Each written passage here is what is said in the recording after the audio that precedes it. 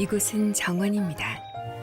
대나무와 함께 바람에 기대어시고 꽃과 함께 계절을 마중나가고 흐르는 물로 손님의 발을 씻기는 이곳은 울산 태화강 정원입니다. 계절마다 귀한 손님을 맞는 자연이 만들고 울산이 가꾼 정원. 이제는 온 국민의 정원, 울산 태화강 국가정원입니다.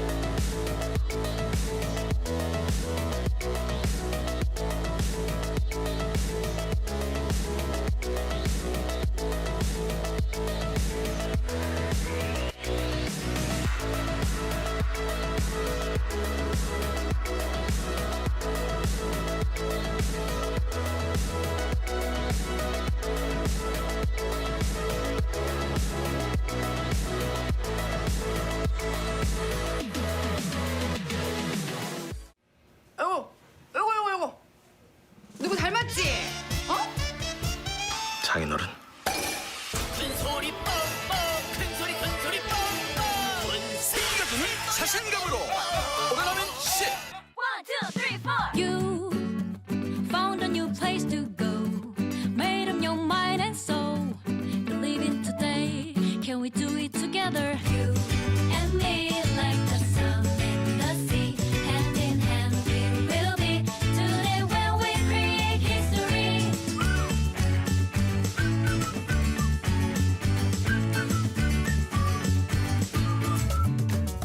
The Rising City, 울산 이곳은 정원입니다. 대나무와 함께 바람에 기대어시고 꽃과 함께 계절을 마중나가고 흐르는 물로 손님의 발을 씻기는 이곳은 울산 태화강 정원입니다. 계절마다 귀한 손님을 맞는 자연이 만들고 울산이 가꾼 정원. 이제는 온 국민의 정원, 울산 태화강 국가정원입니다.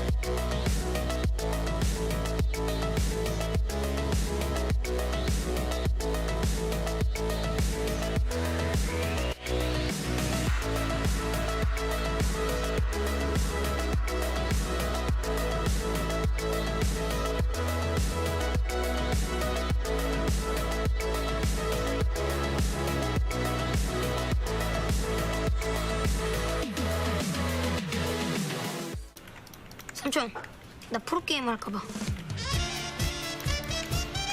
나도.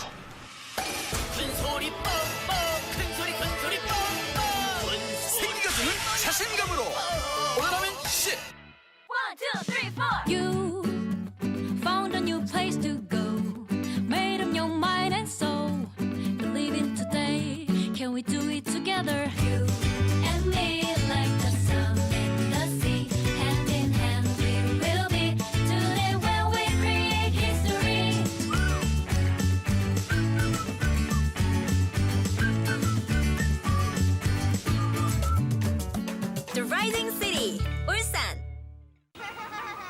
이곳은 정원입니다. 대나무와 함께 바람에 기대어시고 꽃과 함께 계절을 마중나가고 흐르는 물로 손님의 발을 씻기는 이곳은 울산 태화강 정원입니다.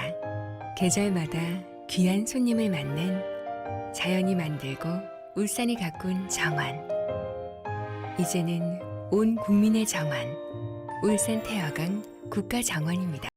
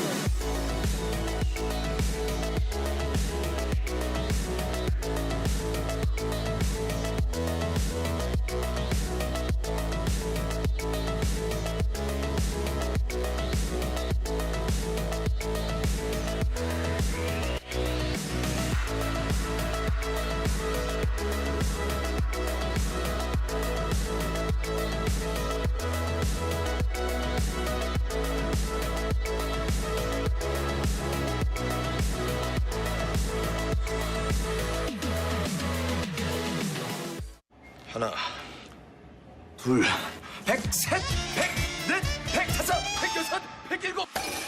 큰소리 뻥뻥, 큰소리 큰소리 뻥뻥.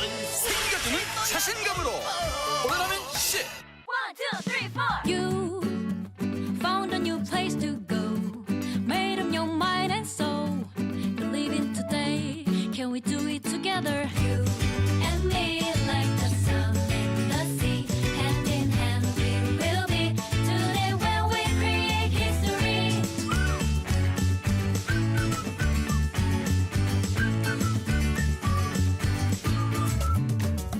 The Rising City, 울산. 이곳은 정원입니다. 대나무와 함께 바람에 기대어시고 꽃과 함께 계절을 마중나가고 흐르는 물로 손님의 발을 씻기는 이곳은 울산 태화강 정원입니다. 계절마다 귀한 손님을 맞는 자연이 만들고 울산이 가꾼 정원.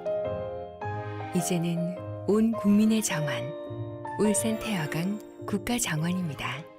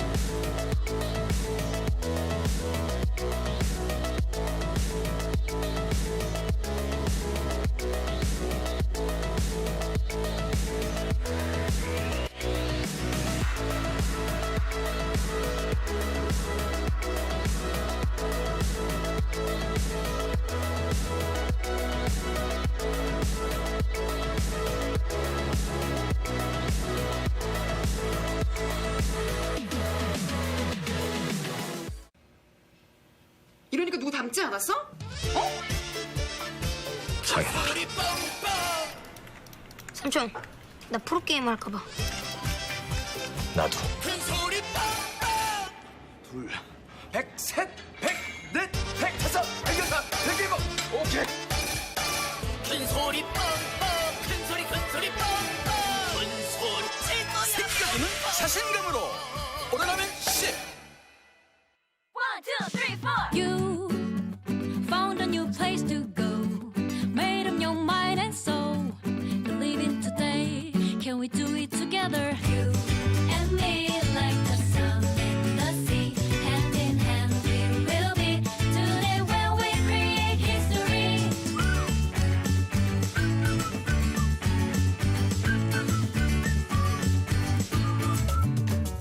The Rising City, 울산.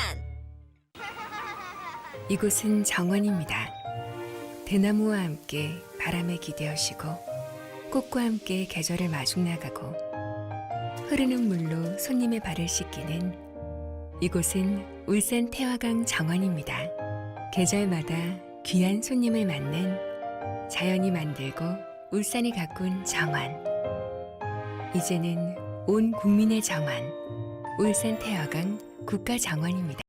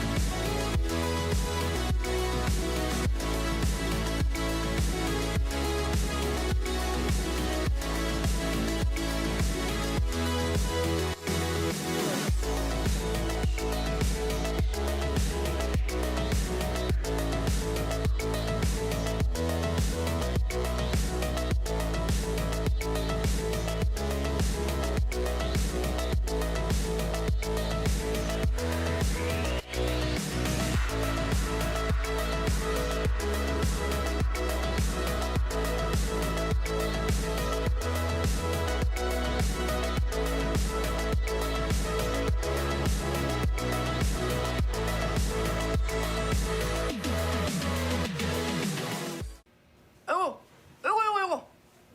누구 닮았지? 어? 장인어른. 큰 소리 뻥뻥 큰 소리 뻥뻥 생겨주는 자신감으로 오래가면 씨. 1, 2, 3, 4. You found a new place to go. Made up your mind and soul. Believe in today. Can we do it together? You and me like the sun and the sea. Hand in hand we will be. Today when we create history.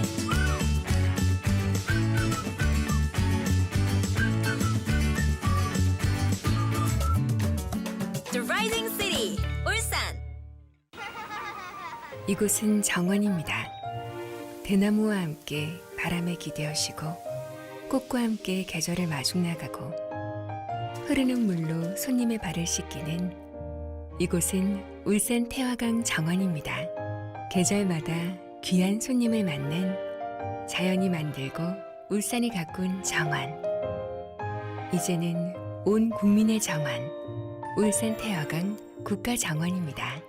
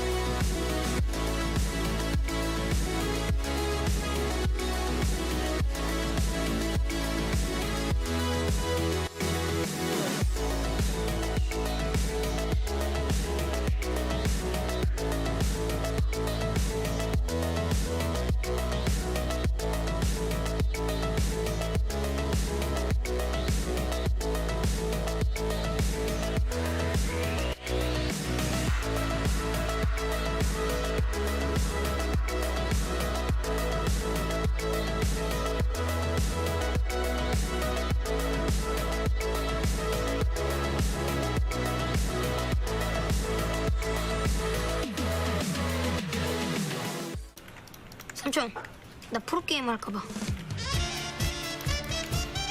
나도. 큰 소리 뻥뻥 큰 소리 뻥뻥 생겨주는 자신감으로 오라라면 씨 One, two, three, four. You found a new place to go. Made up your mind and soul. Believe in today. Can we do it together? You and me, like the sun and the sea. Hand in hand, we will be. Today when we create history.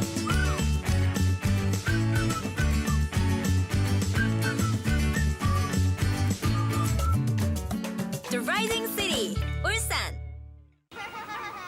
이곳은 정원입니다.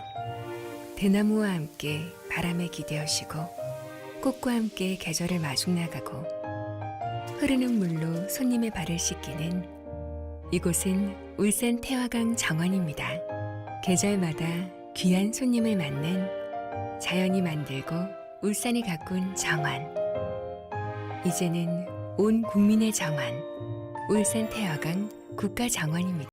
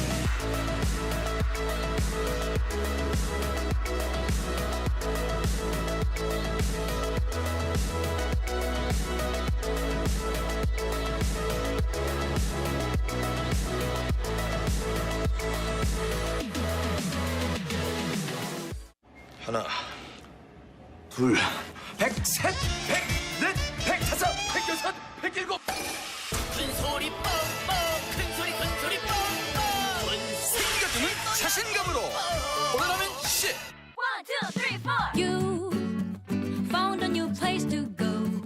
Made up your mind and soul. Believe in today. Can we do it together? You and me, like the sun and the sea. Hand in hand, we will be. Today when we create history.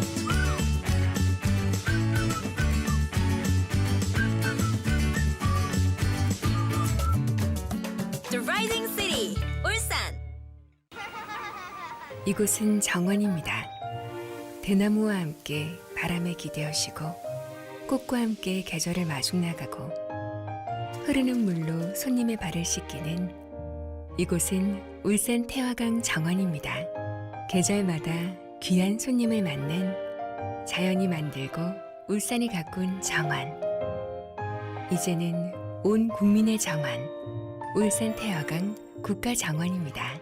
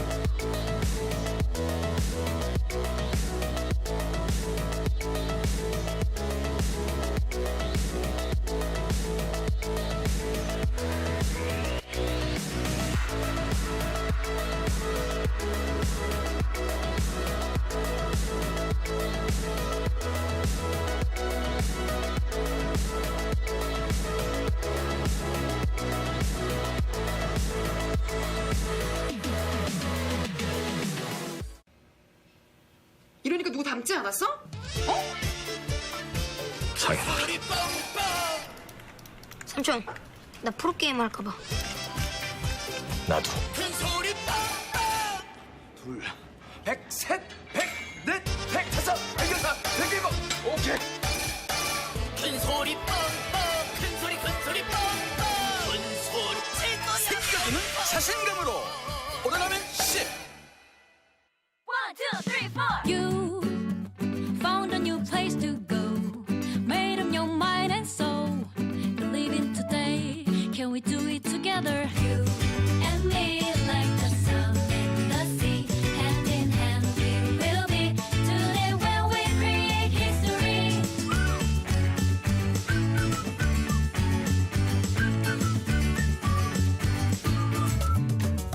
The Rising City, 울산.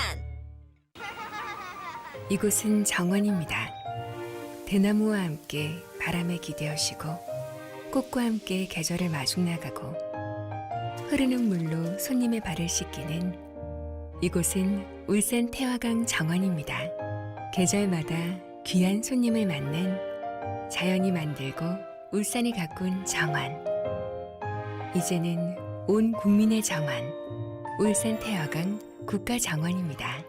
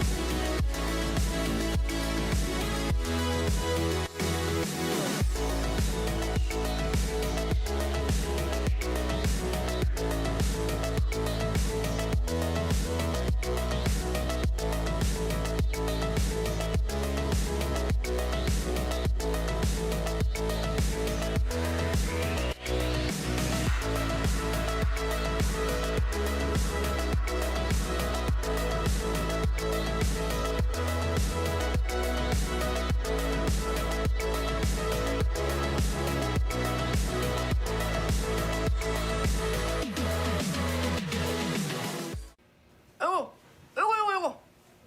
누구 닮았지? 어? 장인어른. 큰 소리 뻥뻥, 큰 소리 뻥뻥. 생겨주는 자신감으로 오래가면 10. 1, 2, 3, 4. You found a new place to go. Made up your mind and soul. Believe in today. Can we do it together? You and me like the sun and the sea. Hand in hand we will be. Today when we create history.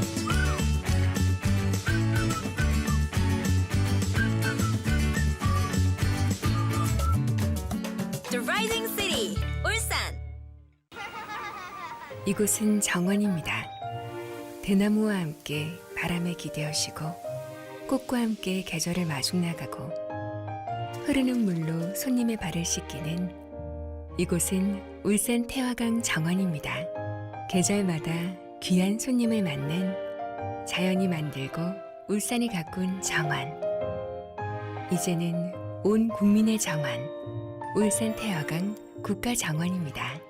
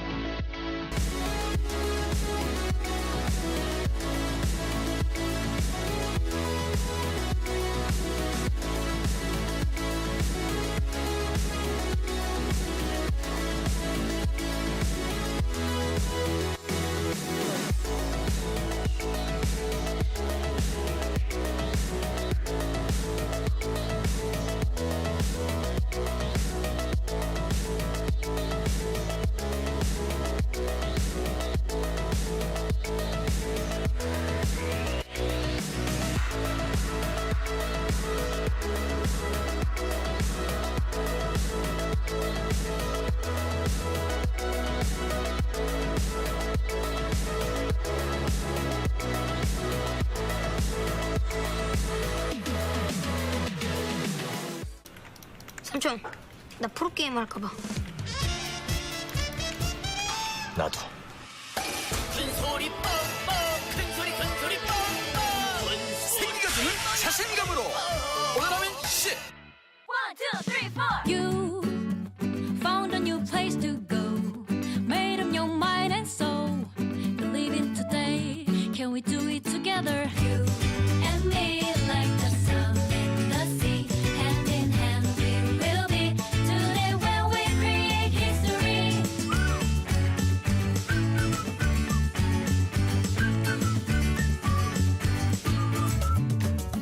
The Rising City, 울산. 이곳은 정원입니다. 대나무와 함께 바람에 기대어시고 꽃과 함께 계절을 마중 나가고 흐르는 물로 손님의 발을 씻기는 이곳은 울산 태화강 정원입니다. 계절마다 귀한 손님을 맞는 자연이 만들고 울산이 가꾼 정원. 이제는 온 국민의 정원, 울산 태화강 국가정원입니다.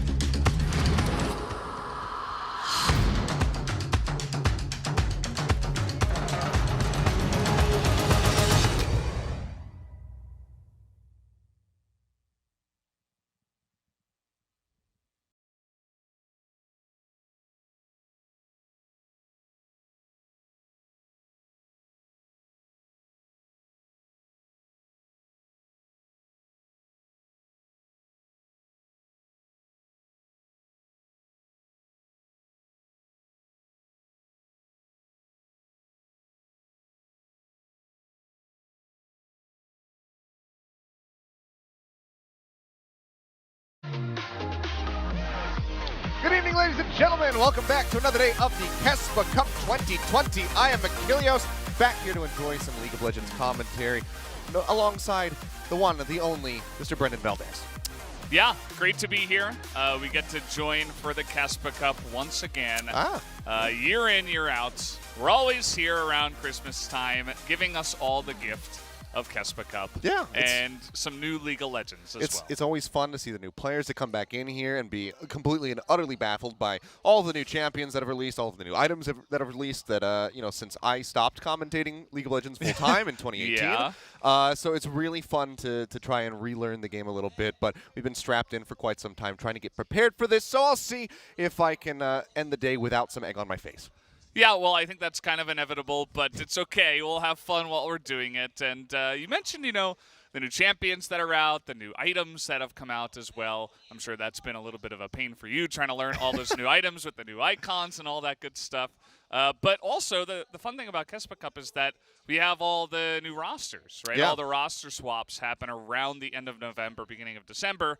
And then we have the teams locked in, and it's like, well, how are these teams? Let's see. Yeah, I mean, we got a glimpse of some of the teams, half of the teams just yesterday in the Group A bracket. Now we're going to be moving into the Group B bracket today, but as you can see, these are all the squads that are going to be competing for that prize pool of 114 million won. So right around 100,000 USD on the line. Yeah, it's a pretty nice prize pool. You know, there is actually, every single year KeSPA puts up, you know, a pretty big incentive to come in here and not just, you know, just have a good time and test out stuff or maybe play some of your sub-rosters. Yeah. I'm not going to mention any names, but there is a lot on the line, of But course. T1 is playing today in Group Yes. B alongside KT Rolster, Hanwha Life, Esports, Gen.G, and Fredit. BRION, which is maybe the team that I'm the most excited to commentate, Brendan. Yes. It's a great name. I looked up Fredit. I'm not 100% sure where it comes from, but I'm sure we'll learn in time. They have a pretty interesting roster as well that we will get to know. And here is the group stage as well. We have 2 groups of 5, and basically you're trying to get first so you can go straight to the semifinals and not have to play an extra match, which will be on the weekends. Yeah, then, you know, second and third are going to end up in that round of 6, and then everybody else, as you saw on that last chart, fail. You just get completely knocked out. You are donezo. You do not you're not able to get that nice prize money and become the KeSPA Cup champions. Yeah, very true. And there's just a closer look at the bracket. Here are some patch notes in Korean. They have it on the. They do have it in there, English. Right? Okay, yeah, I only saw the ones on the left. You're just naturally attracted to the Korean language these days, you know? You know, left to right reading myself. Can't say that for everyone, but yeah, just some interesting changes. Gragas is actually pretty good. We see him a lot, especially up in the top lane as well. And the fact that he can be flexed between top jungle and support is really cool. We'll see if anyone wants to try to put him into the mid lane. I don't think, you know, those buffs really lend itself to that kind of play, but you do see AP Gragas in the jungle at least, but we'll see. We'll see how it all goes. Yeah, he was a really big pick yesterday. 4 out of 5 games, you know, was in there, whether it was picked or banned.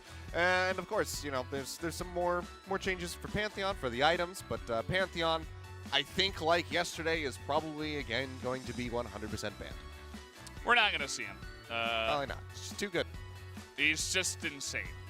He's just really, really crazy right now, and we're not going to see him. We're not going to see Rel either, not for the same reason, just because she's global banned. She is global banned. That hasn't been released long enough for KeSPA to want to put her into the game, even though you did have her in All-Stars. Yeah, and you different scenario, you know. A nice, apt little nickname that you and Mr. Atlas has come up with for her. Horse Clothes Girl. Horse Clothes Girl.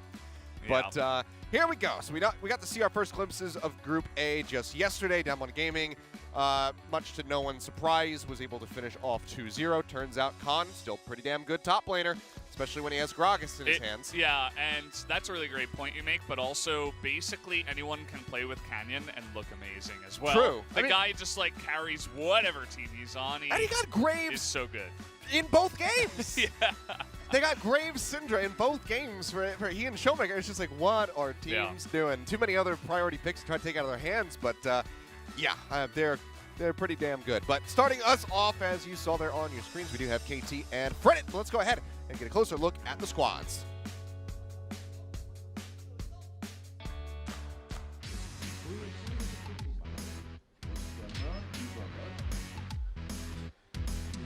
KT 롤스터의 탑라인을 맡고 있는 도란 최현준입니다. 다 새로운 사람들이랑 새 출발하게 돼서 기대가 많이 되고 있습니다. 미드 정글이 중요해서 유칼 선수와 보니, 기드온 선수가 잘해주지 않을까 생각하고 있어요. 이제껏 제가 팀에 나가는 쪽이었지 있는 입장에서 나가는 팀원들이 지켜본 적이 없었던 것 같거든요. 약간 이제 동빈이 형의 기분을 느껴보는 그런 시기였던 것 같아요. 당연히 저는 다음 게임이 쇼메이커 선수가 연기되지 않나 싶어요. 제가 쇼메이처럼 하면은 저희 보니 선수도 캐니언처럼 할 거라고 생각해서 제 실력이 어느 정도인지 좀 확인하고 싶은 그런 상대인 것 같아요.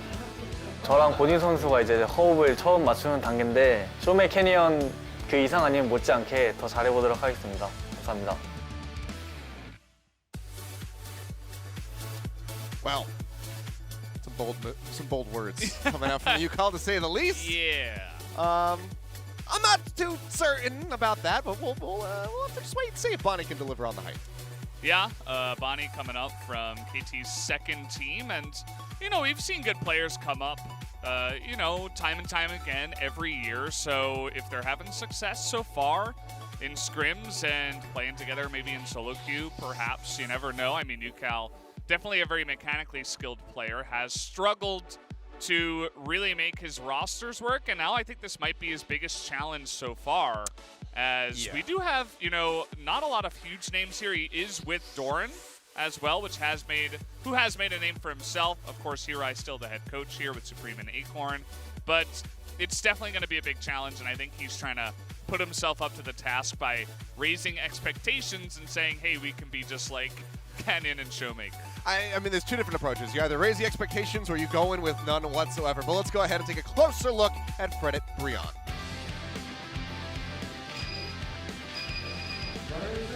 프레디 브리온에 소속되어 있는 지금 정글 엄성현 엄티입니다. 안녕하세요.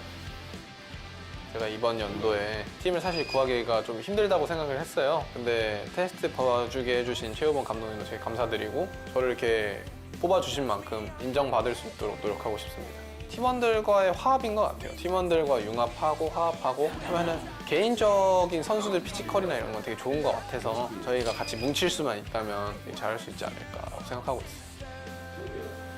안녕하세요. 프레딧 브리온에서 탑라이너를 맡고 있는 호야 윤용호입니다. 저희 팀이 합을 맞춰본 지가 얼마 안 됐는데 성적이 되게 잘 나오고 있어서 이번 KeSPA도 기대해 볼 만한 것 같습니다. 저희 팀도 충분히 우승할 만하다고 생각하고 열심히 해서 좋은 성적 가질 수 있도록 하겠습니다.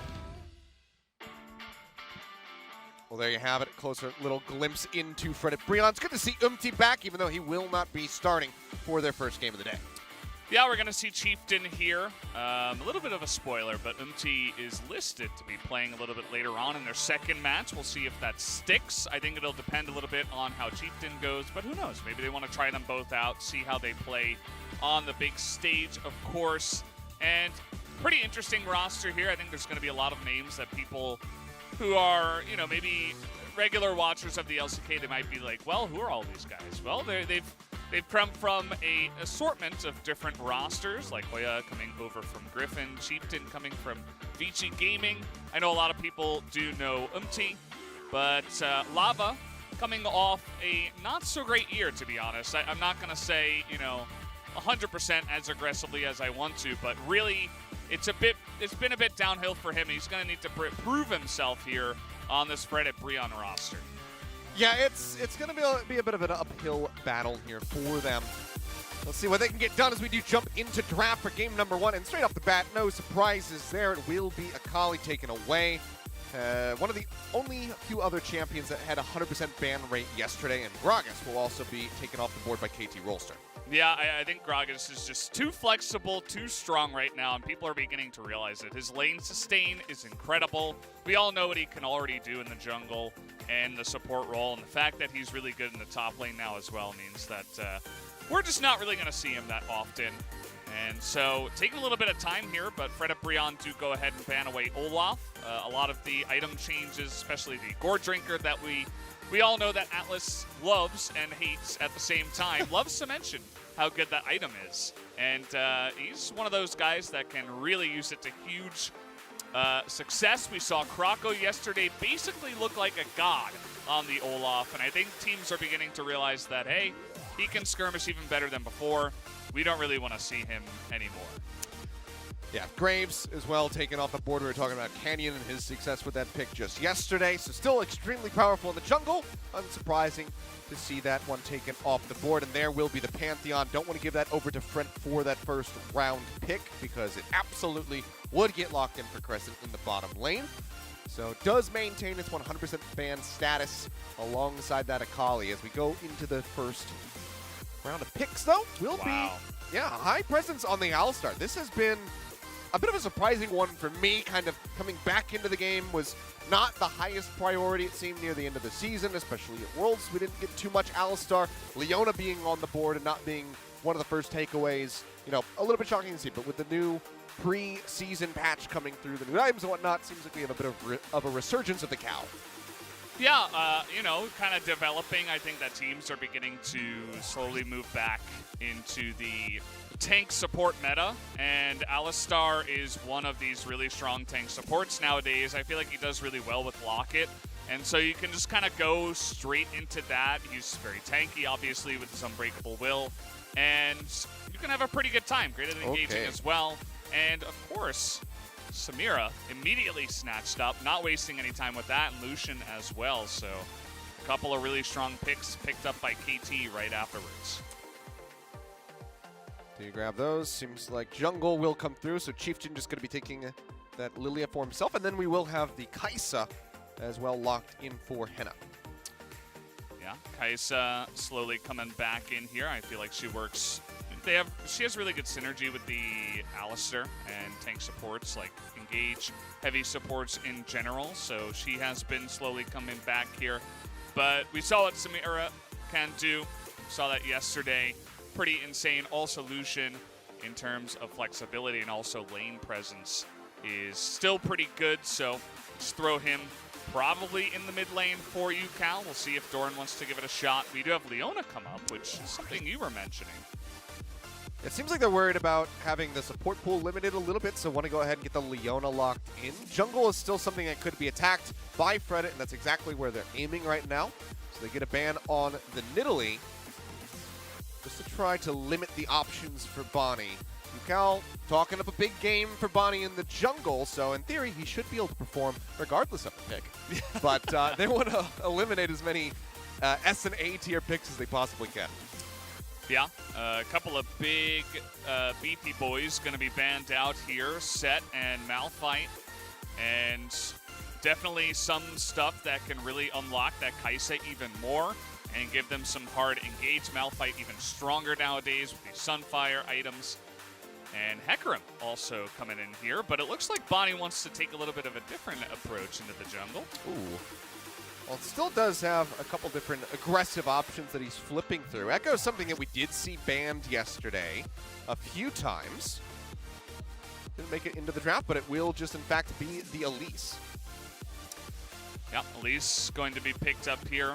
Certainly a pretty deadly kind of a jungle pick right now. It's similar in the way that Talia is, where you get this burst combo that's just an insane amount of damage right from the get-go. And, you know, she's great at ganking and diving, so we'll see how she gets unlocked in this game. I feel like they're going to need some kind of a heavy engage, you know, lockdown type of top laner here to make this composition work and round it out. But on the other side, immediate picks of Renekton and Orianna as well. I mean, great ball delivery system with the Alistar, can go forward with the headbutt. Oh, this has been passed over all of yesterday. Would be surprising to see it locked in. Be a very aggressive top lane pick, but it's going to be the Victor with, I guess, the flip on Lucian into the top lane, yeah. Yeah, so, you know, like I was mentioning, Lucian could be either for Yukao and Doran. They both absolutely can play it, but then the Victor pick straight into the Orianna, so they were holding counter pick for Lava in the mid lane, rather for Yukao against Lava in the mid lane. And they go ahead and pick up the Victor, which is something we saw early on in the preseason be very popular. And we didn't see it much like in you know, yesterday's games and in the All-Star games, but still seems to be relatively popular. And I'm curious to see how it is going to do here in what should be a very control mid lane matchup up against the Orianna. Well, intriguing drafts already. Some new picks coming in, and they gotta they gotta swap those. There is a problem, they gotta, guys. Hey, Noah, stop trolling. Hit the trade button. Noah, Bonnie's gonna be freaking out. Get the boat. You gotta hit the trade button. Swap it off. Well.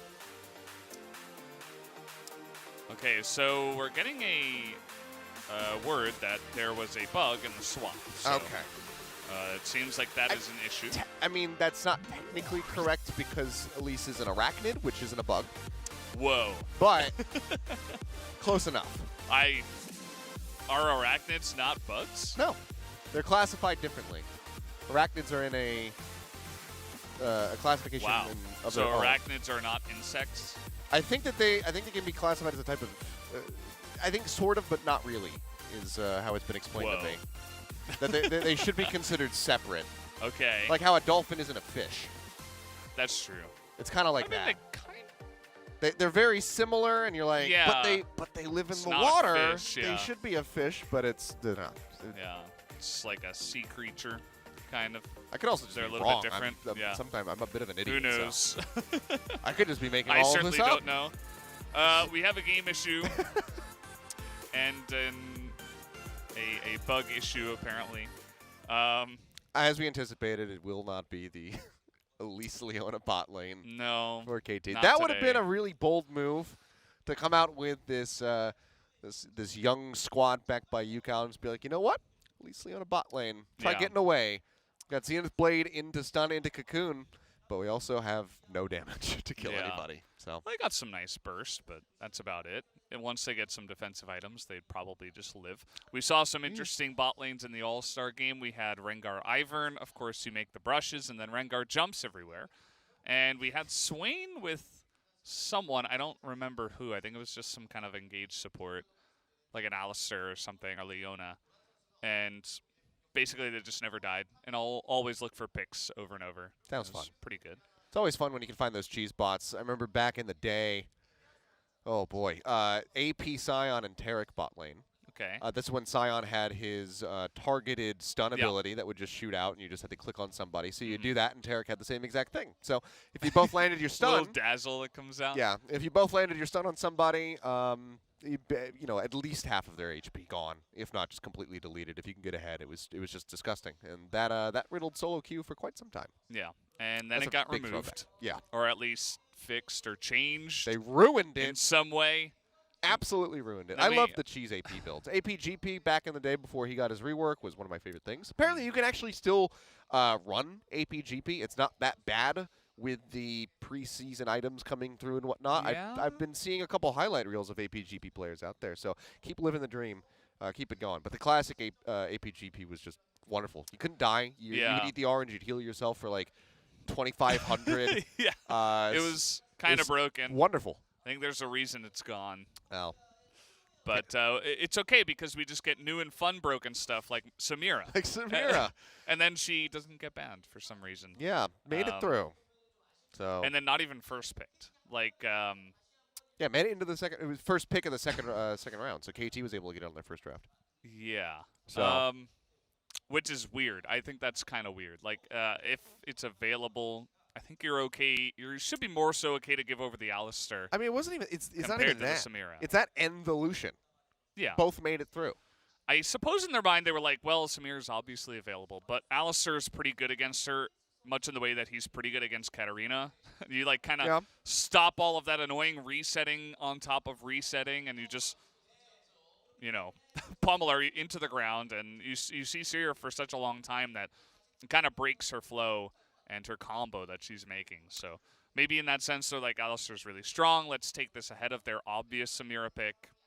But I don't know. Why not just take Samira yourself?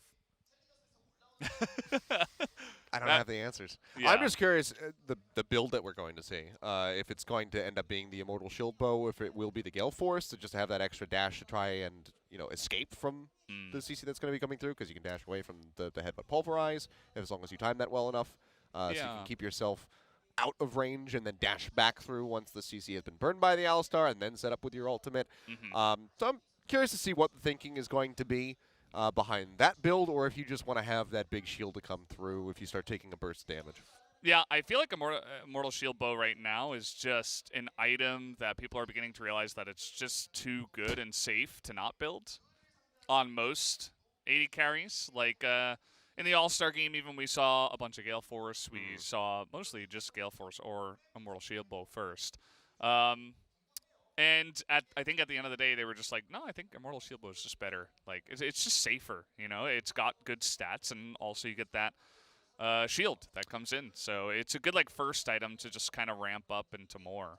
It's like a 65-35 split from what I've seen in Korean solo queue at like Diamond and up when it comes down to Samira's, whether or not it's going to be the Gale Force or the Shield Bow. So I don't know. Maybe it's just the opinion now, like, as you're talking about that, it's just too damn good that you have to build for the Shield Bow. So it's just going to come in no matter what. But I think the only thing that we do know is that it's not going to be a Kraken Slayer. So sorry, Atlas. Yeah, you're no watching Kraken at home, Slayer. and you're going to be pretty disappointed when this when the buy phase starts coming in on the mythic items. Yes. No Krakens, no Megalodons. No Megalodons, which is no anything Kraken else. is definitely bigger than a Megalodon, Wolf. I remember this from yesterday. You and I have played enough Sea of Thieves to know that a Megalodon is not Yeah. larger than a Kraken. You and I were talking about things that are bigger than a Kraken. There's not really anything. Yeah. You could say maybe a giant squid, which is just another mythical creature. I said maybe Cthulhu. I Cthulhu would is- imagine he's larger. Yeah, I would think so as well. He's pretty massive. Yeah. But here we go. Seems like we've been able to run the draft back against, the only way we could start off a nice League of Legends broadcast, you and I, is with a podcast. So Yeah. we have to talk about Krakens and items and all that good stuff. But now we should finally be ready to jump into the action now that we do have Bonnie and Noah's swapping situation settled.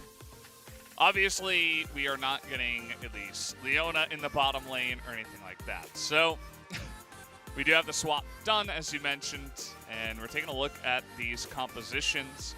I think that it'll be pretty interesting to see how Bonnie can make these lanes get ahead, essentially. The Lilia and the Renekton, a pretty popular combo from this year. We'll see if that also gets some good value as well. All right, well, let's go ahead and jump into game number 1.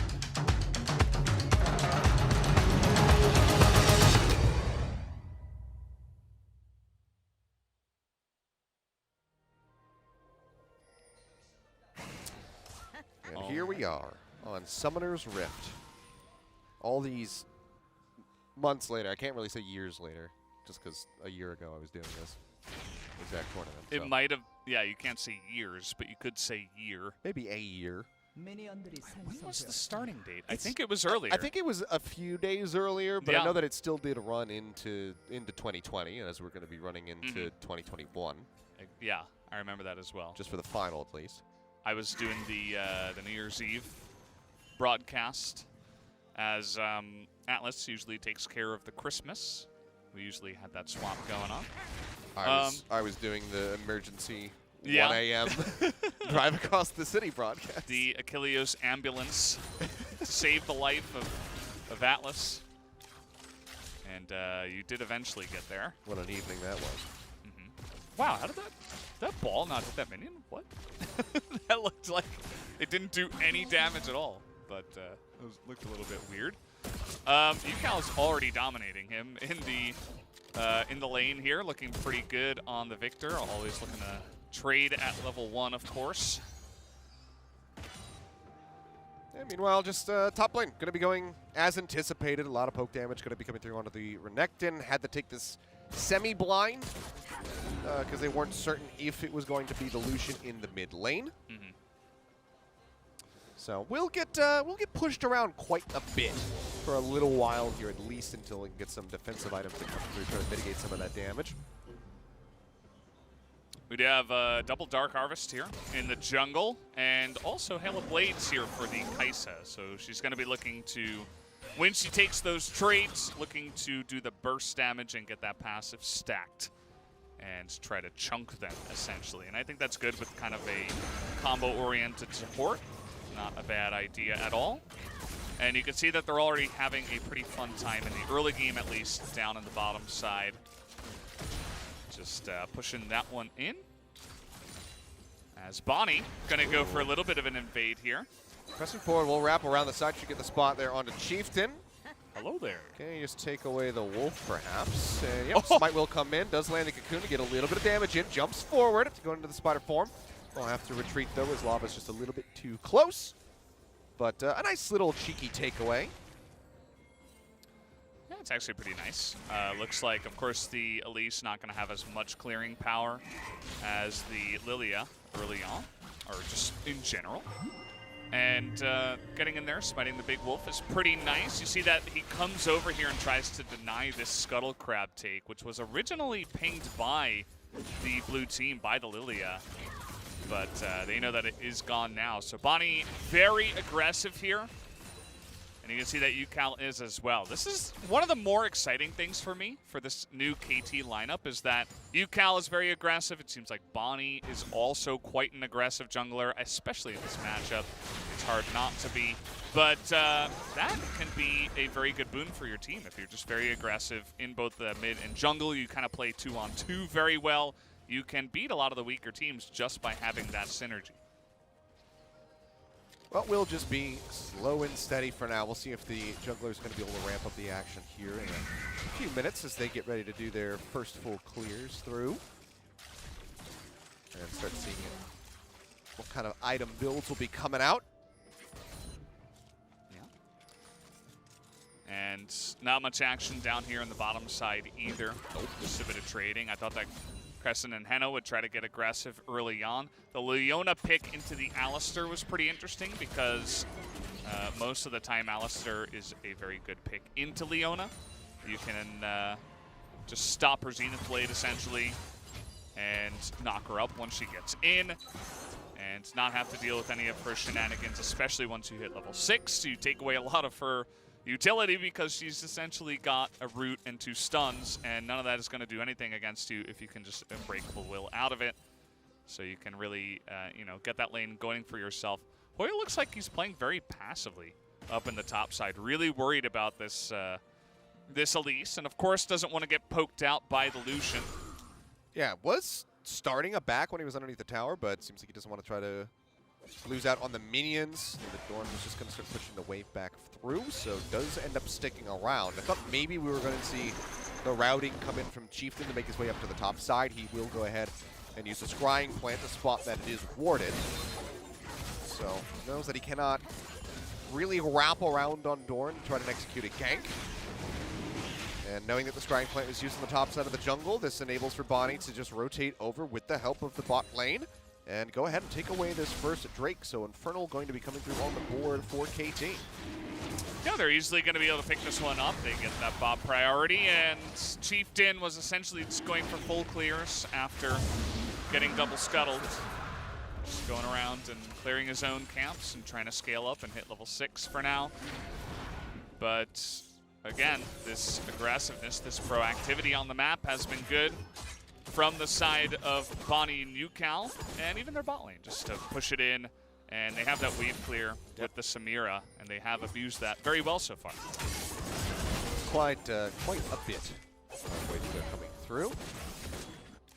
The Greaves there for the Renekton, forced to purchase the boots early to just go ahead and try to mitigate the amount of AD damage that's coming out from Doran.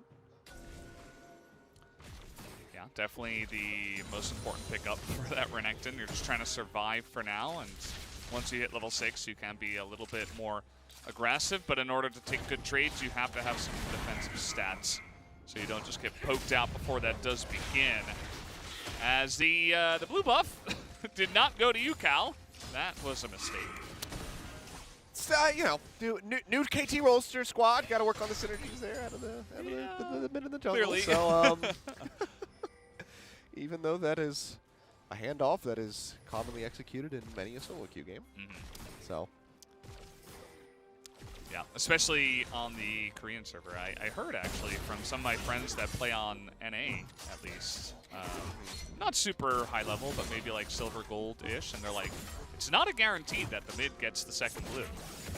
And I had just been playing here in Korea for so long that if you don't give the second blue over, the mid is just going to leave the game. It's just you start the inting process. Yeah. Unless it's a very special scenario, like your jungle got invaded, you're very under-leveled, and you need that XP. Or you're like, I don't know, like a level 5 Fiddlesticks, and you would like to have mana for your level 6 first gank. Or if your mid laner doesn't use mana. Yeah. Is also, I mean, you know, there's, I assume still spell haste. Genuinely, I actually don't even know about the blue buff changes. But with all because before it'd be CDR, I assume that there's still some spell haste that would be contributed temporarily while you have the blue buff, but yeah. I'm not 100% on that. But I would imagine so. Yeah, I mean, that would be good for anybody in general, but, you know, if you have a mid-Aatrox or something, the blue buff's not really going to be a super big priority for them. Priorities, however, for KT is going to be securing this Rift Herald, as Bonnie's already started up, chunking it down to about half HP. We do see the roam coming up from Crescent, who's just now making his way into the mid lane. This is a very slow response from Fredit. Yeah, I don't think they're not going to be able to secure this. Lava was waiting for Crescent to get there so he would potentially have a ball delivery system to throw out the shockwave, but is unable to do so, and in all likelihood Crescent would have just gotten absolutely obliterated as he is not level 6 yet. Yeah, it's, again, more proactive from KT. They have some goals in mind. Let's take these objectives and run with it. And Fredit BRION kind of just chilling out. They're not really doing anything right now. They're just trying to scale, I suppose. There's been no focus on the top lane, as even though Doran has been able to gain a very nice CS lead up in the top side, there has been no relief on that lane, really. Lily has not been able to visit there and even try to pull off a gank or anything like that. Everybody's pretty much got their summoners. There's been zero action in this game, and meanwhile, KT's getting everything. Except the gold lead, but they're not far behind. So, we'll be quite all right. Got that Infernal. It's just constantly going to be gaining more and more value as the items do come through. See a little bit of extra freakiness coming in now from Hoya, who tries to dash forward in onto Doran, can't get it, so we'll take a nice little chunk of damage in return. Zeus just looks to shove Henna and Crescent off of the wave, and Leona does a very magical job of that. Not sure, I guess it's because Crescent is just not level 6 here, that they're just going to wait and let this one push, but he's not even close enough to get the XP. So I think that, you know, instead of going ahead and warding the Dragon, which has still got 40 minutes, or 40 seconds rather, I think you want to be close and get those XP points. I missed that change. Really long games now. Yeah. But three-man collapse going to be coming up here into the top lane. Doran already having flashed away. They will jump in under the tower. Shockwave pulls him back through. He's taking quite a bit of damage. And it's too tanky. An exchanging coming out. Bonnie goes up into the air but has nowhere to repel to. Drops down, flashes away. Will use the smite on the Krug to go ahead and try to top himself back up. Flash over the wall. Yukal just managed to find one. Lava going to be taken down. From Zeus doesn't manage to stun them, but does find the slow. The Xenoblade forward will lock in Hoya. They will take him down. It'll be a 2-to-1 exchange in favor of KT, but first blood goes to Bro. Bro coming up big with the first blood. And I think it was a pretty weak response from Doran. This is a very early flash. You know that you're getting dove. And he's like, oh man, I'm a little bit too close. Like he was trying to clear the wave, but then he didn't have his flash because he was too close and he had to flash away. And you're thinking, oh, this is a disaster for KT. But actually, the cavalry do eventually come in. Bonnie gets out of there with the repel. And a nice flash forward and slowing, at least, with this ultimate from Zeus to secure themselves another kill, as there was no flash available for the Renekton and no dash to be able to go over the wall. So at the end of the day, it's actually a pretty good trade here for the side of KT, even though it wasn't the best response, in my opinion, from Doran. Yep, they do spare themselves a few blushes there and barely eke out a slight gold lead, but as you can see, it's going to be swinging back and forth here as Fredit BRION does try to stay close. I can't make my mind up what I want to call them. Do I want to call them Fredit or do I want to refer to them as Bro? Bro's good. Either name is fantastic. It's a win-win. It's a commentator's dream. I think that you can kind of just swap off, see what feels better. I think Bro in certain scenarios is probably better, just like Bro picking up first blood. What is going on here? Okay, well, Bonnie getting a little bit deep there. We'll just jump over to the side as the repair will come out, but going with the charge. Several plates going over. Doran will be able to absorb the solo gold from that. It's a nice little injection into the Lucian's pocket, who already does have his Immortal Shield Bow completed. So nearly 2 of those Mythics going to be ready here for the side of KT Rolster, as Noah is just a small little purchase away from getting his own done. Yep, as we were talking about, that Immortal Shield Bow seems to be too big to fail. Too good to not build, if you will. Not going to connect. Repel comes in. Wave has been cleared. Bonnie drops in behind it. Stun comes out. Luckily, the Spiderlings are going to be absorbing the tower shots, so we'll be able to escape with his life, but that was a bit closer than it really needed to be. Yeah. It was a good response from Hoya. He knew that the best way for him to get out of that dive was just to clear the wave immediately with your Dominus and say, now try to dive me. You're both very squishy. Elise is a very great turret diver, but at the end of the day, they didn't really have the momentum to get in there, as she went in a little bit too early. Bonnie did.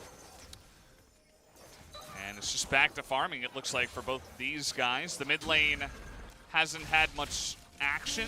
It was just the roam coming in from UCal. That was the only piece of that puzzle. Yep.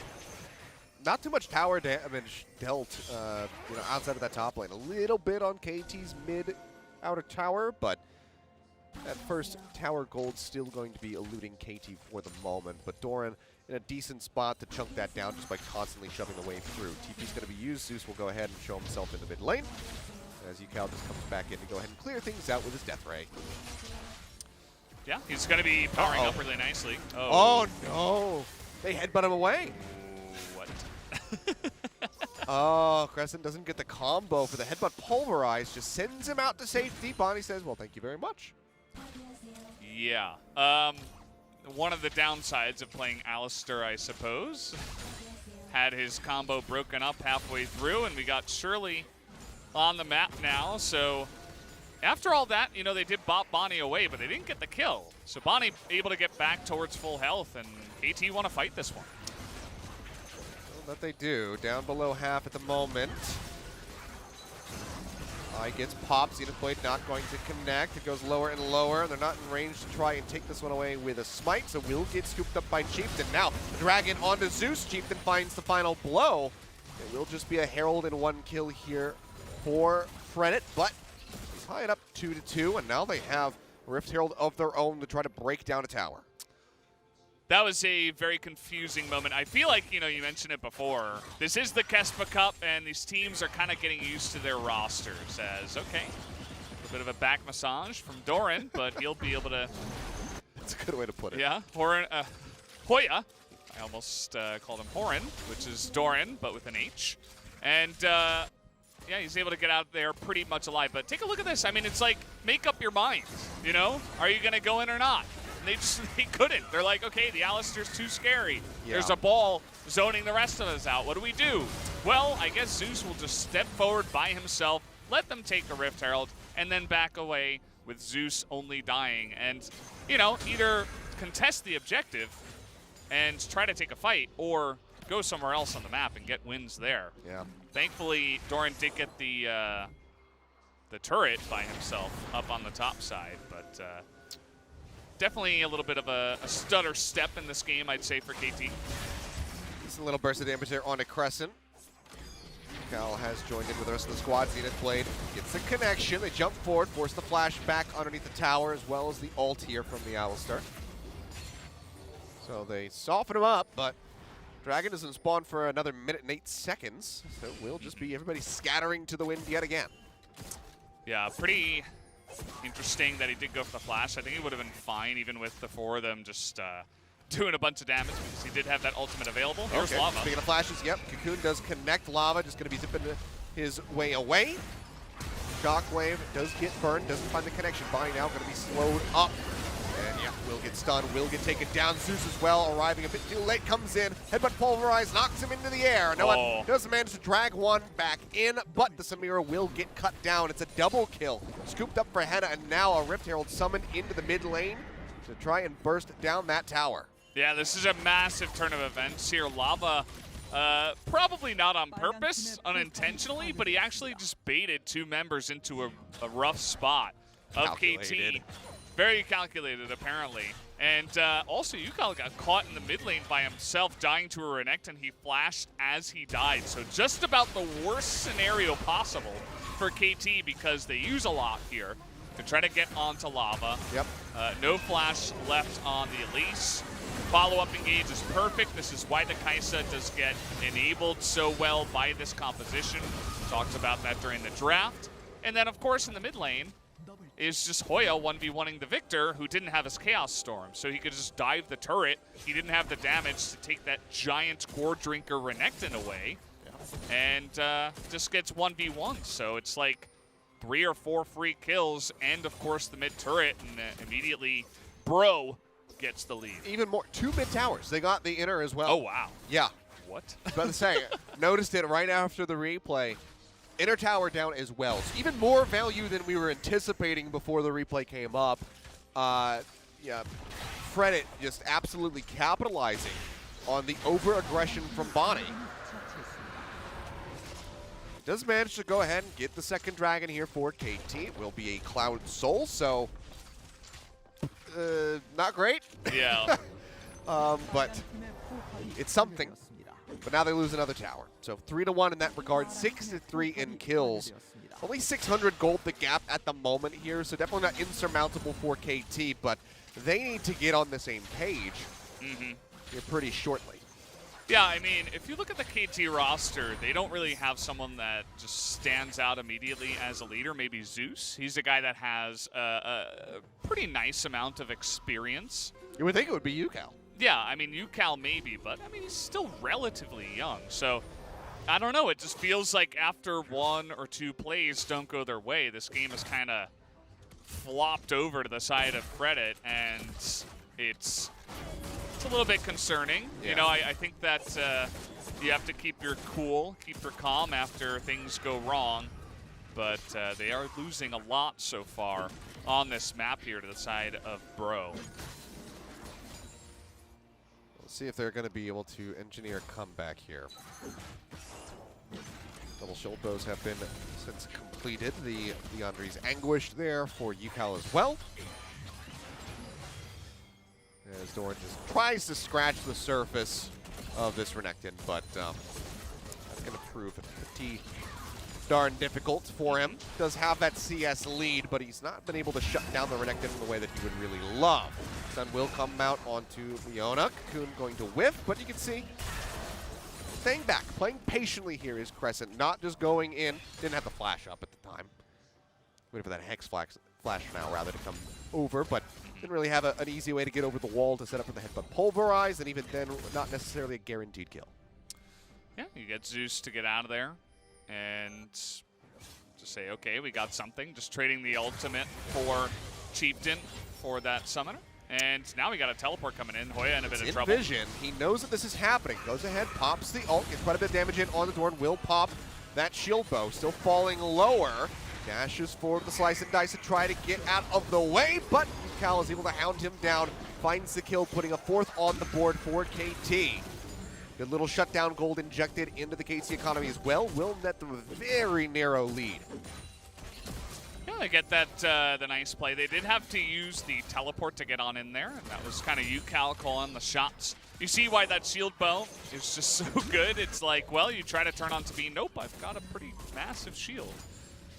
Which we will see once again here, because Hoya's only chance to get out of this one was to turn on to Doran, who was taking a lot of minion damage. But the second shield comes out, he's like, oh, even though I am Renekton, I've already used my shield breaking ability.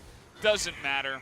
And he just gets chased down by UCal, who is able to pick up a 2nd kill for himself. So building into the Lichbane, and already that Victor starting to get a bit online. Gonna be some pretty hefty damage starting to come through from him. You have the Rudon's Hurricane picked up by Henna. Not yet gonna be moving into a mythic item, so we'll be delaying. I'm curious to see what it's going to be. 2-0-1, if you're feeling cheeky enough, could go for the Kraken Slayer. Otherwise, Gale Force, very much the other popular option right now online in Korea. Extra little mobility coming through. Use that either, you know, obviously aggressively or defensively, whatever suits your needs. Well, we're kind of grouping up here in the mid lane once again. I don't really see. Okay, they're going to go for Zeus here. Shockwave does come out. And yeah, Henna not wanting to dash forward into the face of a Leona, so very intelligently holds on to the ultimate. Yeah, just looking for some picks, but they're not really working out too well. Doran is going to be spotted moving around the bottom side here of the Dragon Pit.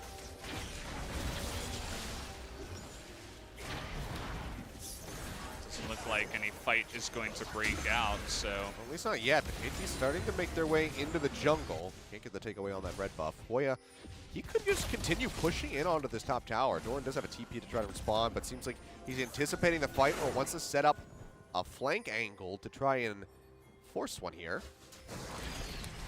But he's spotted by the wave, so they're well aware of where the Croc is at. Wave not yet available here for Lava. Going to be waiting on that. Stun's coming through. Zeus manages to stun up the Renekton, but as he comes out of that, will find the kill. Dorn taken down, Crescent falling low, but still just playing the front line here for the rest of his squad. Bonnie, UCal, and Noah now on the wrong side of the river, away from their base. See if they are going to be able to retreat successfully here. Seems like the HP bar is a bit too low for Grow to try to play around with, so KT will just go ahead and start up this dragon. Would be their third. No way. They're teleporting. They're Okay. definitely going to go for it here. And they do have the Renekton to tank, so it does seem a bit early, but I think they can do it with the 2 kills that they did get. It's completely out of vision. KT.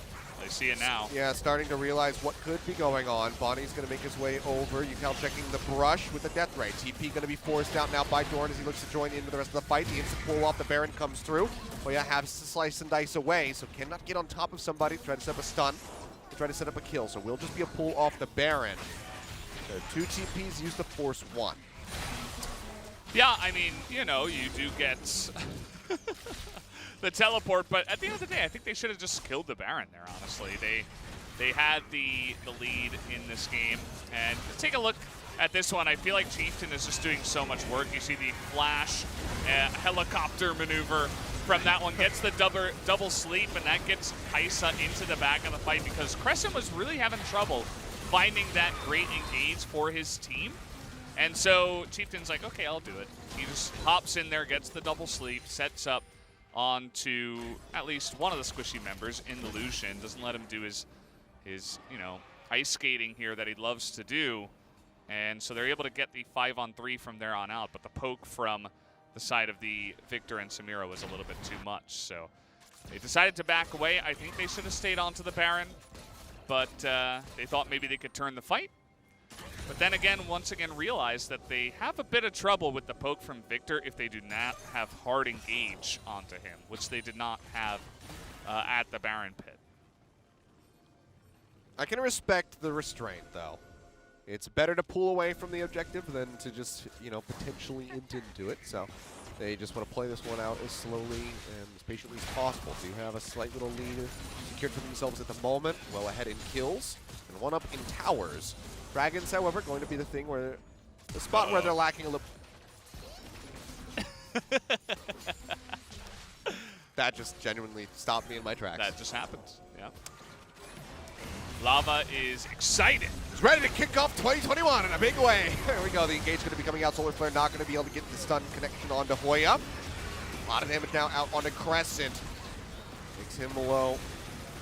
They're all going to be chasing forward, just tanking up Lava as he falls down to about half HP. Trying to play defensively here by moving the ball around. With the command attack. Pull over towards the Baron. Scuttle Crab going to be started up, likely finished off. But do they start the Baron? I think this might be a bit too risky here for KT, so maybe they just want to try to bait the members of Fredit in. Seems like they will just go ahead and pull away, however. Yeah. Just gonna delay that back of Zeus a little bit, and I don't know what it is, but both these teams have a hard time engaging. We saw multiple mix-ups there from both sides that did look a little bit silly. Obviously, the flash from Lava started that one off, and it turned into, you know, whole bunch to do about nothing, essentially. No, you know, no objectives were taken. There were no kills in the entire just posturing here. We'll take another look. You know, this starts off pretty good. You get that pick onto Zeus, but he can flash away. And Hoya doesn't feel comfortable enough to just go straight into that. Crescent, he engages, but Doran just dashes away, and he takes his whole health bar and damage, and so both sides are just like, well, we're not engaging, and you're not engaging, so okay, yeah. I guess we'll just maneuver over to the Baron, maybe try to bait them in, and you know, at the end of the day, they don't take the bait, so here we are again. Yeah.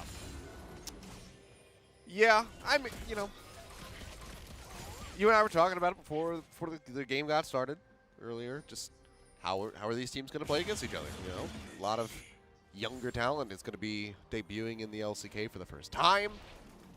You know, if this is their first time on the big stage, I'll put that in quotations. You know, how are they going to perform in this scenario? And it seems like timidly is the result. Baron going to be down below half HP. Do they hard commit for this or do they peel off? Crescent's going to be on the back side trying to make his way over. Solar Flare going to be dropped in. Quite a bit of damage coming up from the Baron over onto Henna. He'll be able to top himself back up quite quickly though. Stun comes in onto Bonnie. They're looking for the kill. Goes up the repel. Baron does get taken by Chieftain. Now they look for the fight. Two-man Pulverize comes in. Knocks him up into the air, delivering them unto death. Bonnie will go golden, but he's completely surrounded with nowhere to run. Will flash away, however, so it seems like maybe I'm incorrect. Does barely escape with his life intact, but the Baron belongs to Bro. Yeah, Bro gonna pick up that Baron. And UCal is trying so hard to just carry this team by himself, essentially. Even got headbutted away by the Alistair, but still was able to get a kill. They're playing desperately for the Dragon Soul here to try to get that decent chunk of damage in on the door. They get the knock up. The Dragon will be secured by Bonnie, who will die in the pit. Doran goes forward, manages to find two. Can he get more? Chieftain will go golden, but he's got nowhere to run. It is a triple kill in return on the Baron play. They get the Dragon Soul, they get the kills. KT Rolster not out of this one yet. Yeah, at the end of the day, it's like, who's the more desperate team? The one that's desperately trying to get the Cloud Soul or the one that engages like that?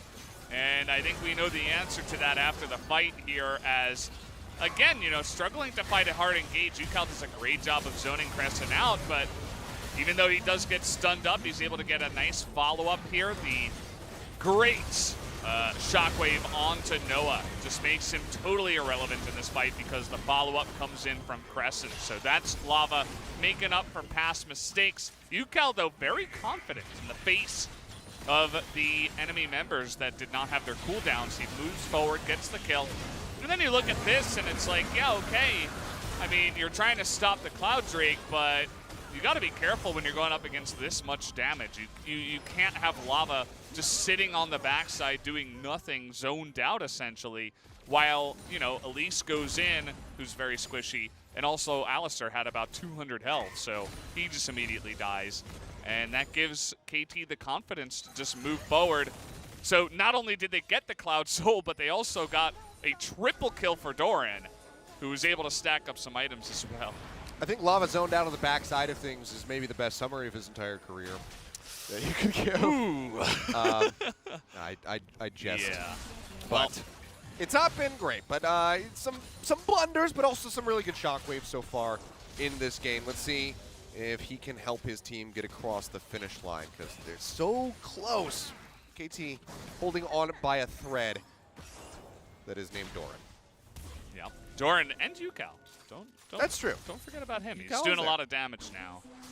I'm the play-by-play. I think about the guy who got the most kills in the last fight, and he's clearly the one doing the most work. Yeah. Well, he did. Well, that's going to be a lot of damage. Ult gets popped. He's going to be taking Crescent down below half HP, and the turret will get broken. So 3-3 in that regard. KT still slightly down in gold. Yeah. And but it's anyone's game. That's perfect for KT. You know, they're a team that looks for picks, and they look to kite you as well. I mean, you have Lucian and Victor, who are very obviously just looking to kite you around with huge amounts of damage. Samira can get into the thick of the action if the Leona, you know, starts the fight and it's going in their direction. But I feel like they do a little bit better with just kiting them out against stuff like Renekton, Alistair, and even the Orianna that's going to be looking to get that ball in position. If you can deny their engage, you're just going to have a great time of kiting out those two melee tanks in the front line, and then their back line is so squishy that they just get immediately blown up the second that Lucian can get into that back line. So we've seen a little bit of that weakness, especially in the Cloud Drake fight that we did just have. But let's see what Fredit BRION can do to actually make their engages clean, because so far they've looked, you know, pretty much countered by the way that KT is playing. I think that if they can delay Bro on this side, if they can try and delay and potentially get, you know, the Infinity Edge or at least a Mercurial Scimitar coming through for Henna, then that would be a big boon for them because they need him to be able to survive in the fights and not get locked down by the likes of Zeus or Bonnie for that matter if the Cocoon were to land. That'd make him very much a powerhouse. Mm-hmm. I mean, he's definitely got some, he doesn't have any problem with mobility. If they do get the engage down, then he can immediately hop in and lock him down. Hoya getting a bit caught here in the enemy jungle, but I like what he's trying to do. He's trying to set up flanks here and make these ganks possible, these engages possible, which is really the win condition for them in these team fights. We're just kind of hanging around here waiting for the Baron to spawn again. It doesn't look like either of these teams are confident enough to take a hard fight. And you got that in 47 seconds. Elder up in a minute and 20. So solid options here for KT. Crescent just going to be pulling along the flank. For the push forward. Can't really do much to deter it. The culling used by Doran not really going to find anything. The shield from Lava absorbing the majority of the hits that he had taken. He's a little junk in. Crescent goes forward. Polarizes, then gets the headbutt. Takes quite a bit of damage. Will get stunned up on the back end of the gravity field. Can't finish him off with the death ray, but it's a good amount of damage out onto the members of KT. But that being said, UCal strikes first. Diamond comes through from ahead, taking the killer instinct into the back line, looking to finish off Doran, but he gets the shield coming through from the Immortal Shield Bow. He stays alive, and he and Noah start to do work. A double kill coming in for the Samira. Looking for a little bit more. Lava barely does manage to flash away, but he is the only person standing. And with 40+ seconds on the rest of his squad outside of Crescent, it looks like KT will just be able to push through, take down the Nexus, and finish out game number 1. Yeah, the fact that he survives means there's a tiny chance, but it's not a great chance. He's trying to clear out these minions. No shockwave. Tries to get Bonnie. Solar Flare will not connect, nor will the Zenith Blade get zone over to the side. Doran going to be chasing forward, but the Nexus is exposed, and there's more than enough damage to finish it off. KT not going to be playing a ring around the rosy to try to finish off Lava. They just go straight for the throat, and they will be able to get the win. A hard-fought one, though. Very close. They only managed to finish this up 1 kill over Fredit. Yeah, a close game here between these two teams, but I'm not sure if it's for a lot of great reasons. I think that both of them need to work on a lot of different things because, at the end of the day, it kind of just felt like Doran and UCal hard carried the rest of, they kind of hard carried the game and made it interesting because everybody else was like, too scared to even put their toe in the water. They're like, oh, it's too cold. I can't do it. And that makes sense. I mean, Bonnie, he had that confidence early. He went for he got the invade on the wolf camp. He was able to take that away.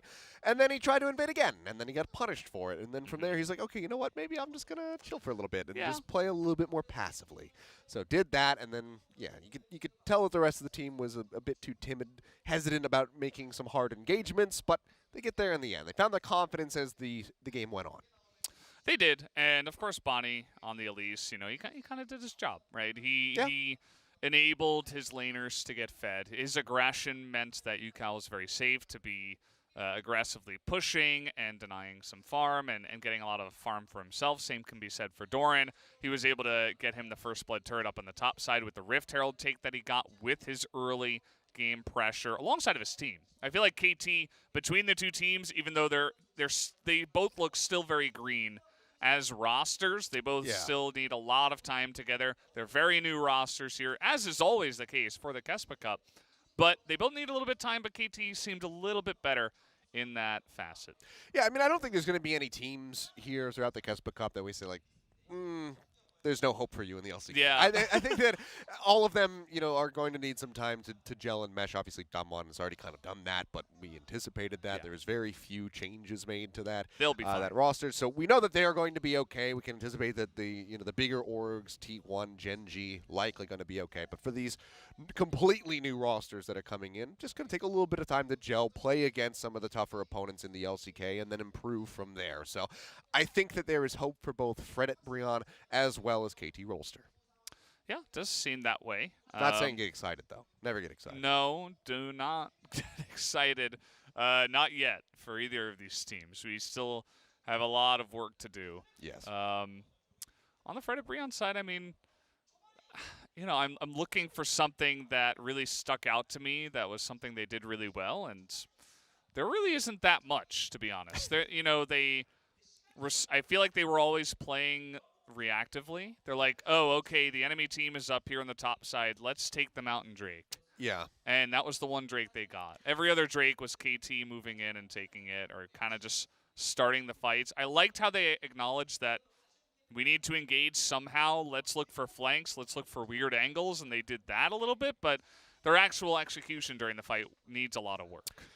I think that, and this is, I really don't know if this would have worked, but I feel like if you had taken Crescent's playstyle from this game and then put the Leona in his hands instead of the Alistar, it actually might have worked out a little bit better. Yeah. He would go in with the Alistar. He's messing up his combos. Harder to do if you're a Leona. Because you just go in and then you Q somebody. You can't accidentally pulverize first. Wouldn't be able to mess up his combos. His wraparounds would be, I think, more successful, and he also would be a hell of a lot tankier because without his ultimate up, he is just getting ripped to shreds by the likes of Doran, as well as by Noah on that Samira. So I think if they didn't prioritize the Alistar as heavily as they did at the start of the draft, then maybe we would be seeing a different result. Yeah. So there were 2 fights that it looked pretty good for Fredit BRION. And this is the second one, the one before we just saw it. The one before, KT kind of got caught out going a little bit too deep. This one, they only got the 2 picks, and then they failed to follow up after that. And once that happens, I mean, all the members of KT that were alive were incredibly strong, and they were able to just keep them at arm's length. There was never another fight where they got a really great hard engage. There was the one at the Baron, but even then, that wasn't amazing. Yeah. And if you can always keep them at arm's length with this kind of a comp from KT, you're always going to win. And they did that very well here. So shout out to Llama. He did get this one nice ultimate onto Noah, which was a game changer. Yeah. And that's set up for the play for Crescent. So, fantastically done in response to the shockwave. It's just when he had to be the one to try to set up the plays or be the ball carrier, that's when things fell short. Like this moment here, as we shift over to the Dragon. A big swing in things was really good suddenly for Fredit. Then it was really, really bad as they lost all but one of their Baron buffs. Shortly thereafter, getting it. Doran picks up a triple kill, just further accelerating him on the Lucian. Just slow and steady spiral out of control for Fredit after they had that mild little lead in their hands.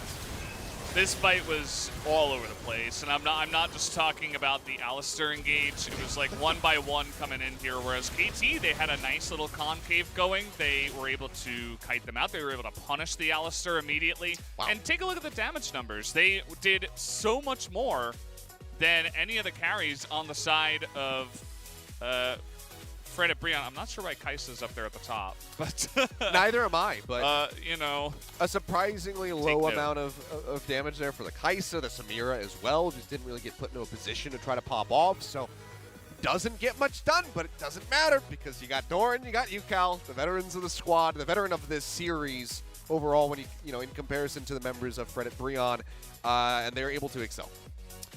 Yeah, that one fight at the Cloud Drake where Lava just was kind of standing nearby as 1 by 1 his teammates went in. If you do that against KT's comp, you are going to lose. Yes, you are. Well, guys, that's match 1 out of the way. Coming up next is going to be Hanwha Life Esports team that we're very excited to see going up against T1. So stay tuned. Match 2 will be coming at you in just a bit.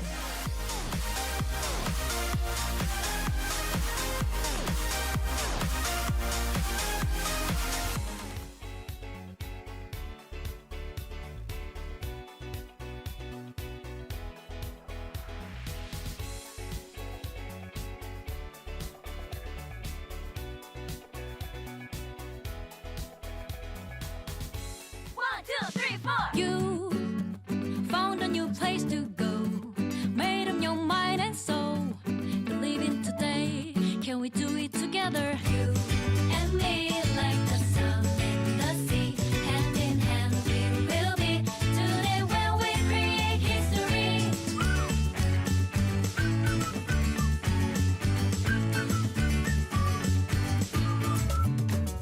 The Rising City, 울산.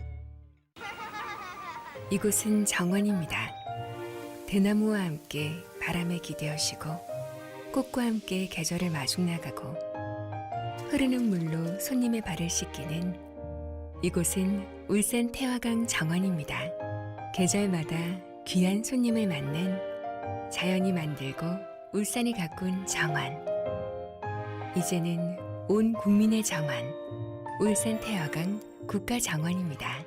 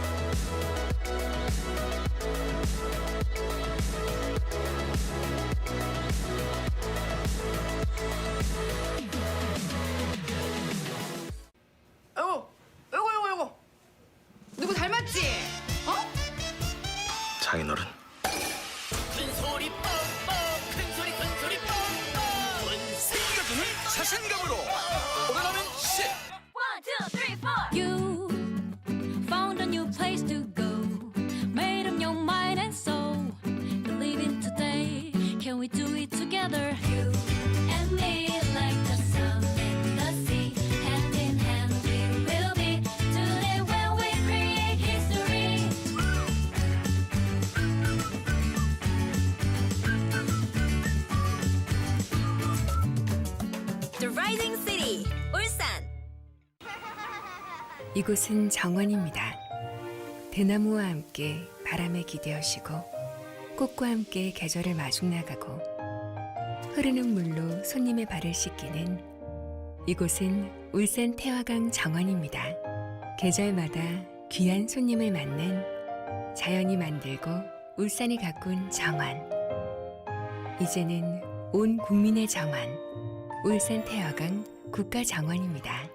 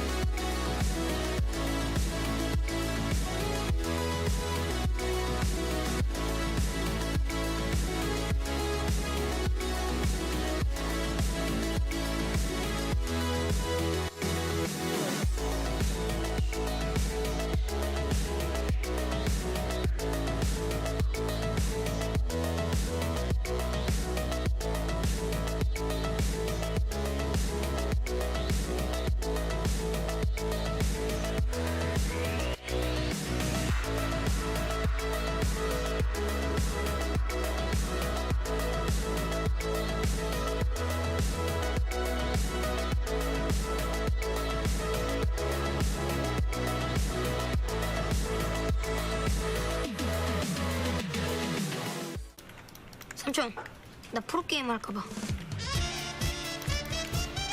나도. 큰 소리 뻥뻥 큰 소리 뻥뻥 생겨주는 자신감으로 오늘하면 10 1, 2, 3, 4 You found a new place to go Made up your mind and soul Believe in today Can we do it together You and me like the sun and the sea Hand in hand we will be Today when we create history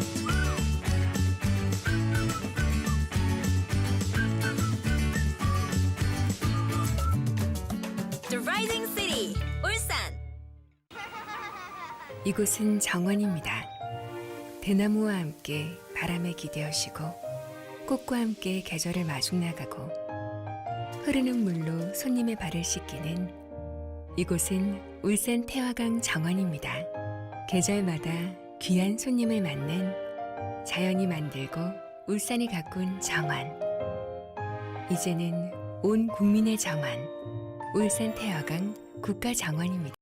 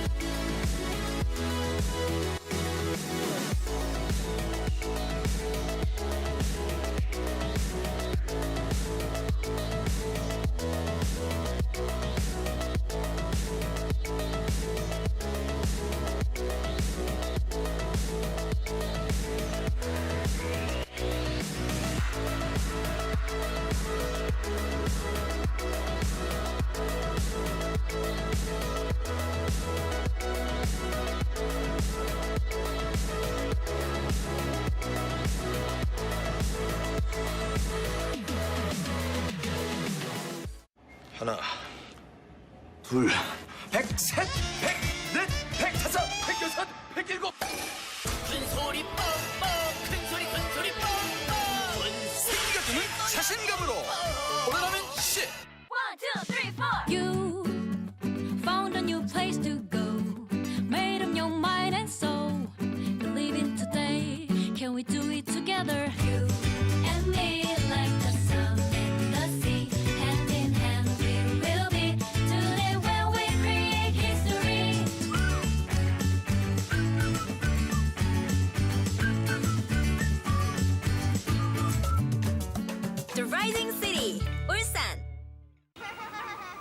이곳은 정원입니다. 대나무와 함께 바람에 기대어시고 꽃과 함께 계절을 마중 나가고 흐르는 물로 손님의 발을 씻기는 이곳은 울산 태화강 정원입니다. 계절마다 귀한 손님을 맞는 자연이 만들고 울산이 가꾼 정원. 이제는 온 국민의 정원, 울산 태화강 국가정원입니다.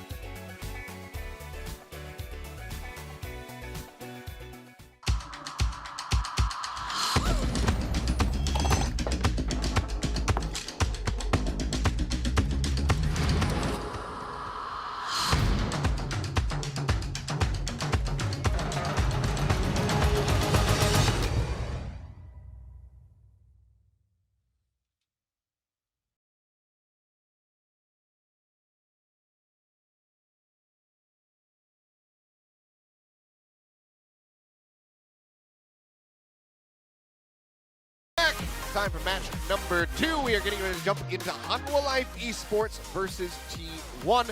Two teams that people have been quite excited about as we get ready to go into the 2021 LCK split. Hanwha Life making some drastic changes after some unsatisfying years of play in the LCK.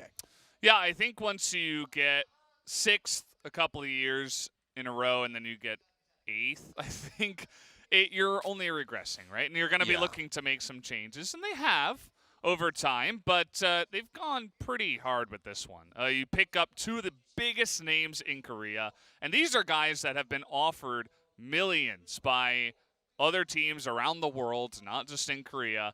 And you say, okay, well, I got my checkbook. Sign right here, please. Like, we will pay for you. Yeah. And they did that with Chovy and Deft, of course. Now, they have some players that will be supporting them on the roster. It'll be interesting to see how well it goes, but I think you can't go wrong when you have two of the best in Korea on your roster. Yeah, I mean, it's a solid place to start and then build around them with some nice up-and-coming young talent. So it's the route that Hanwha Life is trying to go. But let's go ahead and take a closer look at the squads.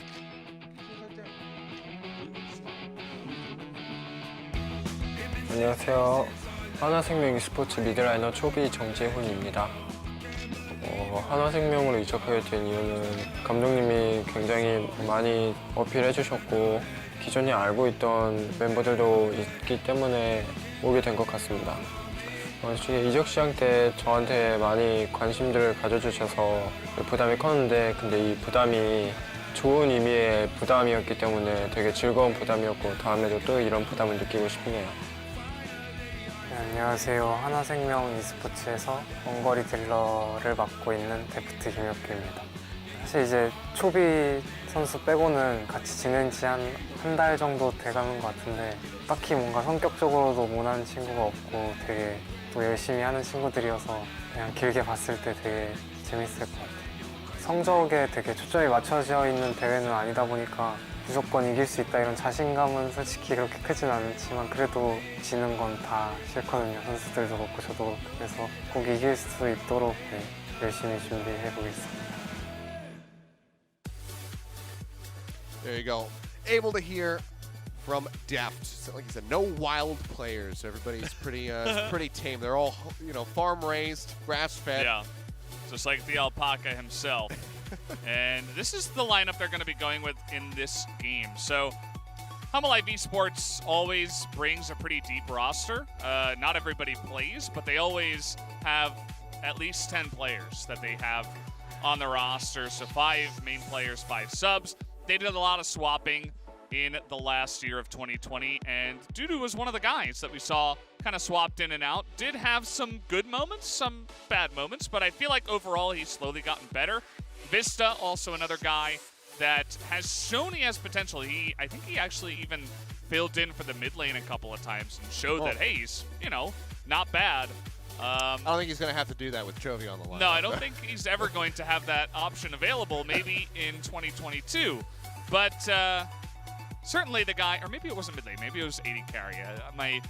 My memory is failing me at this moment in time, but definitely a guy that has some versatility, and I think that he will go very well with Deft, kind of just leading the charge as the veteran in the bottom lane. Yeah, I mean, like Dev said, not that much time together yet, so still going to be working on those synergies, but we'll see how they perform in just a little bit. But first, we'll take a look at T1.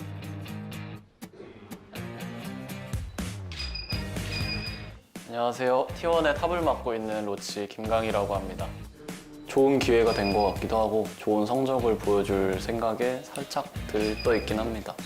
사실 제가 이 팀에 합류하게 된 계기 중에 어느 정도 많은 지분을 가지게 된 게 뱅기 감독님이어가지고 경기 피드백적으로도 많이 도움이 되고 좋은 말씀 많이 해주셔가지고 되게 좋으신 분인 것 같아요.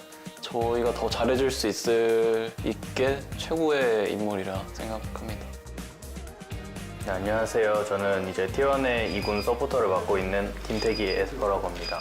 괜찮다고 생각이 들긴 해요. 뭐 짧은 시간 동안 연습을 계속 하긴 했는데 나름 나쁘지 않다고 생각해요. 어느 1군이랑 해도 뭐 딱히 밀리지 않는다? 이 정도까지는 볼 수 있을 것 같아요. 라인전을 잘한다? 네, 그거 하나는 다른 팀이랑 비슷할 것 같아요. 열심히 해가지고 좋은 성적 내보도록 노력하겠습니다. Here you go. The youngins on T1 going to be taking it to the stage today. Head coached by Bengi, of course. Trying to find some success against, I would say the favored Hanwha Life Esports. Yeah, it's interesting what T1 does with their second tier roster where they have like a separate coaching staff and all that stuff. It's pretty interesting, but they've brought the whole second roster over to the KeSPA Cup, and we'll be looking to make some waves anyway with this roster, as of course Mowgli moving around a lot. He is back here in Korea. Used to play for the Afrika Freaks back in 2017, I believe it was. Has shown a lot of promise, and I like that he does make it into the T1 org. The thing about this is that all these players are pretty good. You know, they're not like huge standouts alone. But if you're scrimming every day with the main roster, and they even mentioned that, hey, we go even in lane at least with some of the top teams as well in Korea. That's, they're not going to get rolled over just because they're a second roster or anything like that. To be fair, he said when compared with other teams, we're strong. So it depends on who you're comparing yourself to in that situation. True. But I digress. Here we go. Let's see what they have prepared, what Gengi's got ready and cooked up for T1. Already off the bat, going to be Zoe Vandaway. Yeah, Zoe off the board here. Pantheon also denied. No Lucian at all. I do not want to give that to Dudu and Chovy. Please, God, no. And Deft. Almost forgot about that, but the second I saw his name, I'm like, yep, don't want to give them that either. Gragas will be denied. He slowly gained priority, and then now he's slowly gaining priority on the bench, getting banned out. 2 games in a row now. And what else are we going to see denied here? Will we see Samira get through again? Okay, will be an attack on the support pool. So Pantheon and that Leona now going to be taken off the board. Hanwha Life, it will be the Akali. So still does maintain its 100% ban rate across the now 7 series that we're getting into. Graves to be the first pick here, going over to Mowgli. And yeah, I mean, that's a pretty dangerous pick to leave up. I think it's probably the strongest jungle right now. It is just way too good, especially with the Gale Force. It just adds even a huger amount of pressure than we've seen in past seasons. And it is going to be countered here, essentially, by the Olaf that does get picked up. Not countered in the sense that Olaf is a straight-up counter, but just the response here, I should say, from Arthur into that jungle. Yeah, so another aggressive option. We saw Croco play a wonderful Olaf game just yesterday. So Arthur is going to pilot. It's going to be a very early Orianna from the side of Hanwha Life for Chovy. Yeah, pretty interesting, actually, that Orianna does get that amount of priority. We saw it picked pretty late by the side of Fredit BRION. But, you know, kind of made sense because they had to pick their top and their mid, and they went with something safe into a blind lane. Yeah. And I suppose Chovy just says, give me Orianna. I can beat anyone with this. It doesn't matter what they play into me. This is a very safe pick for me. I'll just go ahead and pick it up. For T1. Go ahead, pick up the KeSPA Alistar combo. So, you know, much like we just did get to see from Fredit BRION in game number 1, and that will draw a response of the Misfortune. Yeah, Misfortune going to be picked up here, and can be pretty annoying against an Alistar if the Alistar is in position, but generally, if you are a strong Misfortune player, your positioning has to be really on point with that champion, and you can most of the time just avoid it.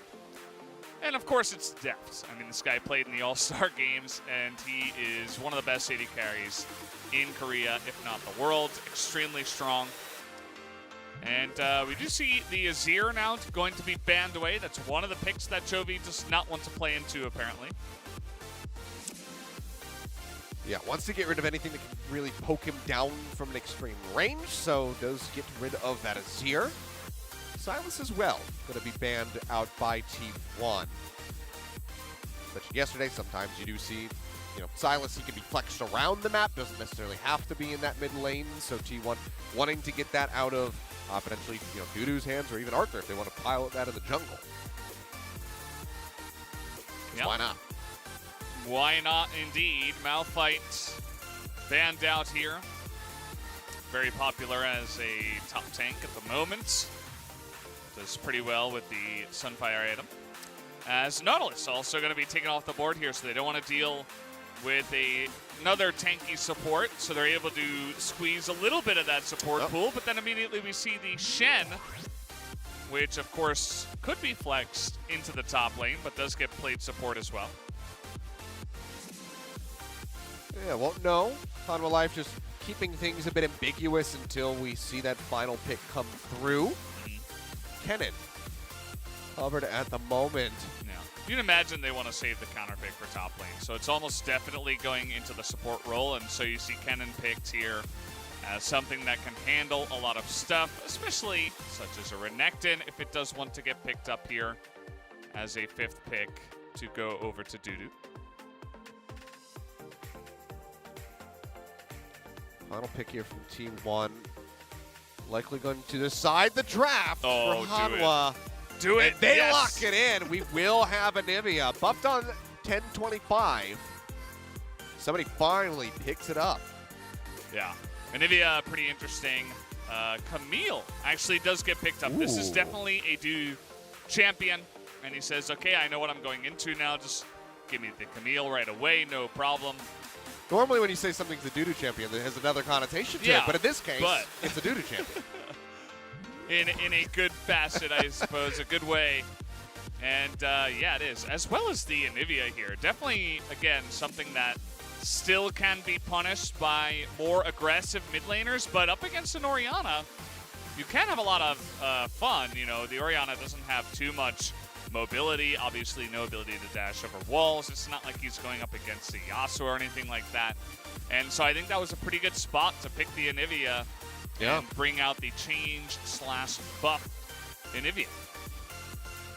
Yeah, I mean, without help in the jungle, trying to get a solo kill on Anivia, unless you can, you know, take her down twice, getting her killed, then finishing off the egg in one fell swoop as an Orianna can be a pretty tough task to try to pull off. We'll see how Chovy is going to respond. It was a very confident lock-in on the Orianna, but now we finally get to see our first Anivia of the tournament. Really looking forward to that mid matchup, not just because it's Chovy, but of course he is going up against the Anivia up in the top side, or the top team, I should say, there, T1. We're not having top Anivia just yet. Not yet. Yeah, and Top's also over in, you know, playing in the Demacia Cup, so there's that as well. Oh, we should be jumping in on the Summoner's Rift very shortly, so let's go ahead and kick off match number 2.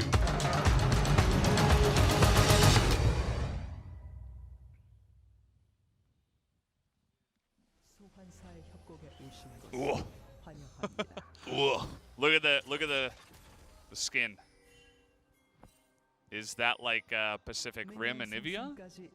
You know, this might shock you. Huh? Never seen that movie in completion. Really? I've seen. You saw a little bit? I've seen like maybe a half hour of it, and then a big gap, and then maybe the very end of the movie. Just like on TV or something? Airplanes. Oh, okay. Do you remember what those are? Because I No. barely do. No, I haven't seen too many. Especially since Jin Air, you know. Yeah. I miss you, Jin Air. I don't miss your 94-minute games, though. No. No, definitely do not. They make for some epic moments, I suppose. They absolutely did. They made history in one of the most regrettable ways in my life. Okay. I'm a part of that history, so it's great. Nice little invade going to be coming through, though. Ward over the wall onto the red pit, looking to zone Mowgli away. Start up on a little popcorn chickens here, and yeah, Mowgli's going to be sent back over towards his blue buff. This is actually really nice because this is what Graves wants, right? He really loves good ward. The Raptors, as does Olaf, of course. So if you can get in there at the latest possible time, deny the enemy what he wants, and get exactly what you want, just simply, that is a really nice trade. You're taking away one of the best camps for the Graves, and Mowgli has to have this awkward blue start, which, you know, if it was an awkward red start, I suppose that would feel a little bit better. But now he's got to go invade here, and let's see what the response will be from Arthur. Well, he's just going to charge straight over towards his red side. Chovy's got the push in on the wave, so he might be able to collapse back. And yeah, he's going to move into the river up towards Mowgli. So he's currently fighting this red buff. This could be a dangerous moment now. Undertow doesn't get the hit that he was looking for. Arthur knows that this is being fought. Throws out the axe, and Mowgli might just get zoned off of 2 red buffs, and he will. Yeah, this is really feels bad moments. He's like, okay, well, now what do I do, my Gromp? He can't route to take away the blue, and even if he did, Arthur would be there. Yeah. Mild scuffle in the bottom lane. Asper will take a little bit of damage, but yeah, he's just going to get 3 buffed on this first start. Yeah, and again, it's because of multiple different factors, right? You have Chovy that's pushing in early against the Anivia, who is not going to have as much pushing power, so he's able to get that priority in the mid lane. You have the scenario where you didn't get any help with any leash or anything like that, whereas the enemy Olaf was able to clear those Raptors in the red very fast. And so just able to be a lot quicker around the jungle was Arthur to start this one off, and that just put Mowgli so far behind. And let's see if he can come back from it, because, again, Graves really strong, but if you can't get that early farm, or much farm at all, in this game, you're not going to be having a fun time, because that's one of his greatest strengths. Yeah, much like the Olaf. So he's on that same side of the coin, but is the one who is profiting quite nicely. Chovy as well, getting a good push here. Arrow in this mid lane, just chunking him down wherever possible and keeping himself ahead in CS. So will come out. He does get stunned up. A nice chunk of damage does come through. So even early, even without any AP items, you still do have to oftentimes respect the damage output of that Anivia if they can get the frostbite on you. Yeah, he's chugging his corrupting pop, just trying to stay relevant in the early game before he hits level 6. Just trying to trade a little bit here against Chovy, but Chovy having just a fine time. He has gone biscuits in his rune build, so able to, you know, be just fine and get pretty far ahead early on against this Anivia. And the top lane, just taking a look at this, of course, Roach on the cannon up against the Camille. For Dudu, the cannon is going to have a pretty fun time early on in the game, whereas later on, the Camille can go for some fun all-in attempts. Gonna have to play back, try not to get poked out too heavily. See what the first objective swing is going to be. The Olaf set up quite nicely this early on. Could very well go and take an Ocean Drake solo. Yeah, saw some pings around there. You see that Vistus hanging around, maybe looking to help clear some vision before he does head over to that objective. And And yeah, just because of the timing, he's able to come in here and spot Mowgli too. Shockwave's out. It's going to be the passive. Procs here, they dash in, get the taunt, they're looking for the first blood, and they will find it.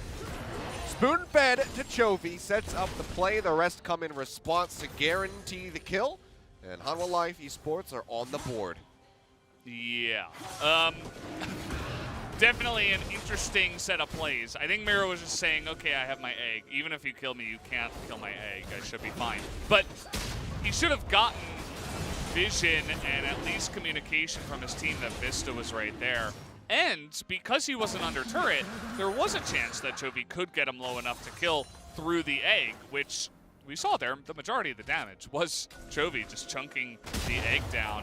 And that's one lane where it's just not going to be competitive. We're already seeing it. I mean, Chovy, there's a reason why DRX in 2020 got so far. Part of the reason is because Chovy is such an insanely strong laner, especially. Yeah. And he's showing that here, that if you're not ready to go, he's just going to kill you.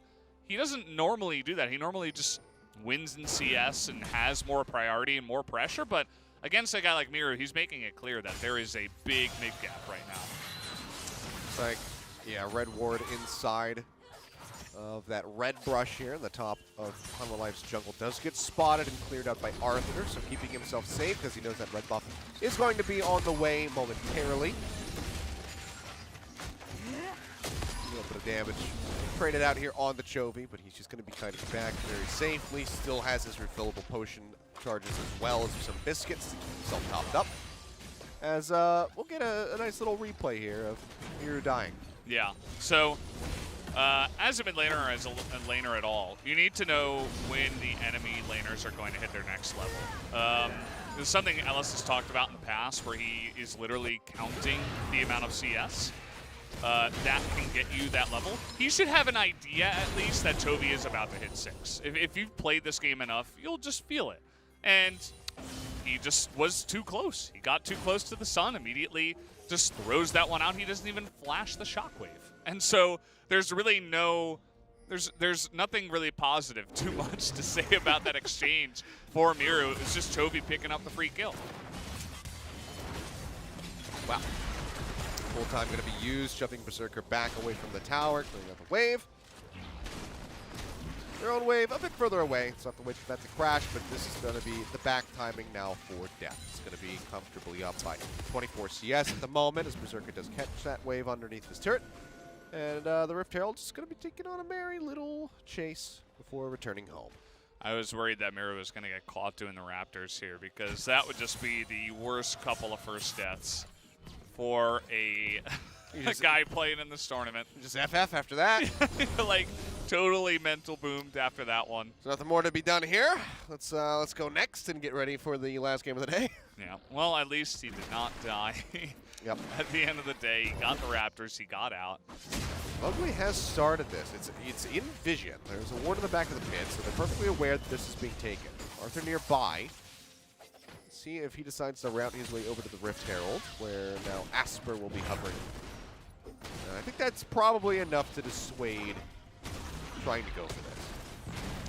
Yeah, they had Chovy get in the blue at the same time. It seemed to be a little bit of an awkward timing. Arthur's on a ward. I don't think he realizes it. Yeah, he just backs away, so it should be the free Rift Heralds here to the side of T1.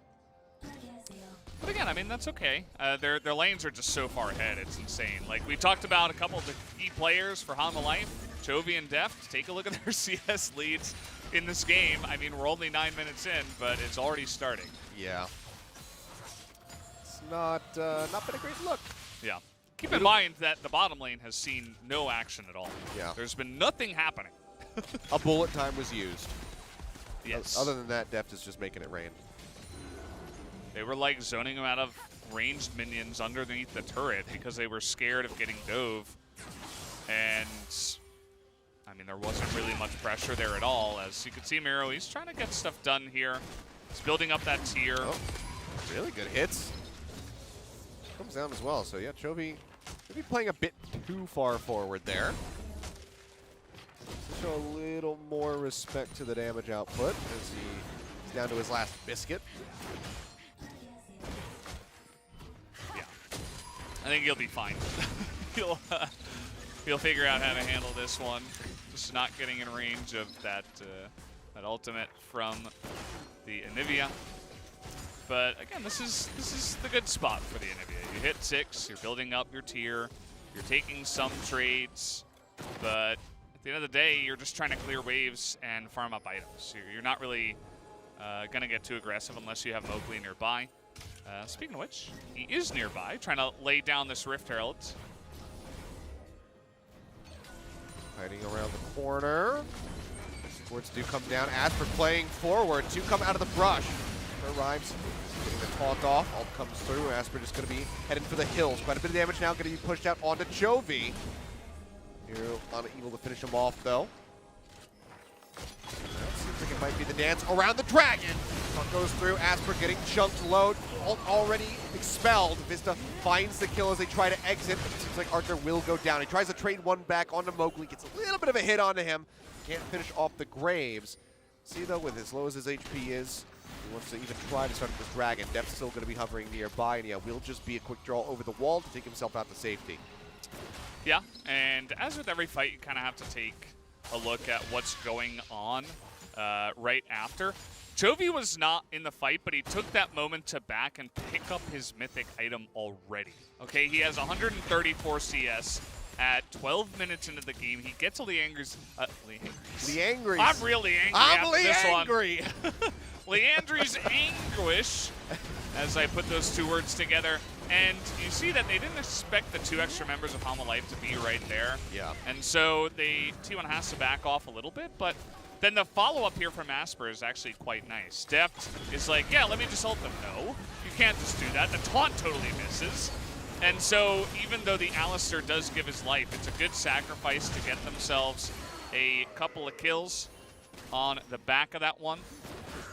Yep.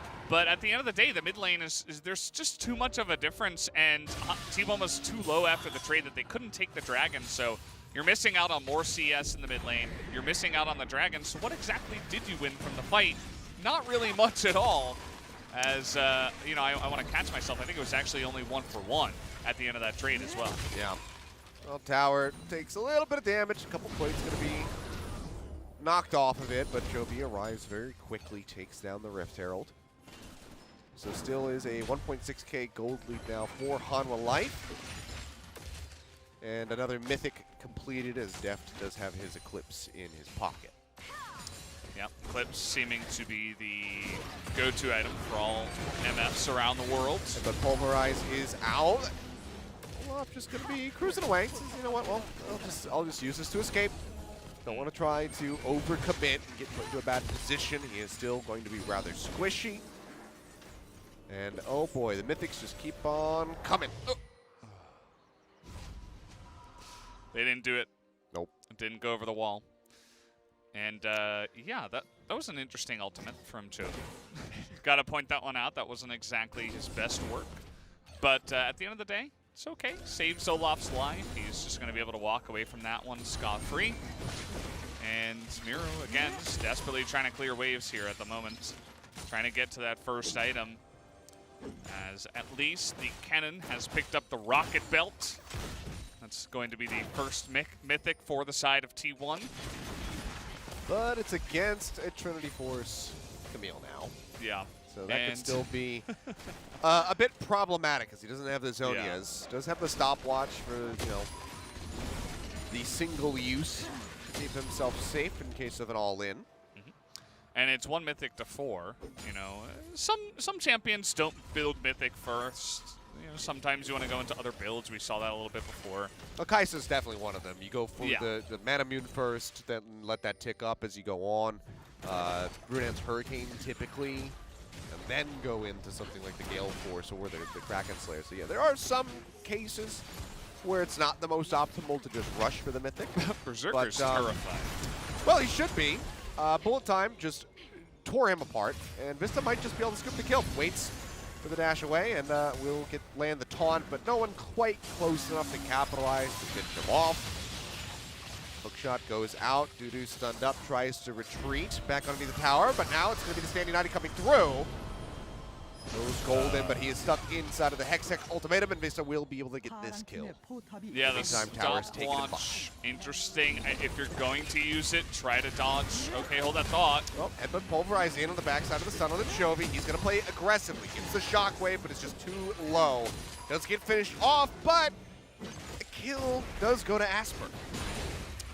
Yeah, Asper getting that last hit, and at the end of the day, Chovy didn't have any summoners, so it's a nice setup. He immediately buys Merc Treads. After that, he's like, oh, that's not going to happen again. Yep. Let me try to stay alive in this one, because he already has a nice amount of damage being built up, although not too much magic penetration in the builds. So we'll see if he gets anything to help out with that a little bit later on. As Mowgli going to pick up his second Rift Herald tier. Not so bad given the way that the game started, at least. Able to pick up both of those objectives. Yeah, he's just sticking to the jungle now and picking up everything he can. We'll get another look at this little skirmish in the top lane. That didn't quite go Roach's way. Yeah, he should know that the Shen has Stand United available. So if you're ever going to go for this, you have to have your jungle nearby. It's just the way that it happens with Shen. You can't just take trades that you're not 100% sure that you can 100-0 them through the shield. And he certainly did not have the damage there. Yep. Chovy getting caught here with no summoners. It's a pretty bad feeling against Anivia and Alistair, to say the least, and they're easily able to set up that kill. Well, Rift Herald will get summoned into the mid lane. There's going to be 3 or 4 members pretty shortly here from the side of Hanwha Life, but the charge is going to do quite a bit of damage. It will save the tower, albeit very slightly and likely briefly. Hanwha Life still holding on to a pretty solid gold lead of 2.6 thousand at the moment as they just continue to grow their CS leads. After that kill on the top side of the map, Dudu has started to take a bit of a stronger lead, where before he was starting to inch behind the cannon, and then, you know, Chovy and Deft have just had a stranglehold on their lanes the entire time. Yeah, looks like we're setting up for a bit of a fight over this Drake. It is just a Cloud Drake, another Cloud Soul, actually, in this game. Hooray. Second game in a row. But if you're T1, I'm not sure you want to fight this one too much. You're going up against a lot of power right now that is coming off of first items from some of the Hanwha Life members. It depends on the setup. The Slicing Maelstrom from Roach could be absolutely huge if he can get into position. Dudu's on the backside. Goes down the ward, is spotted. Big ward to clear out. Dragon, however, just going to be taken here by Arthur in the end, and it will result in a non-commitment from the side of T1. Yep. Just not really finding the angle, I suppose. You mentioned how they have a lot of tools to try to get that done with the Alistair and the Cannon, but kind of just standing in a straight line, don't really find the angle there, and just going to give that one over the side of Hanwha Life. It's not a huge deal. Even if the Cloud Soul does go the way of Hanwha Life, you're not too sad about it. Yeah. Of course, you don't want to just give everything for free. You were speaking about Jin Air. That used to be kind of their trademark, where it was like, we're going to lose, but we're going to lose really slowly. Yeah. Because we're never going to take a fight. Like, we're just going to sit here and just relax. Before that, it was, you know, steal from the rich and feed the poor. Yeah. They'd always take down a top team and then completely into the bottom tier teams in the LCK. But those times are now in the past. Yeah. But they will be fondly remembered. They were the reverse gatekeepers. Although they didn't always win against the top teams, of course. So that does stand to be if you can't beat us, you're probably in first place. Yeah. And yeah, we're just kind of hanging out here. You're never really going to be able to push into this Anivia. She's always going to lock down the mid lane turret, so this is not going to be an easy take for the side of Hanwha Life. We do have the Baron coming up in about 15 seconds, but I don't think they want to just rush that down just yet. You can see Berserker. We haven't really talked too much about him so far, but there hasn't been much to say. Yeah. You know, he got a kill in the earlier skirmish when they first got on the board. And that's about it. That's about it, yeah. He hasn't been able to contribute to too much else because, you know, T1, they haven't been able to find their way into an engaged situation. Def just forcing the way forward. Right now, the difference between Deft and Berserker in terms of items even is pretty massive, okay?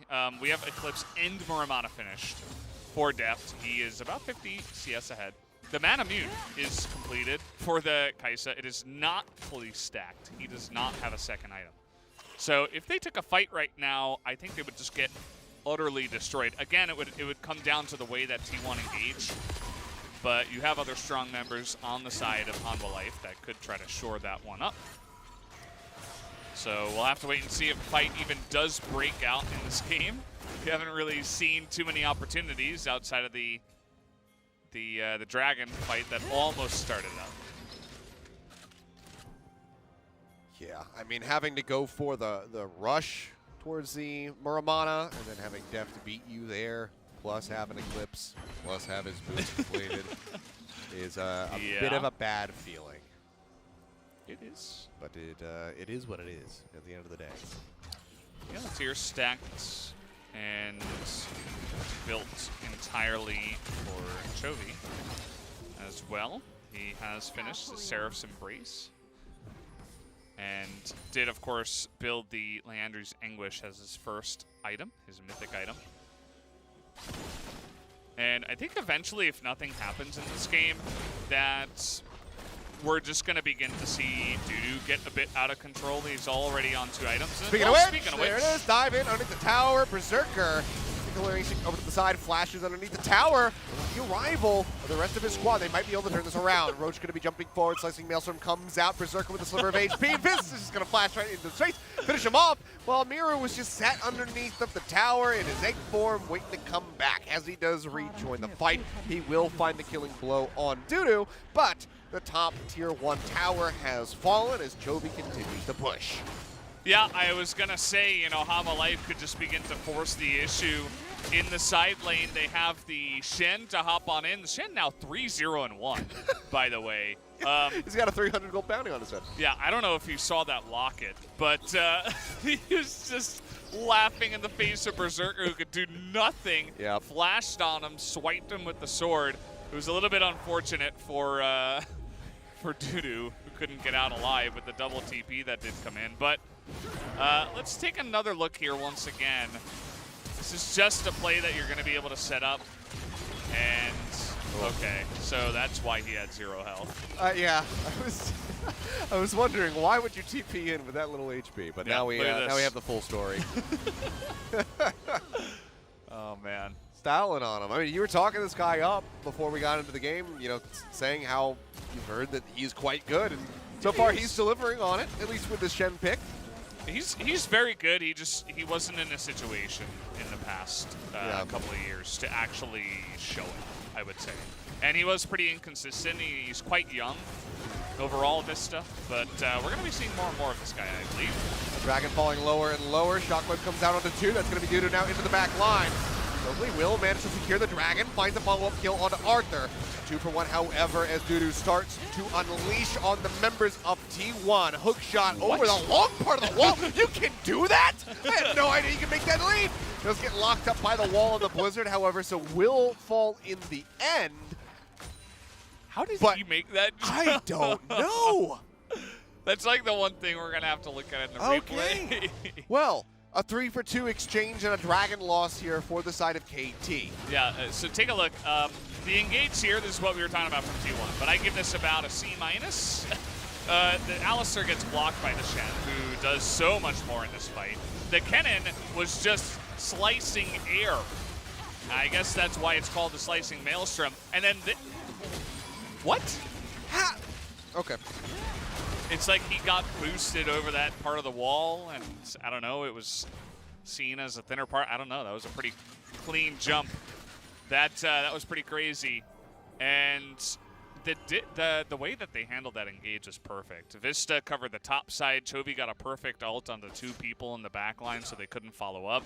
The Kennen was rendered useless in the middle of that fight. And so even though, you know, the Mowgli got in there, stole the Dragon, there did seem to be a very clear plan in terms of the engage for T1. It got shut down pretty simply by the side of Hanwha Life. Yeah. I'm still just kind of reeling from the wall jump there, to be perfectly honest. Caught me off guard being able to make that, but I'm alive.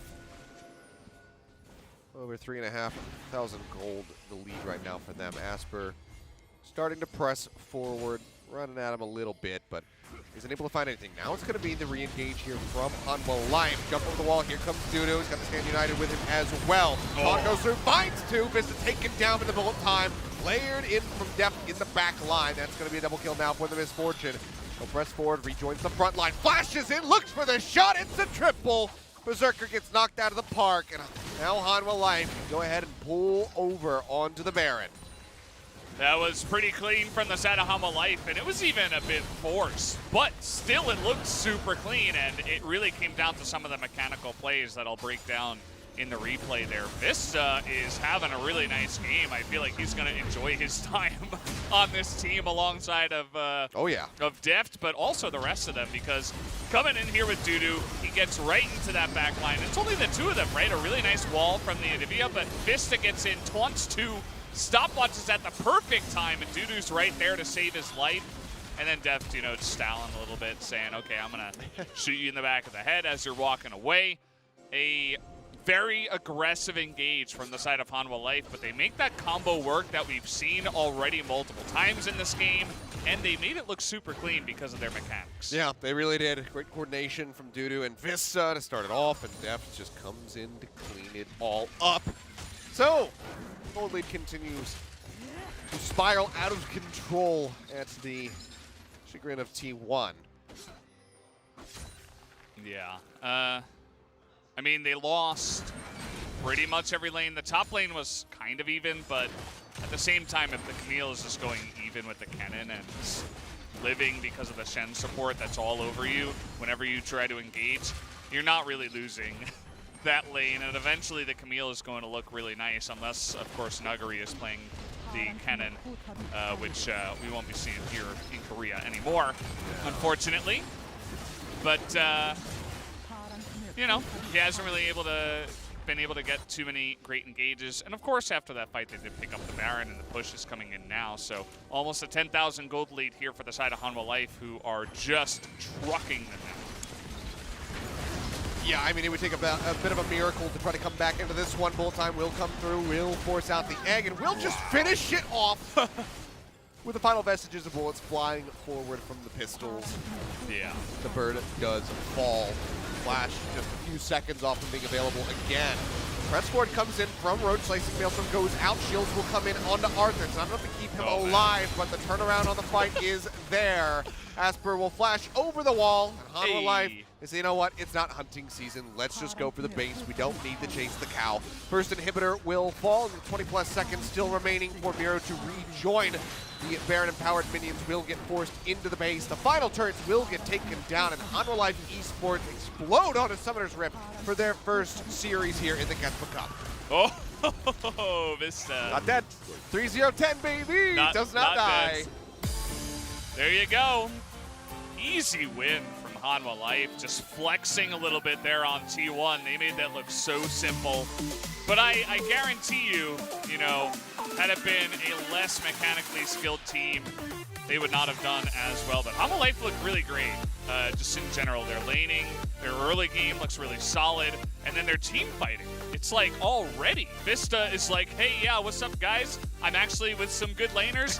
Thank you so much. He gets put back into support, and he, to me, you know, obviously the lanes were a little bit one-sided, but like he was the one guy to me that was just like popping off by himself. The standout performance from him. Yeah, he might just get my MVP vote, even though, of course, Chovy is just like 1v1ing people, and Deft is like getting double triples in this game. And Dudu had great engages as well. Yeah, so. I mean, it was a slow vamp, but that's what you would expect from him having to play against the Kennen in that top lane. You know, back and forth, was able to stay competitive in CS, which is always a really good sign when you're playing against that range matchup. And then, like you mentioned, it hit a certain point and Dudu was able to take off. There was no coming back from it, no way to recover. And T1, they're just kind of, you know, drowned. They couldn't keep their heads above the water. Hanwha Life just snuffed them out. Yeah, Hanwha Life looking really good. I think that's a great first look at that team. Yes. I know a lot of people were excited for that roster with, of course, Chovy and Def kind of leading the way, but it's about those other pieces as well. You know, how well they can do alongside of them. And I do specifically think that Vista especially and Dudu did do quite well for them there. And Arthur, you know, he wasn't as obvious, I guess, but he kind of did his job in the early game. It was a great start. Yeah, fantastic start for an Olaf to really offset things from Mowgli. Mowgli's one of those players, at least, you know, in the past when I first started commentating him, was if he got ahead early, it was something to be concerned about. But if he had to play from behind, it might not. You might not see results from him. So really offsetting the Graves early on, making sure that he could have as little of an impact as humanly possible was a really good play. So whoever made that call, really good job to go for that invade, get the triple buff off the start.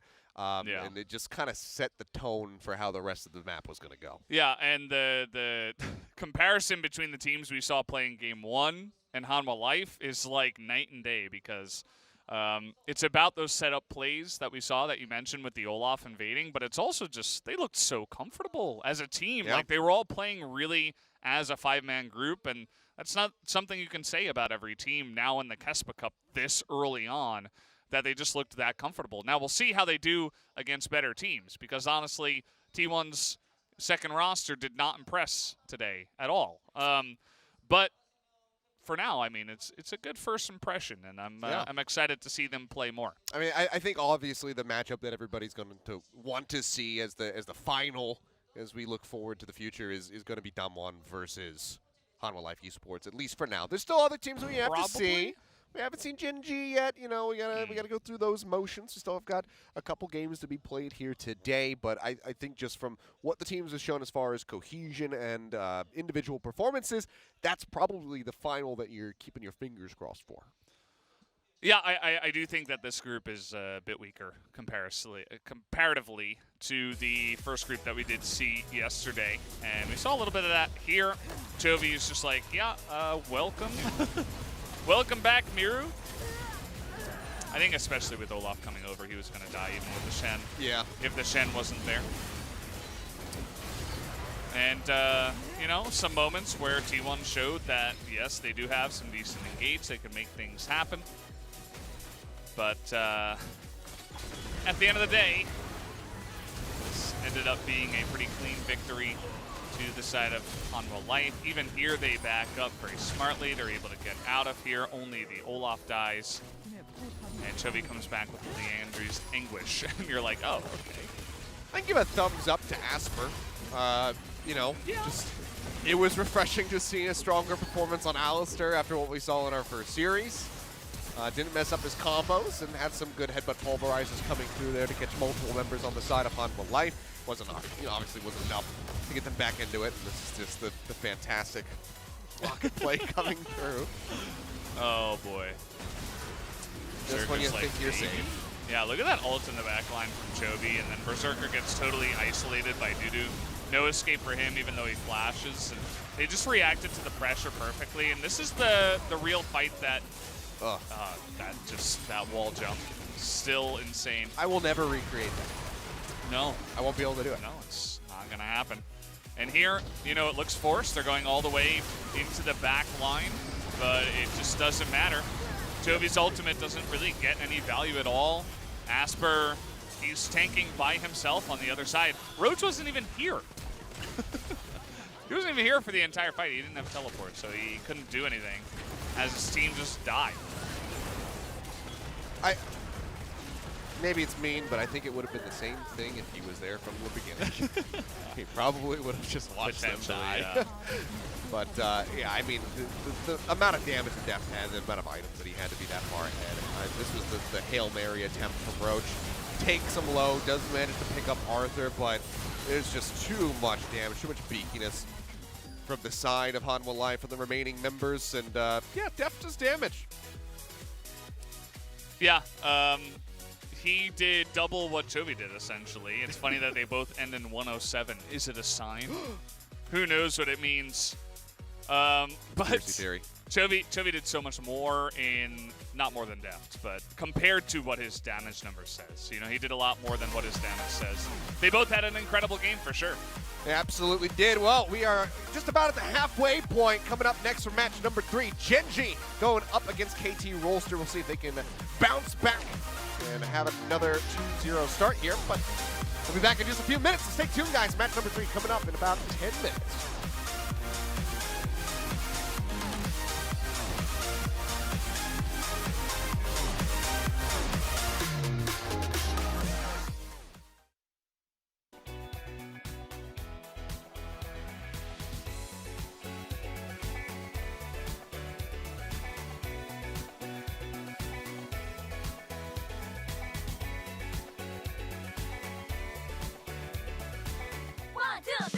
You found a new place to go, made up your mind and soul. Believe in today, can we do it together? You and me, like the sun and the sea, hand in hand we will be. Today when we create history.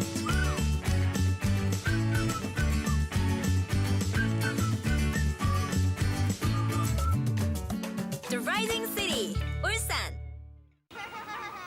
이곳은 정원입니다. 대나무와 함께 바람에 기대어시고 꽃과 함께 계절을 마중나가고 흐르는 물로 손님의 발을 씻기는 이곳은 울산 태화강 정원입니다. 계절마다 귀한 손님을 맞는 자연이 만들고 울산이 가꾼 정원. 이제는 온 국민의 정원, 울산 태화강 국가정원입니다.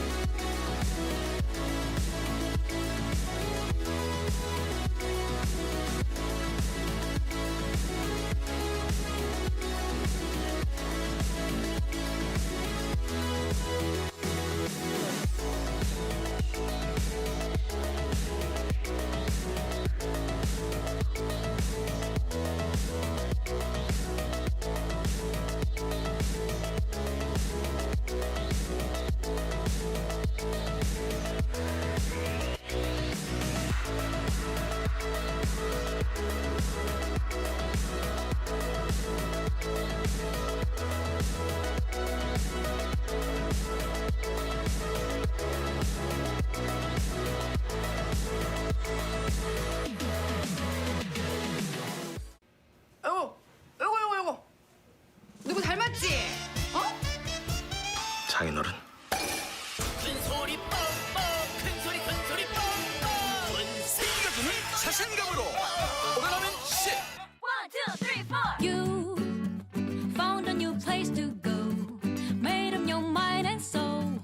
Believe in today, can we do it together? You and me, like the sun and the sea, hand in hand we will be. Today when we create history.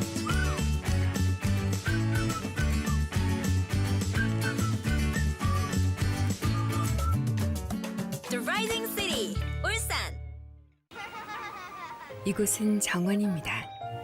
대나무와 함께 바람에 기대어시고 꽃과 함께 계절을 마중나가고 흐르는 물로 손님의 발을 씻기는 이곳은 울산 태화강 정원입니다.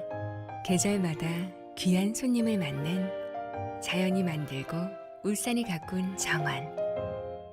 이제는 온 국민의 정원, 울산 태화강 국가정원입니다.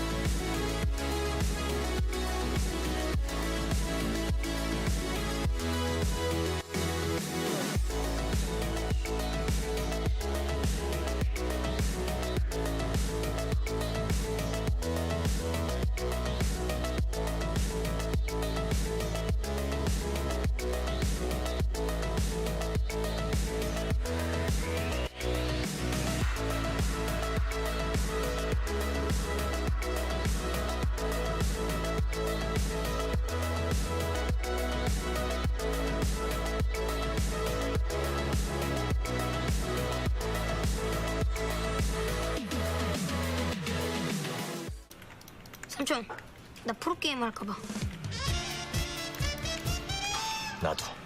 큰 소리 뻥뻥 큰 소리 뻥뻥 생겨주는 자신감으로 오늘하면 10 1, 2, 3, 4 You found a new place to go Made up your mind and soul Believe in today Can we do it together? You and me like the sun and the sea Hand in hand we will be Today when we create history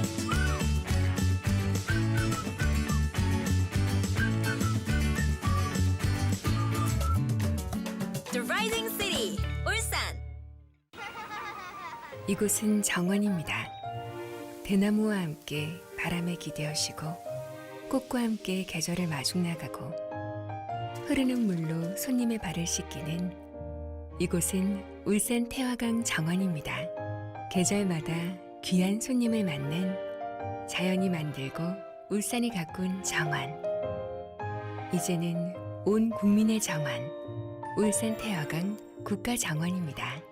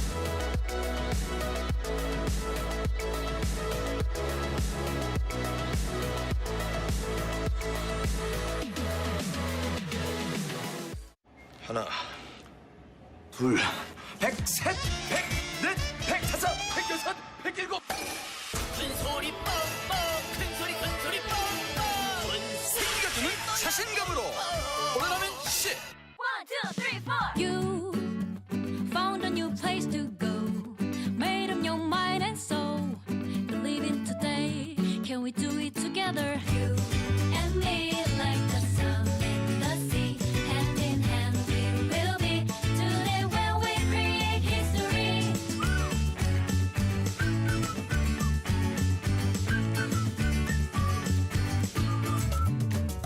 The Rising City, 울산. 이곳은 정원입니다. 대나무와 함께 바람에 기대어시고 꽃과 함께 계절을 마중나가고 흐르는 물로 손님의 발을 씻기는 이곳은 울산 태화강 정원입니다. 계절마다 귀한 손님을 맞는 자연이 만들고 울산이 가꾼 정원. 이제는 온 국민의 정원, 울산 태화강 국가정원입니다.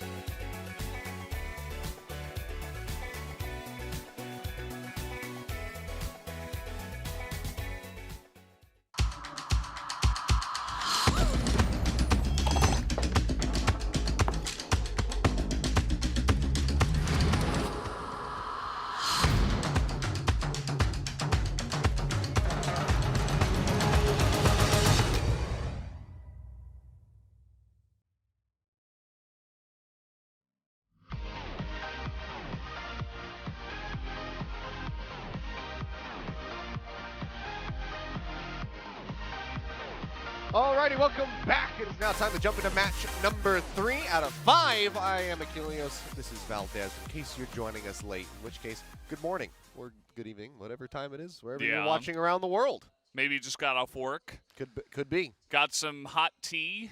You're all snuggled up in your blanket because it is winter. Oh, I guess it's not in Australia. But it's cold here. Yes. So quite cold. That's what I'd be doing. Yeah. That's actually what I was doing yesterday when I was watching Atlas and Wolf, casting some of the KeSPA Cup, just all snuggled up. I was playing World of Warcraft Classic while I watched some of my other monitor. Yeah, okay. It's farming, fair enough. Farming some herbs and that stuff. Let's go ahead and take a look at Gen.G.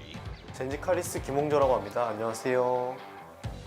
뛸 수 있도록 로스터에 등록된 것만으로도 좀 기분이 좋고 실제로 대회를 뛸 수 있다는 것도 좀 기대도 많이 되고 걱정도 좀 많이 되는 것 같아요. 젠지 2군 탑을 맡고 있는 론리 한규준이라고 합니다. 제가 이 캐스파컵을 뛸 거라고 이제 생각을 안 하고 있었는데 저에게 기회를 주신 만큼 이번 대회 때 그래도 좀 잘하고 싶다 이런 느낌인 것 같아요. 그래도 제 전 팀이었던 만큼 샌드박스 서밋형 꼭 이기고 싶습니다.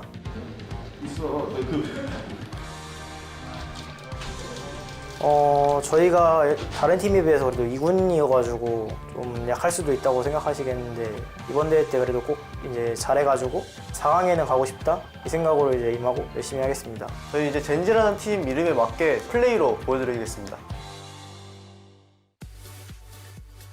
I like that. Very honest. Coming out of Lonely there. It says, you know what? We're not the main roster, but we're aiming for the semifinal. They have a clear goal, and they're honest about it. And if they can get there, think about how impressive that would be. We'll see how it goes. I mean, this side of the bracket does look a little bit weaker than the other side, than Group A, if I'm completely honest. So maybe they'll have a chance. Again, it depends on how good they are. I have seen Lonely. He mentioned his former team, Sandbox. He used to be behind Summit and come out every once in a while when they were struggling a lot. Gen.G, we've seen him before, Cars as well. Envy and Kale will be interesting to see how they do down in the bottom side here for Gen.G. It's like kind of going for the bang pose, but he's got like the fingers split, so it's like a little bit odd. Like I can't tell if he's trying to like reach out and grab something. It's like a Runon's Hurricane. Are you shooting? You know, like multiple bullets come out. I suppose that could very well be it. Well, let's go ahead and take a look at KT again.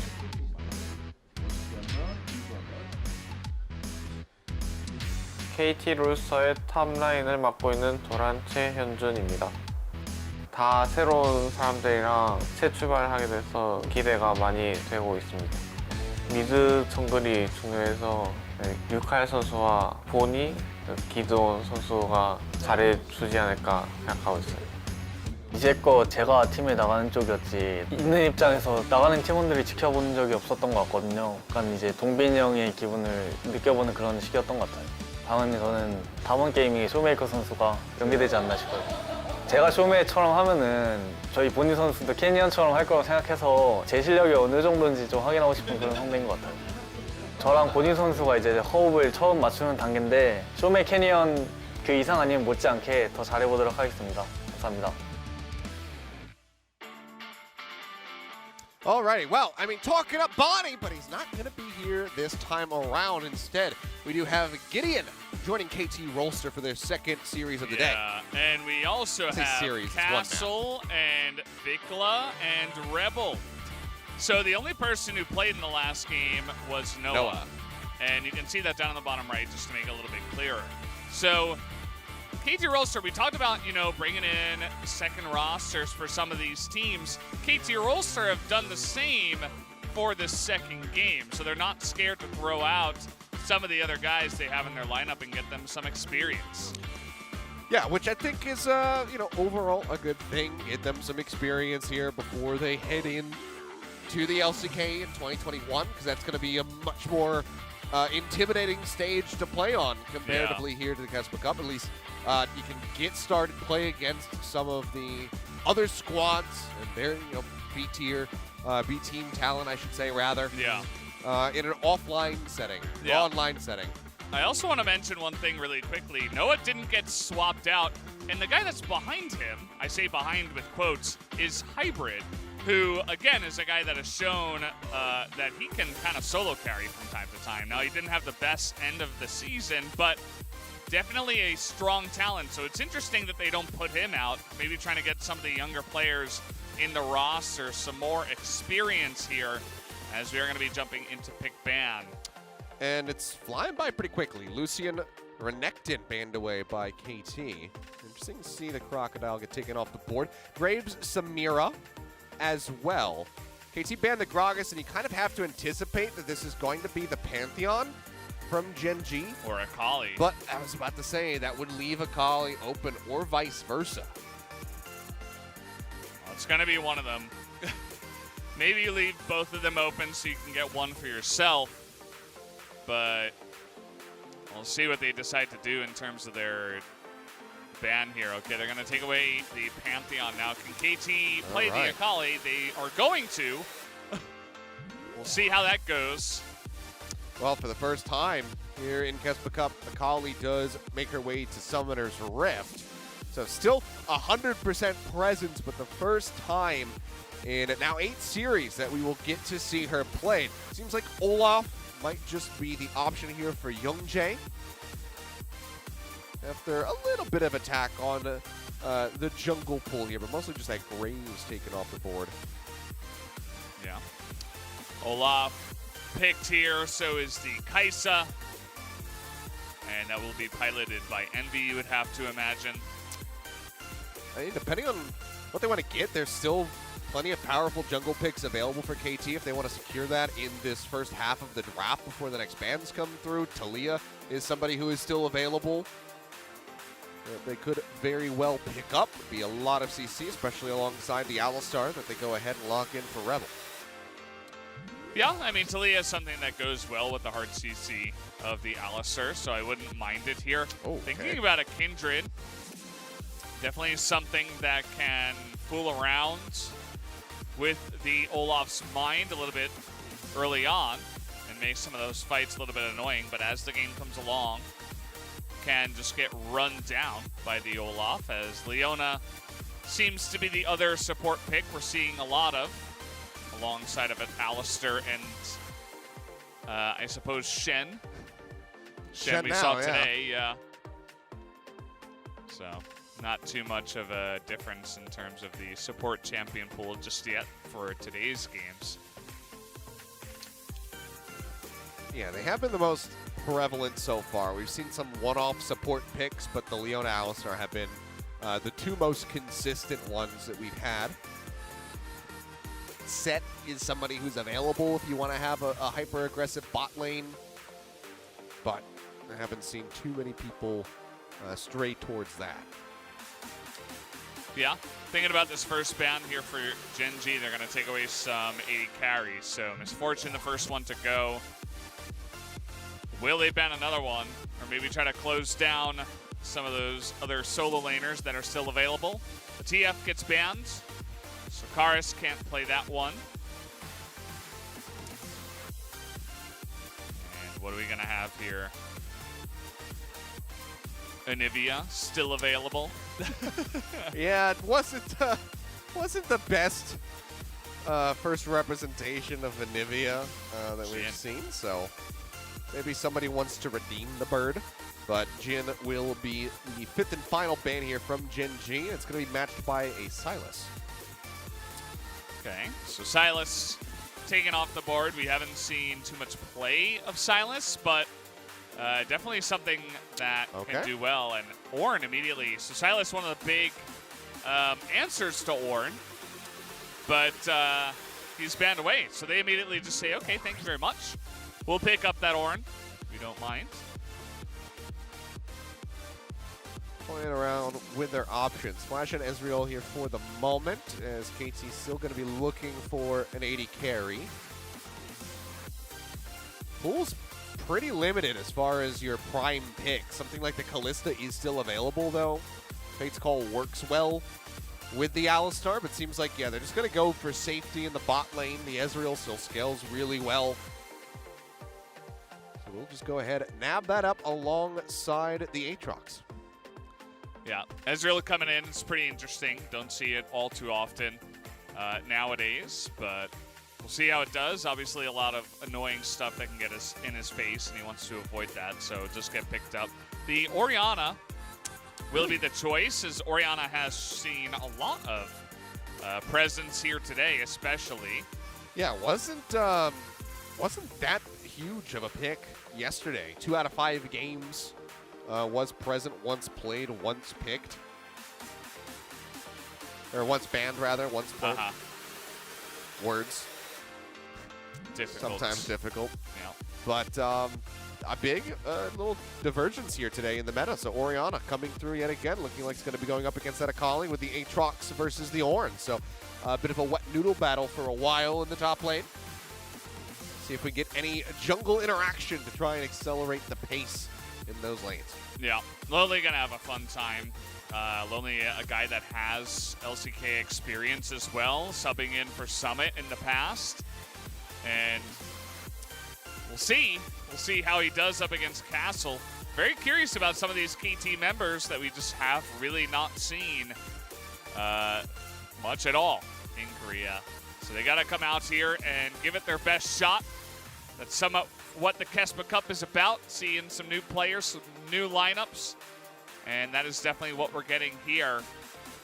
As taking a look at these comps, it does look like KT's one a bit more skirmish heavy. And I'm very curious to see how the Akali is going to do. There are some squishy picks that she can make, but a strong front line to deal with as well.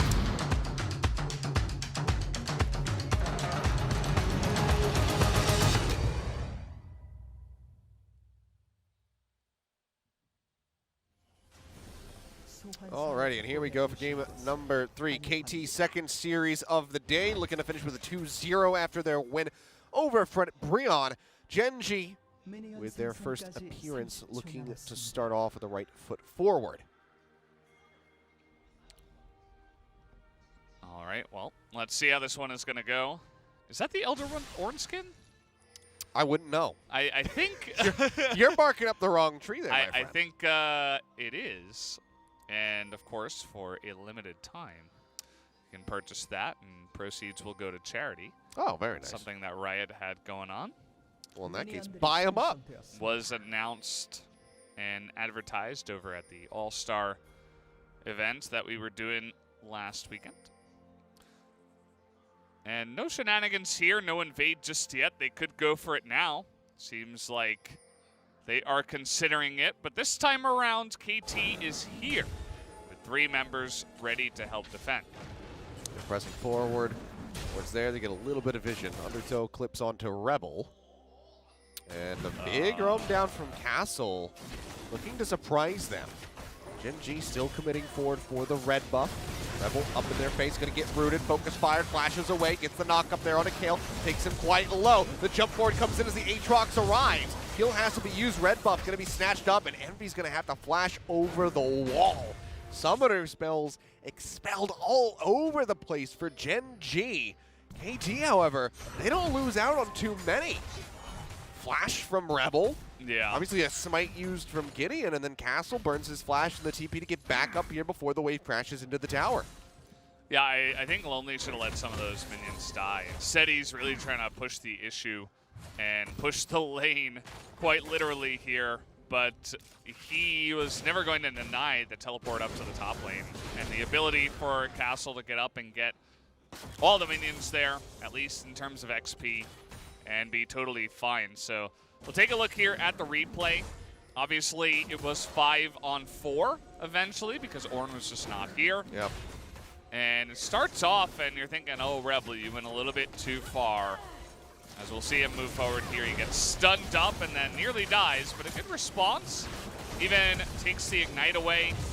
And Undertow is thrown that way as well, but he lives, and as you mentioned, even though nobody died, a lot of summoners did die. And they don't even get the red buff, so it's completely just profit in the hands of KT, at least at the start there. Recall will come out from Noah. Start off with the tier. Now is the refillable potion, a little bit of extra vision to keep himself nice and safe in the bottom lane. So things likely going to slow down now. But as I say that, Gideon waiting over the wall. Collapse is coming in from both top laners in the mid. Do we just get a 3v3 skirmish in the river? Looks like it's going to be an instant turn onto Lonely. He tries to dash away. They pursue forward. Falls low. Flash in. He flashes over the wall, but it does not matter. The auto already goes off, and Gideon will claim first blood, and that is catastrophic. The first blood going over onto the Kindred. Yeah, they had a pretty good ward there to spot the Olaf and I believe the Orianna maneuvering over. And a great call as well from Gideon and Castle to say, hey, Lonely is too far down the river. We can just immediately turn onto him. Ornn, not very tanky right in the beginning of the game, so yeah, it's easily able to take him low. Unfortunately, he did burn his flash there, even though he already had 2 stacks from the Kindred ability and should have known that another one was coming in. So a bit panicked there. Does blow his flash and doesn't get much else. So definitely a pretty good start here for the side of KT, picking up that Rift Scuttler. And the kill, of course. Not the best way to kick things off. Gen.G, at least for now, do have the early leads in CS in the top and in the bottom lanes that are going to be keeping them just slightly ahead as far as the gold is concerned. But cannot afford to make more positional mistakes like that. One thing that Gen.G do have going for them is the bottom lane did take a nice trade here onto Noah, who took way too much damage early on and actually had to flash from a trade that they did have. And so he's kind of struggling to get back online, but he's definitely behind on CS for this moment in time.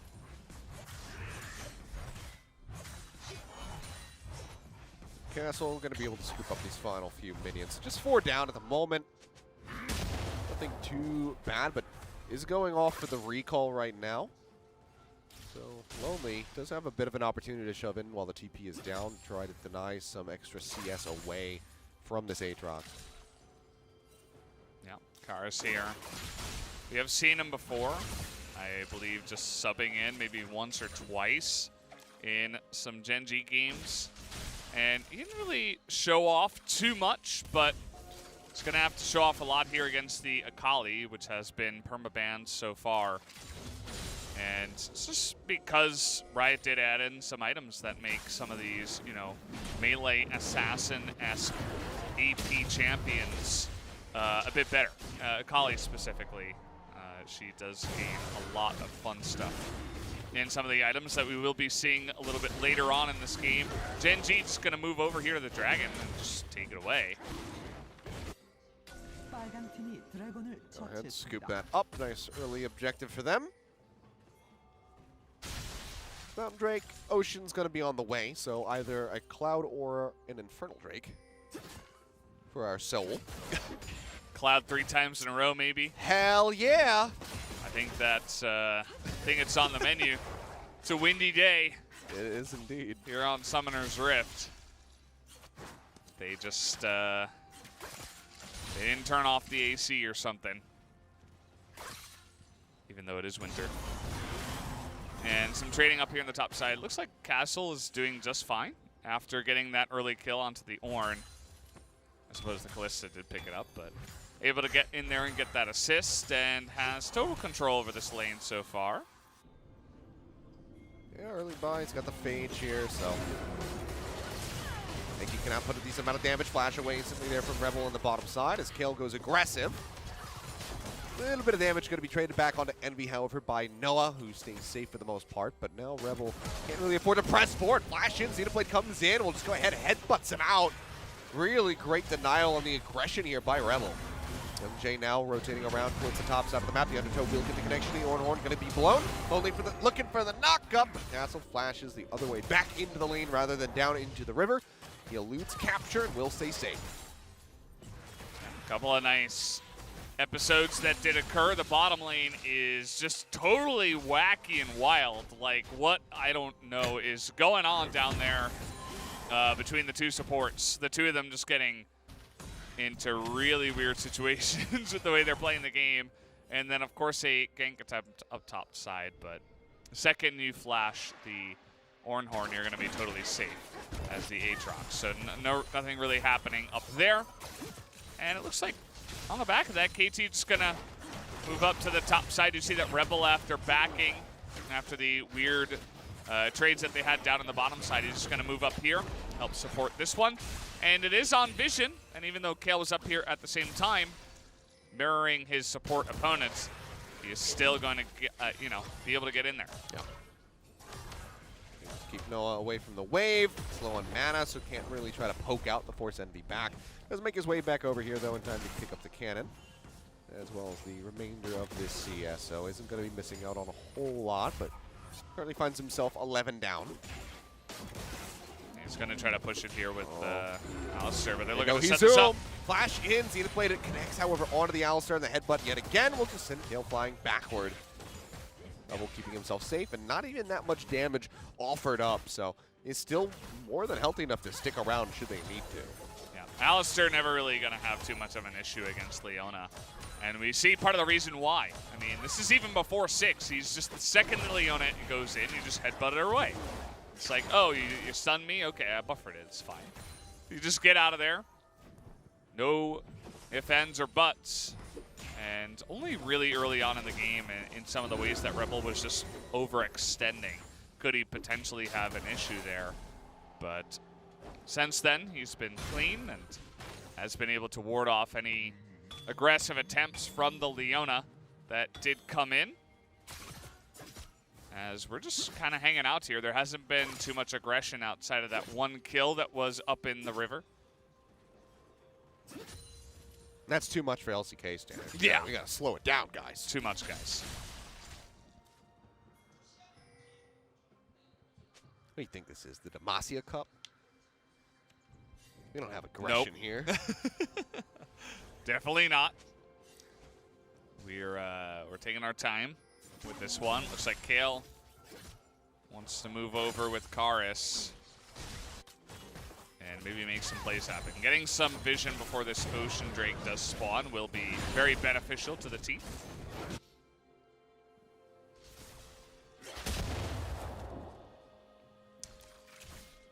And let's see what happens here. Looks like Vikled's going to be clearing that one out. Gideon with the Rift Herald, he is looking to go all the way around. I don't know if they have the damage really to take out the Ornn, though, but they could still try to get some plates. Yeah, push him off the tower, perhaps. They are now aware of him as he's spotted by the pink ward. Pings come through.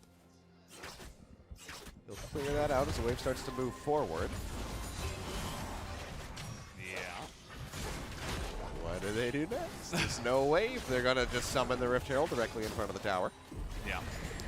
They're not messing around with that one. Gen.G not in position. He's just going to be able to take down the Ocean Drake. And Lonely alone is going to have trouble taking this down. He will eventually, but that's 3 plates going to the top and jungle of KT, essentially for free. It's a cloud. It is, of course. I mean, there was another option, but it wasn't going to happen. Nope. As we've seen before, it's always the Cloud Soul for some reason today. You know, it just be that way sometimes. So, yeah. Ocean for some plates. I mean, given the Aatrox, given the Kindred, going to be more than happy to get them that extra gold at the cost of just an Ocean Drake. You have to have some concern with the double dragons coming through for Gen.G and try to pick up that 3rd one, just to slow the tides towards the Dragon Soul coming through for them. Nice little hold there from Kale. He's been not in the bottom lane all too much, actually. He's been helping out mid, getting some vision down. And we see that Envy misses a couple of the CS here. And just going to pick that up now. Their observers, I feel like, have been doing pretty well. They are, in fact, the LCK observers. You guys might have noticed some of their little twerks. Or quirks, I should say. I don't know why I said They're little very twerks. different things. They're little twerks. Huh. Yeah. You know, the way that they observe and some of the zoom-ins, of course, is very much a Jonas Strong kind of thing. All right, well, knock up in onto NV, tries to dash out. It's gonna be okay. Doesn't have to use the flash or the heal. Just gonna be okay for the moment, but will be sent packing back over towards space to get topped up. And likely make a purchase. Good recovery on the CS score here. The CS score, that's redundant. For Noah. Dragging it back and getting ready to take a slight little lead here, as well as get this solo plate goal to himself. Yeah. Glad you mentioned it solo. Although he's only able to get one before the plates do go down, so that's kind of unfortunate. We have this ward up here. We'll call it Amanda. Has survived for quite a long time and is getting some good vision. Is this your Atlas's new pastime? Is just naming the wards? Yeah, we just name all the wards. Okay. The ones that survive for a long time. Though, I see. You know. What? Okay. So what is the time frame? How long until they deserve name? Generally, if 5 it's minutes? if you know it's been around for like 3 to 5 minutes and long enough that you notice that it's been got there? yeah, we notice it because it got value. So like the observer shows, hey, this showed it. By the way, KeSPA is dead. Yeah, Envy taking quite a bit of Or damage not. here, but with the TP pressure coming through, Vikla will have to pull back. Yeah. And now it's going to be a 3-man push down onto the bottom side. They're very well aware of where Kale is at. Vikla still does hold onto the flash. Zenith Blade connects. Solar Flare stun goes through. Envy does not have the killer instinct ready to go. It's just a few seconds away from it. Now has it available. Had that up a couple seconds sooner. Might have actually been able to make a play in for that kill. Karst, in the meantime, was shooting down towards the bottom side of the map to try and help out. Has to rescue his tower. Yeah, a bit of an overcommitment from Gen.G to respond to that. Nobody ends up rotating down bot though, so NV actually is able to pick up the turret after all of that. It seemed like KT said we'd rather focus on getting the Rift Herald and of course this mid turret that they were getting a little bit of damage done to, but as you mentioned, Karst makes it back on time. So pretty interesting set of plays that actually gets Gen.G back into the game because second Rift Herald, not as important, and they barely lost any damage to their mid turret whilst also getting the bottom turret for themselves. So gonna be feeling pretty good about their situation in this one, and we're all even here. It's 1-0, 16 minutes in. Gen.G have a 1-0 turret lead. Woo! Yeah. So yeah, back to the ward. If it lives for like 3 to 5 minutes and the observer shows it getting value, that's generally when we're like, oh, this is an important ward. By the way, Amanda's dead, so unfortunately, she did not last long this time around. Maybe next game. Well, it is what it is. What is the naming system? Is there a naming system? Is it just whatever randomly? you want. Okay, I wasn't sure if it was going to be like hurricanes, where it's by letter, alternating, you know. No, I've named, I'm trying to think of some other names I've used. Eugene, Gilbert. It's the name of my personal trainer, not Gilbert, Eugene. Yeah. I don't know if I've ever met somebody named Gilbert in my life. It's my brother. Oh. My brother's name is Gilbert. There you go. Well, okay. It's, I don't think it's that popular. Well, speaking of another G name, Gideon. Getting feisty, jumps forward, gets quite a bit of damage here onto Young Jay. Shockwave, quite huge. Flames Spite, however, will come down to keep Gideon alive. Just away over to the other side, and here comes the Ornhorn. Piles through 2 of them, but look at the kills there for KT, just exploding for Vikla. Looking for a little bit more lonely. Still just kind of walking forward. Now says, oh wait, I need to retreat, but won't be allowed to do so. And yeah, that's just the fight. He just kind of waddled his way in to die. He's like, 3 is an unlucky number. I must give you 4 kills. Here you go. You know, he had the brittle down with his W. I mean, there's really no excuse for that one. Even if you do get the kill, you're just giving yourself over 100% plus assist gold, plus XP. It's just never a good idea to try to reach for kills on an Ornn. But it's not just his fault, right? Okay, so good start here by Gideon. He gets it all started. And a fantastic move by Karst, but getting the Lamb's Respite down before he dies is so massive because it baits everybody on Gen.G to fight on top of the Lamb's Respite. But both the Ornn and the Orianna couldn't really get in there. So it ended up just being a 5v3 and then a 5v2. And, well, then Lonely said, let me just give you an extra kill. My Sunfire Aegis shall burn you to death. And then it just Honestly, a couple patches ago, yeah. You know, maybe like... true. Very but, true. Didn't go that way this time around. Yeah, no. All right, well, he at least spots out that he's completely surrounded and will retreat to the inner tower. So, avoiding feeding over another kill. Yeah, it was just a bit of a messy one, and I think that Gideon kind of carried the whole fight, essentially. Yeah. He got it started, and the Lamb's Respite timing was literally perfect. So. As the shockwave came through. Yeah. Yeah. Speaking of names, Gideon just reminds me of Mr. Robot series. I don't know if you've ever seen that. Yeah, I've watched up to the last season, which I've heard is fantastic, and I haven't. Yeah, I only watched the first two, but I really loved them, and then I didn't watch anything else. I want to give it a whole other watch through, start from the beginning, even though I should. Oh! Cheeky Noah. True Shot Barrage steals away the red buff. Yeah. That was really close, too. That was like 43 health. Yep. Now we got the Rift Tail down to the bottom side of the map, and turret's already quite low, so that's going to fall. Yeah. This is a good look for KT, you know? Yeah. They win with their main roster. They come in and put mostly subs, and they're winning with their sub roster. Executing well without having the veteran voices of Yukal, and Dorn there. And got to back them up. So. I don't think that Noah was, you know, the driving force or the shot caller or anything. Usually AD carries are not in general, and also just some of the other guys in the lineup, as you mentioned, are a bit more of that role. Gideon moving forward, so much damage being pushed out. Oh man, layers in really well timed. True Shot Barrage in with the jump forward and the Arcane Shift, as well as the Q damage, just completely obliterates Kale. Had the flash, just didn't think he needed to use it, thought it was going to be okay to retreat, but surprise, the burst comes through, and now the tower goes down 6-1, gold lead exploding forward from KT after that last fight, and now they just continue to press every advantage that they get. Yep, they've really taken control of this game, and there's not really much that Gen.G are doing to right the situation. Gideon able to get another stack here, another mark. He's got 4, which is, of course, a big number. Get a little bit of that range increase.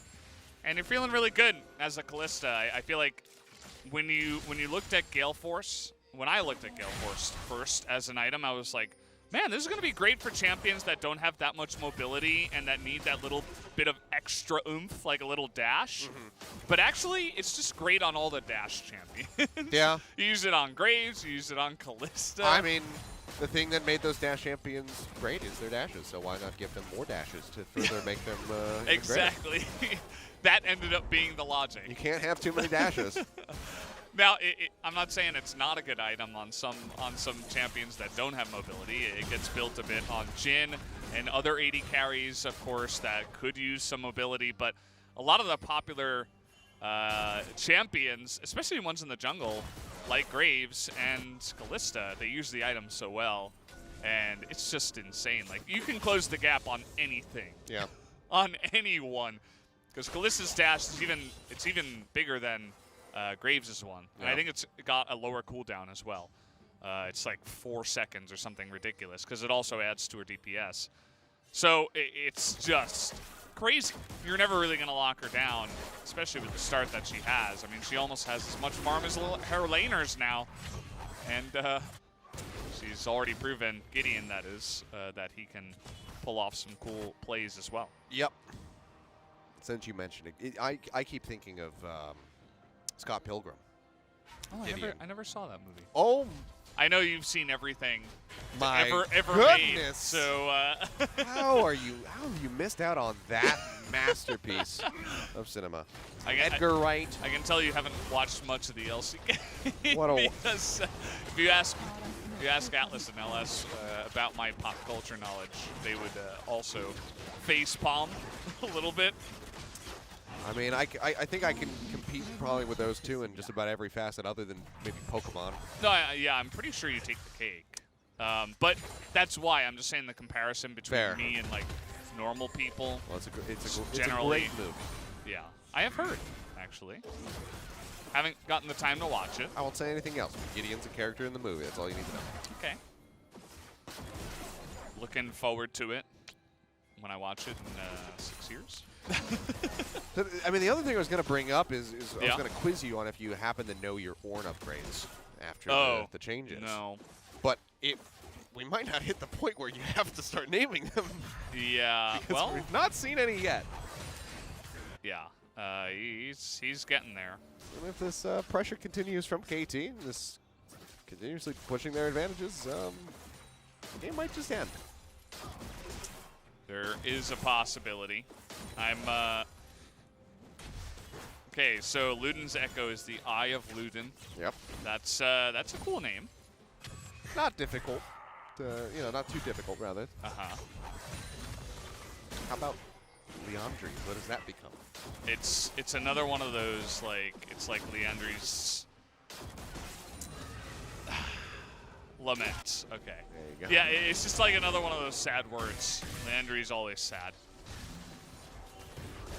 Or crying mask. Rebel is really fast. He's got double Cloud Drake in the Cloud Soul here.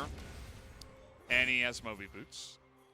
And that's another red buff that gets stolen away by KT here. There hasn't been too much action, but when there is, a red buff gets stolen. Oh. Enthralling. Oh, take some of those popcorn chicken away. Get the popcorn chicken. You got can't get the big one. Oh, see this plane? Let's find one. Shockwave solo onto Rebel. Kale now going to be displaced. Great headbutt. Sends him straight into Noah and Gideon's grasp. Shoot their way through the Leona. Now look for a little bit more. Young.G sent running for the hills. Had to flash out with the ult up just to try to get out to safety. That Horn. Yeah, they've been sad. It just, a little bit lonely. They have no companions. It hits absolutely nothing. And it was a little bit too little too late, right? Yep. It does seem like some of the issues that have plagued this Gen.G second roster are also plaguing some of the other teams in this KeSPA Cup that have not played too many games together, because Gideon, right over the wall, he's like, okay, now we're fighting front to back. It's only Leona and Kale here. There's 0 damage. Yep. I mean, not Leona and Kale. Sad. Kale and Olaf. Kale and Young.G were in there, and they were all alone, and it's like, you have 0 damage, and you're facing against Ezreal and Callista with an Alistair in front of them. How are you ever going to do anything to get onto that back line? Said Callista. Oh, Kindred, yes. It's all right. Some name troubles today. They both start with K. They do. I mean, if you want to talk about that, you've got Ornn, Olaf, Orianna over on That's true. On Gen.G side. You also have Oyona. If you put them all together and read them out by their first name, it says Ukul. Good observation, Achilles. Thank you for that. That's why you're here. That's what they bring me in for. Yep. Every year at the end of the year. Yep. KeSPA says, hey, come say some dumb stuff on broadcast for us. They say, all right, Lam's probably going to be down. Gideon trying to stay alive, and DB does manage to find the kill. The trade-off here as Young.G does fall. The aggression now coming through as MP flashes over the wall back in behind the tower to stay safe. Now it's just he and Lonely on their lonesome trying to stay in the fight. Lars in the back line. Will avoid the infernal chains, but this is just inevitable. Fate gets a little bit of shielding as he continues to try to sprint his way out of here. He does have the TP. He's trying to create enough of a gap that he can maybe get that channel off, but I just don't think it's going to happen. Maybe at this point, sacrifice himself to the tower and try and deny the kill. He's trying. He's trying to zone back Vikla, but yeah, okay. Vikla's had enough fences. I'll just flash forward, finish you off myself. And be popped up. Does chase forward, looking for the kill onto Noah. Shot barrage not going to connect. Reaggresses, jumps forward with the arcane shift, takes him down.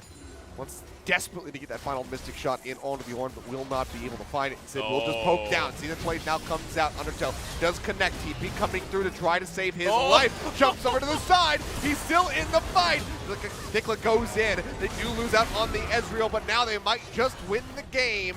Everybody dead. 18 seconds now on Karis as the first in-hip turret does fall. Noah's like, yeah, this game has gone on too long enough. Let me just 1v3 them. And okay, they're not gonna end the game. They don't have their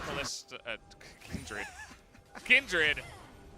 And that is part of the reason. So good engage here What a from fight. the side of Rebel, but actually Gideon gets a bit caught out here. So he had to use his ultimate on himself. The Ornn ultimate hits nobody again, somehow. Envy totally isolated in the back line. At least he's able to flash the wall, as Vikla was looking for some potential there. But at the end of the day, what we remember is just Noah going ham here because, you know, baits him in a little bit, gets knocked up. Rebel has to leave him alone. And you're thinking after the ult misses that maybe they're going to back off, but that is not the case. He sticks around, and then once he goes forward here, they're like, are you serious? You're dead. And then no, he just outplays them, just doing too much damage. Yeah, finally does catch up to him, but I mean, the turnaround is there. They have the recollapse to go ahead and avenge his death. And now KT are just 700 shy of a 10K gold lead, 29.5 minutes into this game. Mid inhib broken down. Now looking for the final outer turrets here. Power this both outside of the base. Two-shot barrage will go through. I think it is actually called inner turret. I believe it is. It's like outer turret, inner turret, inhibitor turret, nexus turret. I mean, I should know this. I'm pretty sure that is actually the official nomenclature of the turrets. But not 100% sure. I think that's just kind of what people call it. So we have the Eye of Luden completed for the side. Oh boy. Of the Orianna. So it actually happened. We've got a couple of them actually coming through. Yeah, we have Gale Force's upgrade, which is called Typhoon. Ah! There you go. As if I can find it here. Oh, the Ceaseless Hunger for the Olaf. Yes. So he's transformed his Gore Drinker. Well, you're drinking gore. I don't really know what that means, but you're doing that, and then your hunger is just never ending after it upgrades to the next level. Yeah, you've gone from being thirsty to being starving. Yeah. Well, when you're, you know, it's an interesting name. It's an interesting name, Gore Drinker, but it is a very strong item. So that is something we are going to be saying a lot. We already have 2 in this game, or should I say had, because one of them got transformed into Ceaseless Hunger. Gore Drinker also sounds like a teenage band that would be playing a Warped Tour. Yeah. On like the small stage where they get like the community acts.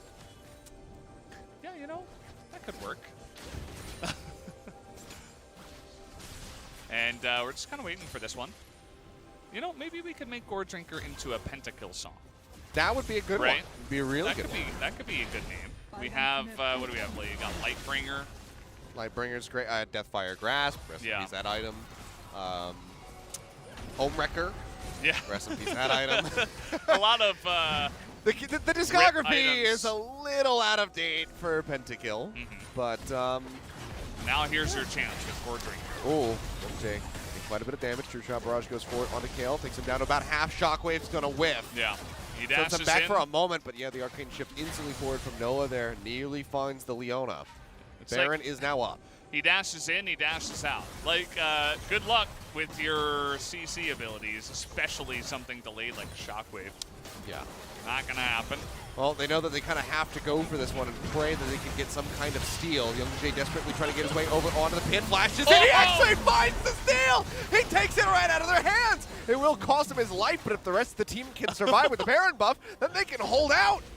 Well, it's 32 minutes into the game, and it's a 10,000 gold lead, but that is exactly what they needed to try to come back in this game. You can see that KT's response is immediately to try to push down mid, but they're up against Baron minions, so we'll see how this goes. They are. No, not many of them. It seems like they will just go ahead and call for the retreat for now. Don't want to try to force the issue. And man, Young.G punching his ticket to Valhalla. Great little move there. Redeeming himself after some blunders in this series. I keep saying series, this game. Yeah, just a game. Just and one. He just rushes forward. You can see nobody can stop him. Perfectly timed. Smite gets in there with about 800 health. And down it goes. Other than that, not much else happened. There was a lot of skirmishing. You could see that Rebel was trying to do his best to try to zone them away, but now Gen.G actually have a chance to begin pushing here. Yeah. Dragon will get taken. That's going to be the Cloud Soul coming in for KT. They take down one tower. Rebel flashing forward, looking to get in there. Gets the knock up forward onto Cars. They dive in. Shockwave connects on the 2. Horn again looking a little bit sad. Not going to be finding too much of anything here as Noah just fires away over the wall. Waiting for his moment. Jumps into the Arcane Shift. Looks to finish off the Olaf. A few more auto attacks would do so.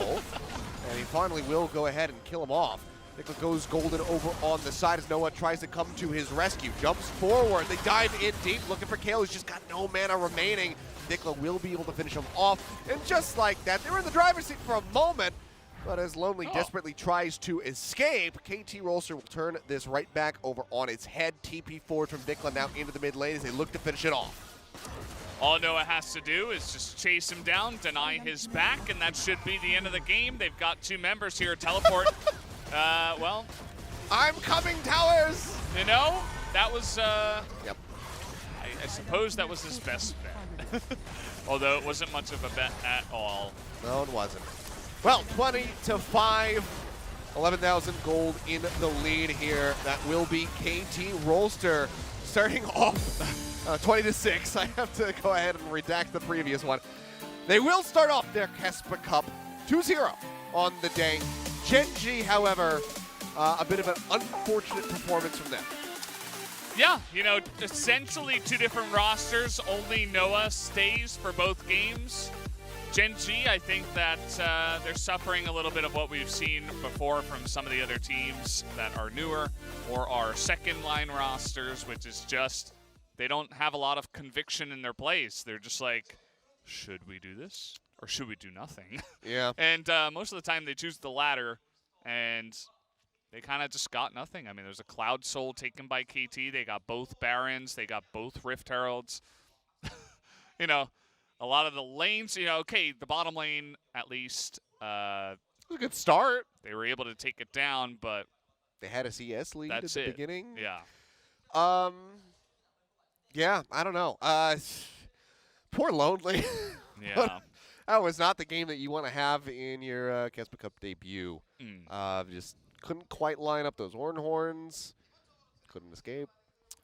Yeah, you didn't really end up doing too TP. much at all. It's rough for an Ornn when you're up against, I almost said Callista again, Ezreal and Kindred, because you're just really never going to lock them down. It's just not going to happen. Yeah. The one gank attempt up top, he just flashed away from the Ornhorn. So I don't even know if an Ornhorn knocked up one person in that game, the amount of times we saw it.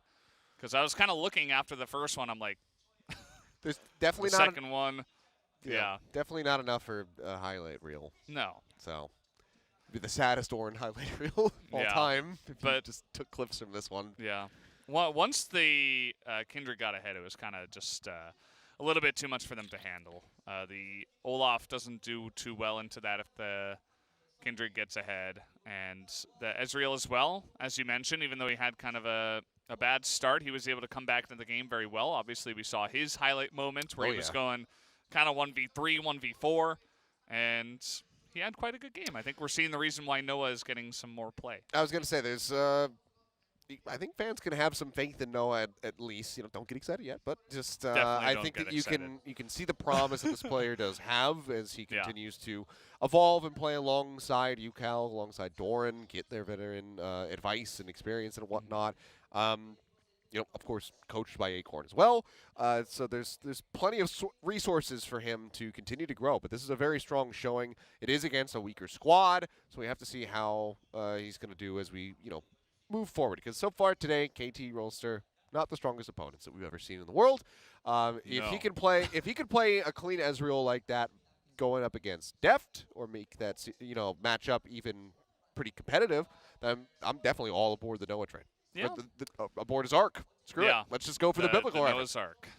And I think he'll be playing again on Thursday, if I'm not mistaken. I would be surprised if maybe he's not. Maybe Wednesday. It's one of those days. We'll not tomorrow, but the day after. We'll find out later. But some of the highlights here started off with this invade, you'll remember. That actually did go in favor of KT, just in terms of the summoners. And of course, the jungle was delayed from the side of Gen.G because he was down a buff. Yeah, this was, I mean, that was the start. That was the beginning of the slippery slope. Then Gen.G just kind of getting jumped on here, constantly bullied.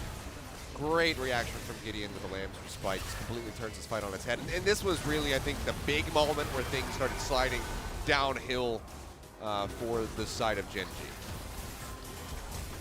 Yeah, you know, trying his hardest. A for effort here for Lonely, but can't totally blame him because his team went in kind of alone without him leading the charge. And you could see there were multiple moments where they were just a little bit too far ahead. Envy able to get away here at the end, but the gap was too large in this game. Noah eventually having some fun here at the end. Yeah, guy just took off. Just a phenomenal performance from him. I'm not gonna lie, with the skin, when he uses that True Shot Rush, kind of looked like he was gonna be firing it back down the lane. That really debated me at the beginning. I think it's because he R-flashed, which would mean like it was behind him where he previously was. Perhaps. Whereas Mouse, you know. That might be the case. Although it like calculated the where his mouse was after the flash. Not 100% sure. That very well could be the explanation. This was the hero play that looked like for a brief moment maybe was going to turn the game around a bit for Gen.G, or at least extend it even further, but unfortunately, it didn't last very long. Yeah, they got right back in here. And these kind of fights where they're just all broken up. The Ornhorn, again, going wide. I didn't even notice it. He missed it completely. Yeah, happened a couple of times. Just a rough game for him.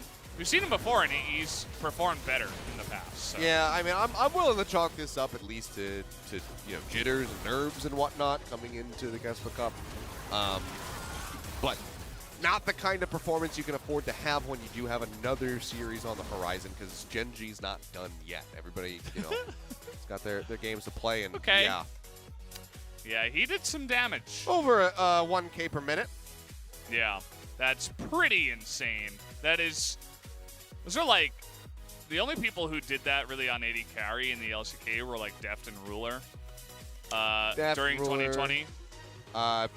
Thinking back, like, yeah, there's been a couple times where that happens, but oh boy, well, that was match number 3 in the books. Coming up next, we have Fredit BRION going up against Hanwha Live Esports, so stay tuned. We'll be back in just a few.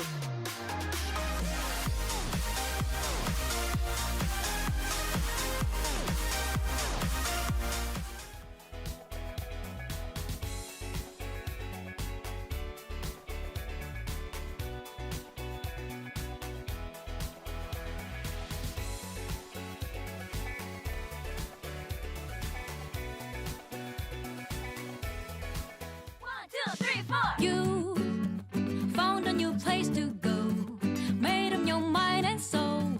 Believe in today, can we do it together? You and me, like the sun and the sea, hand in hand we will be. Today when we create history.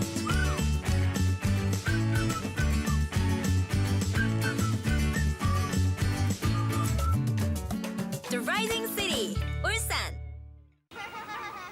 이곳은 정원입니다. 대나무와 함께 바람에 기대어시고 꽃과 함께 계절을 마중나가고 흐르는 물로 손님의 발을 씻기는 이곳은 울산 태화강 정원입니다. 계절마다 귀한 손님을 맞는 자연이 만들고 울산이 가꾼 정원.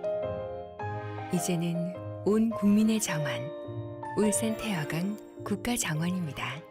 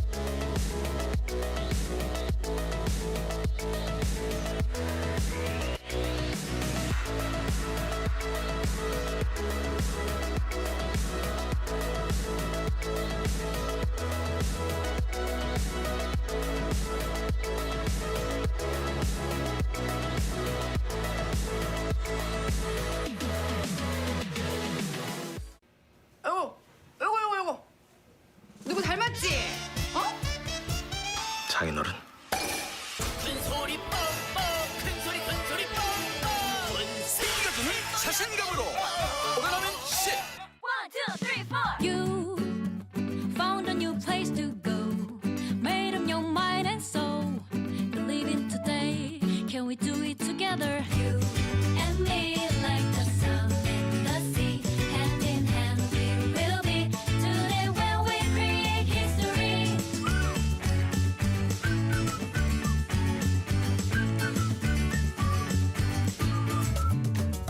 The Rising City, 울산. 이곳은 정원입니다. 대나무와 함께 바람에 기대어시고 꽃과 함께 계절을 마중 나가고 흐르는 물로 손님의 발을 씻기는 이곳은 울산 태화강 정원입니다. 계절마다 귀한 손님을 맞는 자연이 만들고 울산이 가꾼 정원. 이제는 온 국민의 정원, 울산 태화강 국가정원입니다.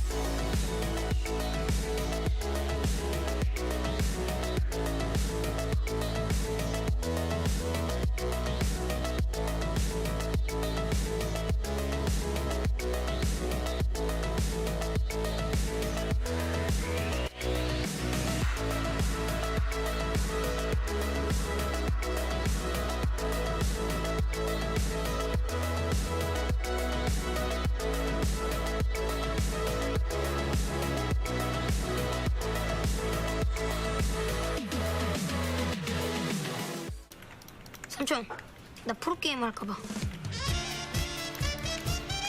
나도. 큰 소리 뻥뻥 큰 소리 뻥뻥 생겨주는 자신감으로 오라라면 씨. 1, 2, 3, 4. You found a new place to go. Made up your mind and soul. Believe in today. Can we do it together? You and me, like the sun and the sea. Hand in hand we will be today when we create history.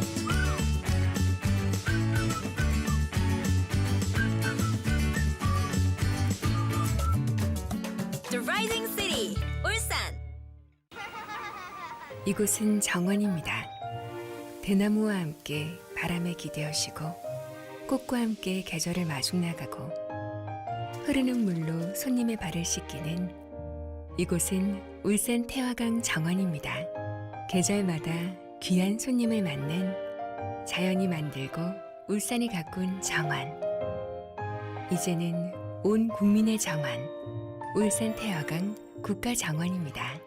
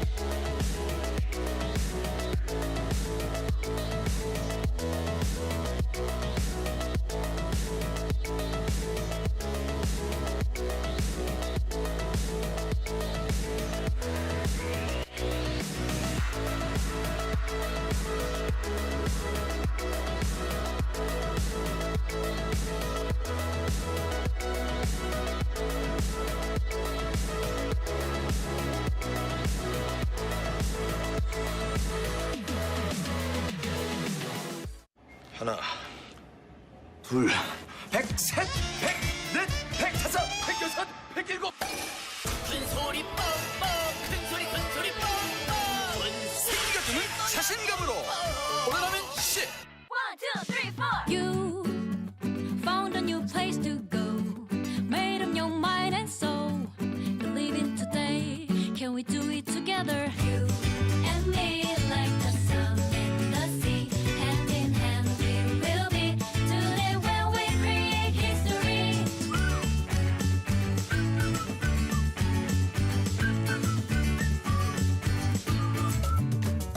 The Rising City, 울산. 이곳은 정원입니다.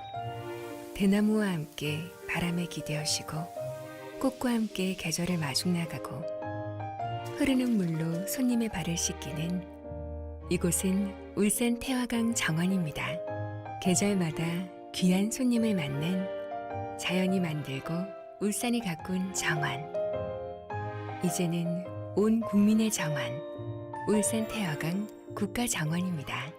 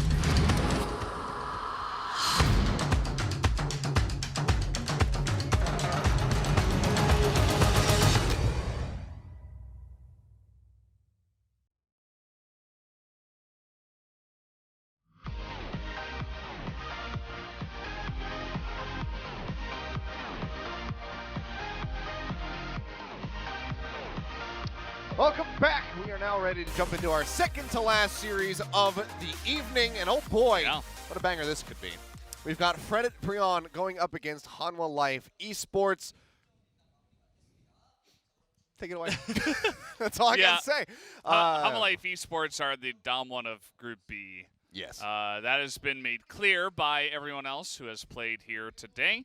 Obviously, a lot of the different teams running their second rosters or they're running subs in some of their games, so we haven't seen the top level from everybody, but Hanwha Life looking good. 프레디 브리온에 소속돼 있는 지금 정글 엄상현 엄티입니다.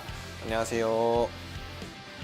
제가 이번 연도에 팀을 사실 구하기가 좀 힘들다고 생각을 했어요. 근데 테스트 봐주게 해주신 최우범 감독님도 되게 감사드리고 저를 이렇게 뽑아주신 만큼 인정받을 수 있도록 노력하고 싶습니다.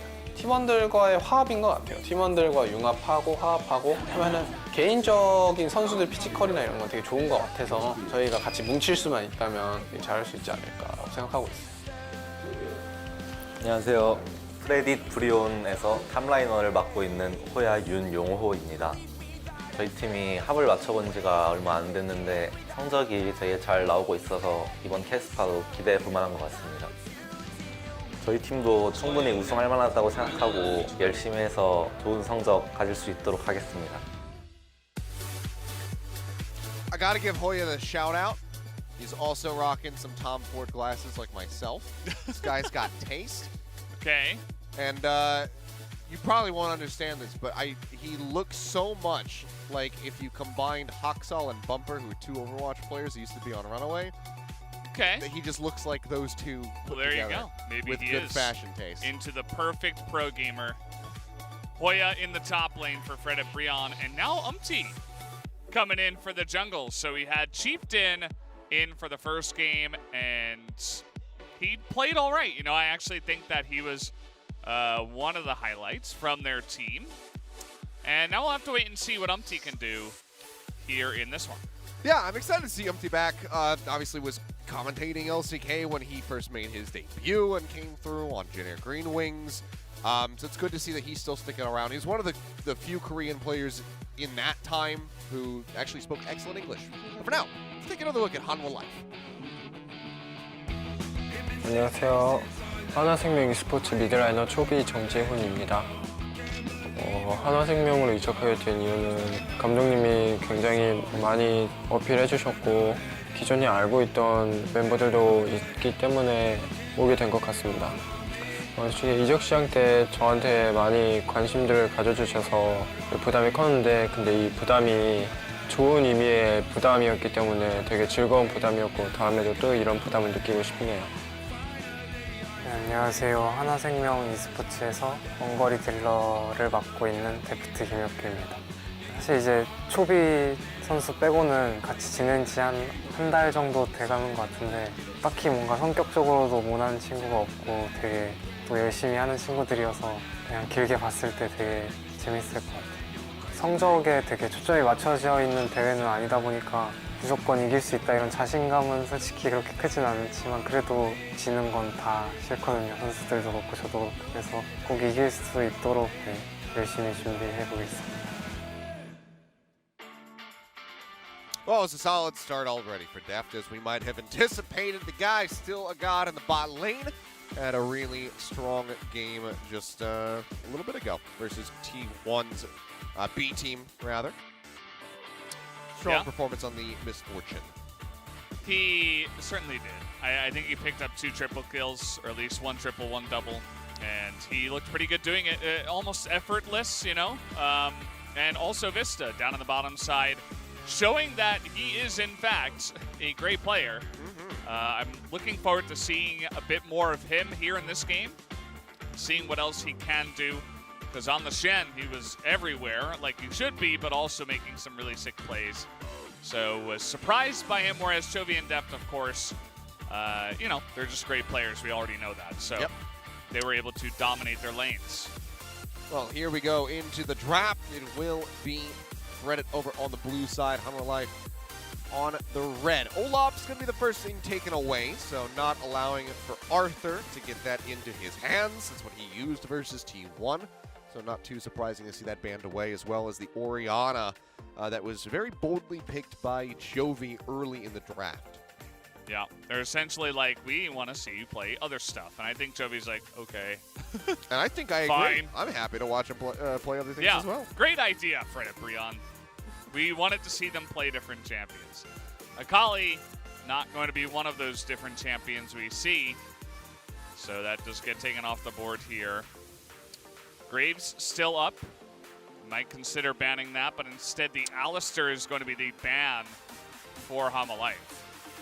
Which, after Crescent's performance on the Alistar, I do find somewhat surprising. I think you'd be like, hey, yeah, go ahead, play the Alistar again. But it's not going to be the case. Seems like, as you mentioned, the Graves being available might be the first lock-in, but crucially, this could lead to something like a Samira Lucian draft for Hanwha Life Esports. Those are both available picks. Yeah, I think Lucian is pretty obvious for this team. Just, you know, Dudu can play it, Chovy can play it, Def can play it. Hell, Vista can play it. He won't as a support, but I know he can. And I would be very surprised if they didn't pick it here. We'll see what else they decide to go for. They are going to lock in the Renekton. That's very early. No. Okay. Arthur's just having some fun. Yeah. Zed or bed? I'll allow it. I mean, yeah, sure. Go ahead.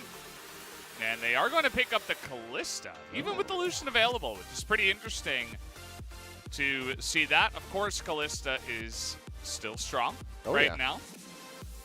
But in this lineup, could have expected it. Maybe they want to try some other stuff. I mean, just yesterday we did see, I believe it was Samira bot with Kalista mid. So, yeah. How's the Kalista for Chovy's wheelhouse these days? Or Dudu, you know? Or Dudu. Although I think that Renekton is probably top lane. Yeah. Who knows? How much fun do they want to have with this is the real question. Yeah. Well, we'll continue on our merry way through the draft. Lava, for now, just going to be hovering the Leona for Crescent, which, like I had said after Fredit's first series, I think that Crescent would have had a much better performance if it was a Leona in his hands instead of the Alistar, and that will just be the lock-in for him. And Arthur going to be picking up the Nidalee. Did they ban this in Italy against him the last time? I kind of remember an Italy ban. It was not Hanwha Life's game. That was in our first series. And it was actually, yeah, banned away by Fredit against KT. Interesting. So, I mean, Italy Renekton is a awesome combination. So, you know, regardless of pick and bans, like, that's just a good couple of champs to go for. See how they run. Could have gone for Lilia or, well, not Talia, she's banned, but those are kind of all in a similar wheelhouse. Elise also could have potentially been looked at, but they do not. As Shen gets banned away, some respect being shown. I like that. Trying to further limit the available supports, given that the Pantheon, the Alistar are banned. And now you have the Leona drafted. Well, you know, just yesterday, I was about to say it. I was going to say we just saw Braum yesterday. Yeah. Kind of came out of left field, something that synergizes well with the Fate's Call, but seems like it might just be a return to this Maokai support here for Vista. Potentially. Well, actually, certainly, given the Renekton. Yeah, I mean, Maokai seems to be popping up here and there in support. We saw it in the All-Star game as well, and it does get selected here once again. Jin available. Samir and KeSPA were the first couple of picks they wanted to take away, and so Jin, kind of number 3 right in that lane, does get snatched up. And so now they need a mid laner for Lava. What are they going to go for Lava? Certainly a guy that's played Orianna in the past. We saw him play Anivia. Was that him playing Anivia? No, maybe not him. But he does like his control mages, is the point. And okay. We're getting Chovy on Yone. Okay. And he's going to be up against the Syndra, which was kind of, you know, predictable from Lava. Okay, so Yone for Chovy and Syndra for Lava. Some big departures now from what we saw previously. Lava and Chovy both showed us Orianna in their previous games. Didn't go so well for Lava. Went really well for Chovy. Yeah. But now very different styles. And Chovy's looking to get down and dirty. Yeah. We don't have his brother, Yasuo. We saw that in the All-Star events. The brothers go in together, but this time around it will just be Yone. And you can't complain with that. You don't get to see that too often. But it's Chovy.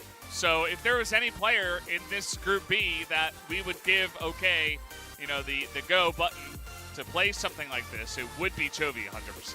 Yep, absolutely. Well, here we go. I'm excited. A lot of changes compared to what we've been seeing so far in the series today. Our first Kalista of the day, the Maokai support, topped up with the Yone in mid.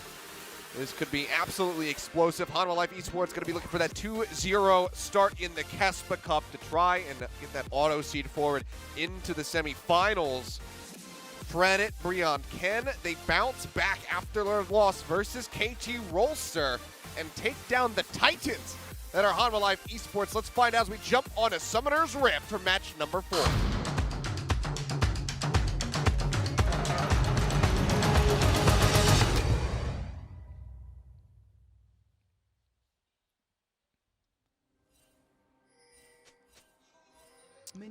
All right, off we go. Yone going to do a bit of spinning. Once more into the breach.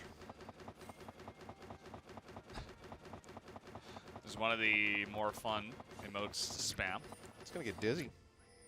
No, he's Yone. He's used to it.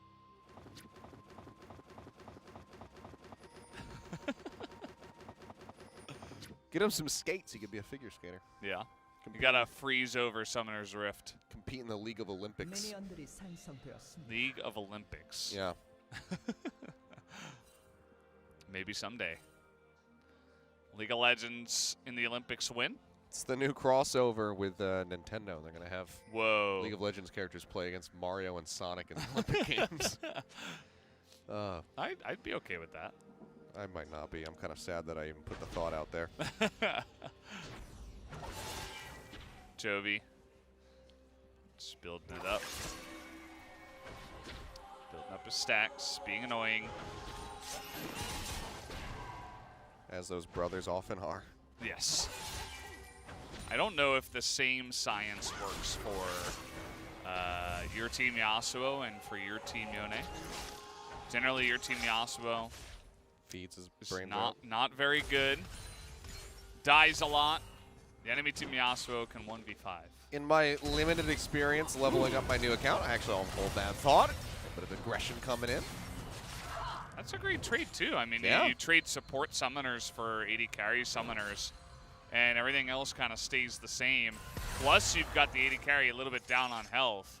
Now, he has 4 pots and biscuits because he went boots first. So he's going to be back in it. Shouldn't be a problem. But with that aggression, it's level 2 hit first for Deft and Vista. Dift and Vesta. Dift and Vesta. And so it's a great start for them.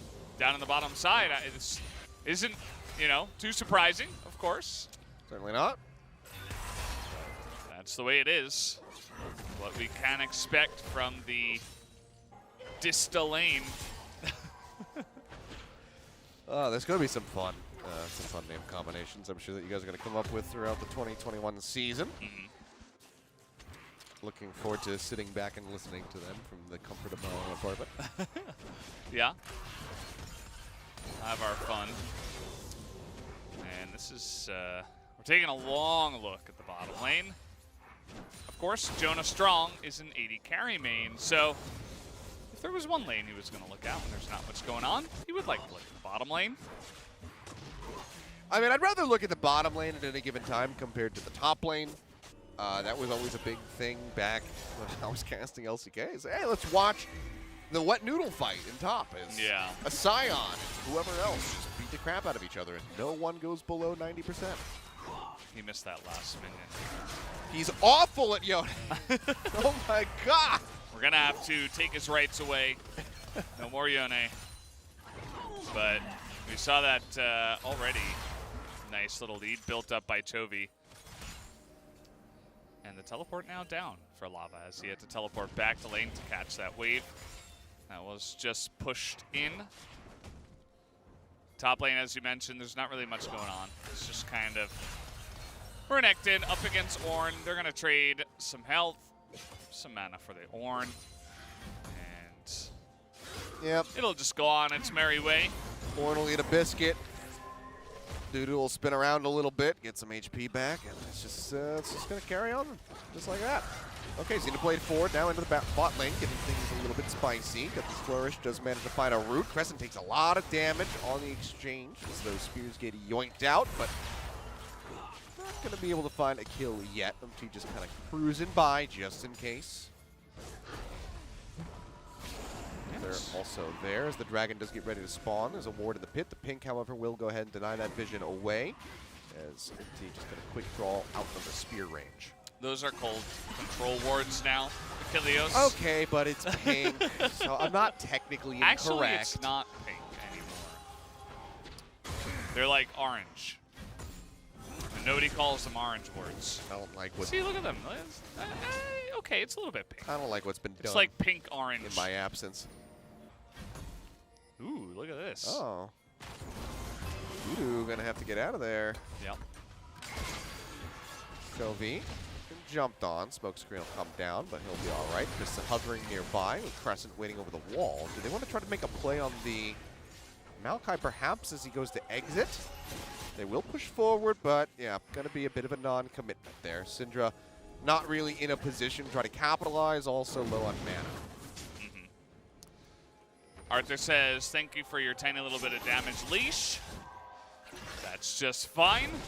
I'll be able to start up this dragon. That's what I was going to do anyway. He says, in defiance. Says, okay, well, I guess I'll just go and take away the popcorn chicken. It's just the first Cloud Drake, not a huge deal. But hey, no Cloud Soul. There we go. That to look forward to. Took 4 games. It did indeed. And we got there. It's not going to be an Infernal one either. Yeah. So mountain or ocean. At least ocean is good now. Yes, this is very true. I believe it was last year when we had the dragon changes, and you had to learn those. Yeah, that was fun. They have souls now? Yeah, souls and rifts, and ocean is actually good now. Stuff like that. Cloud still kind of meh. And Hoya's been having a bit of fun up here, although he is going to be down on CS. So even though some of the trades he's been taking up are decent, lane's still going pretty good for Dudu. It's pressed up onto the tower, but it's got that CS lead, so even with the decent trade damage that we're seeing from Hoya, he's still able to stay pretty comfortably ahead up there.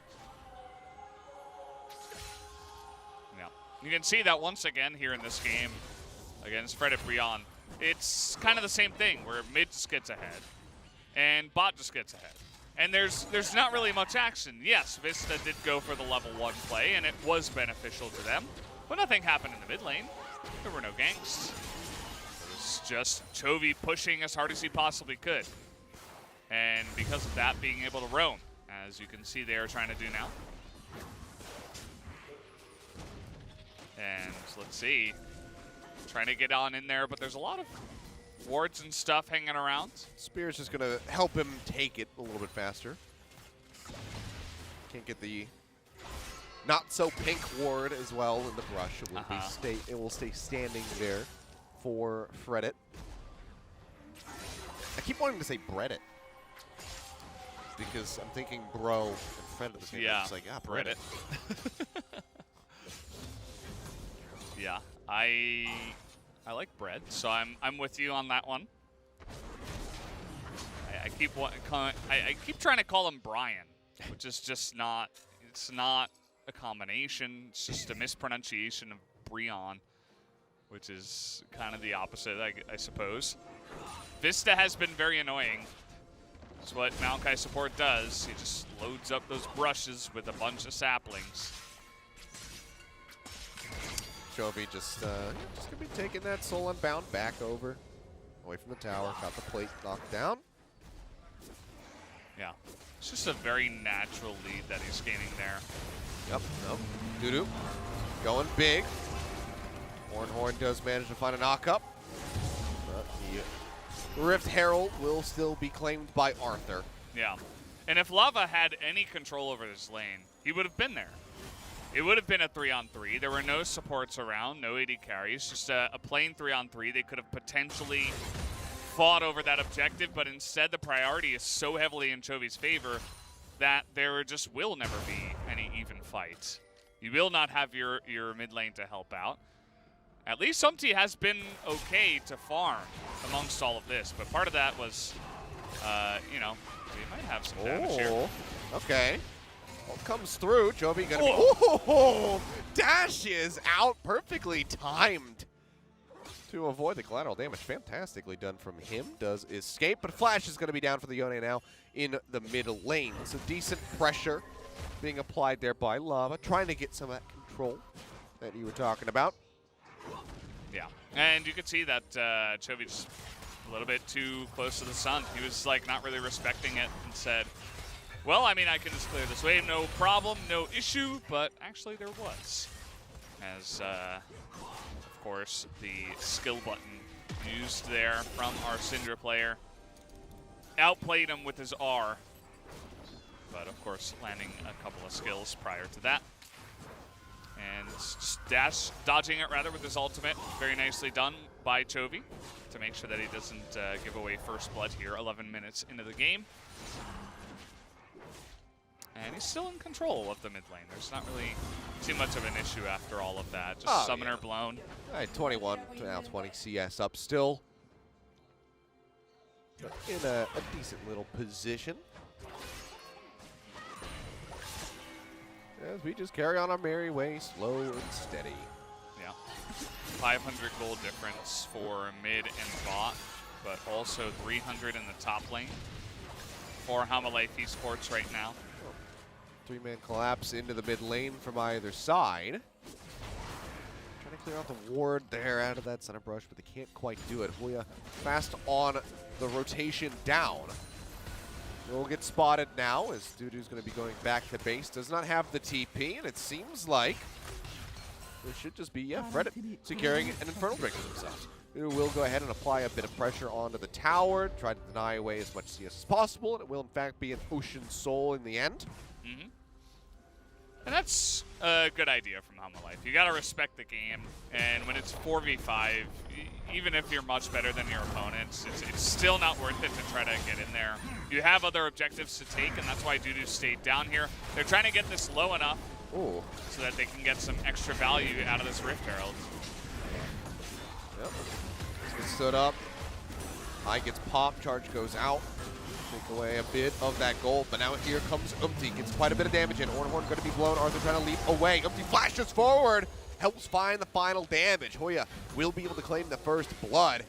And they were just not ready for that. Tried to go for the aggro play with the Rift Herald up on the top side and ends up costing them.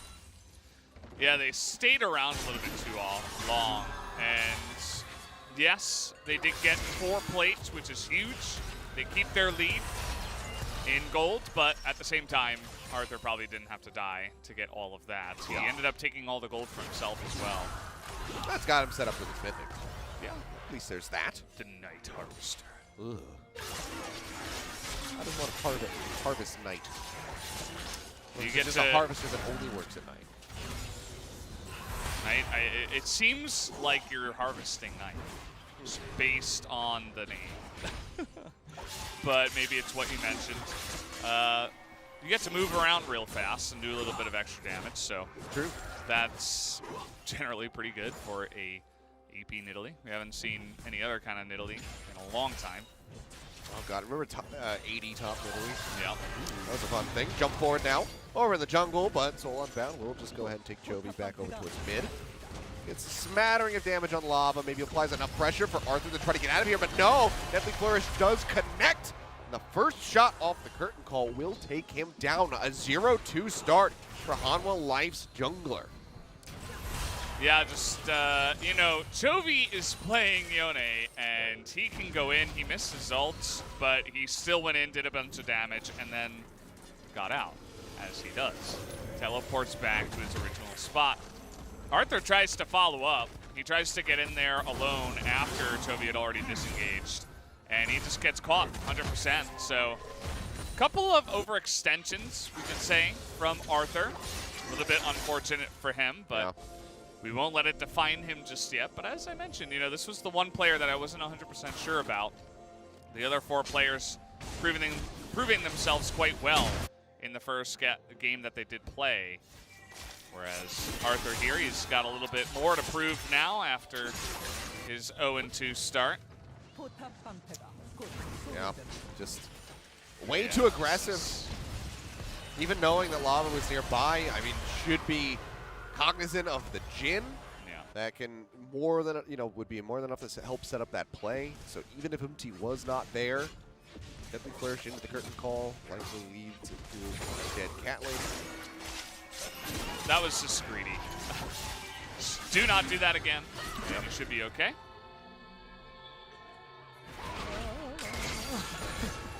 Love the sound effects. Good smite here from MT. Yep, now it's going to start up that Rift Herald. Def gets quite a bit of damage here into that bot outer turret. Seems like the rest of the squad are going to be looking to contest. Hoya does have a TP to try to join in, so this could turn into a 5v4 at the advantage of Fredit should they decide that it's necessary. TP's going to be coming through on the backside of the pit. This is taking a lot of damage here from the front line. Rooted and finds the first kill. Ornhorn's going to get blown, rolls through. Arthur does manage to find one, but then falls to the hands of Hoya. Just flattening him with that ultimate. Oh, Dudu dashes away from with the slice and dice from the final shot. And does manage to stay alive, but he's a real rough time here for the side of Hanwha Life. 4-1. Yeah. Fredit in the lead now by 400 gold. As you mentioned, they were baiting themselves into a 4v5 fight, and you got to know where the summoners are at for the enemy team. You have to know that the Ornn can be there in a moment's notice. Well, they know that the Ornhorn is not there, so Def just takes a quick hop away with the Q. Does have the flash as well, so he is going to be quite all right. Just wants to chill in the brush. Feina back.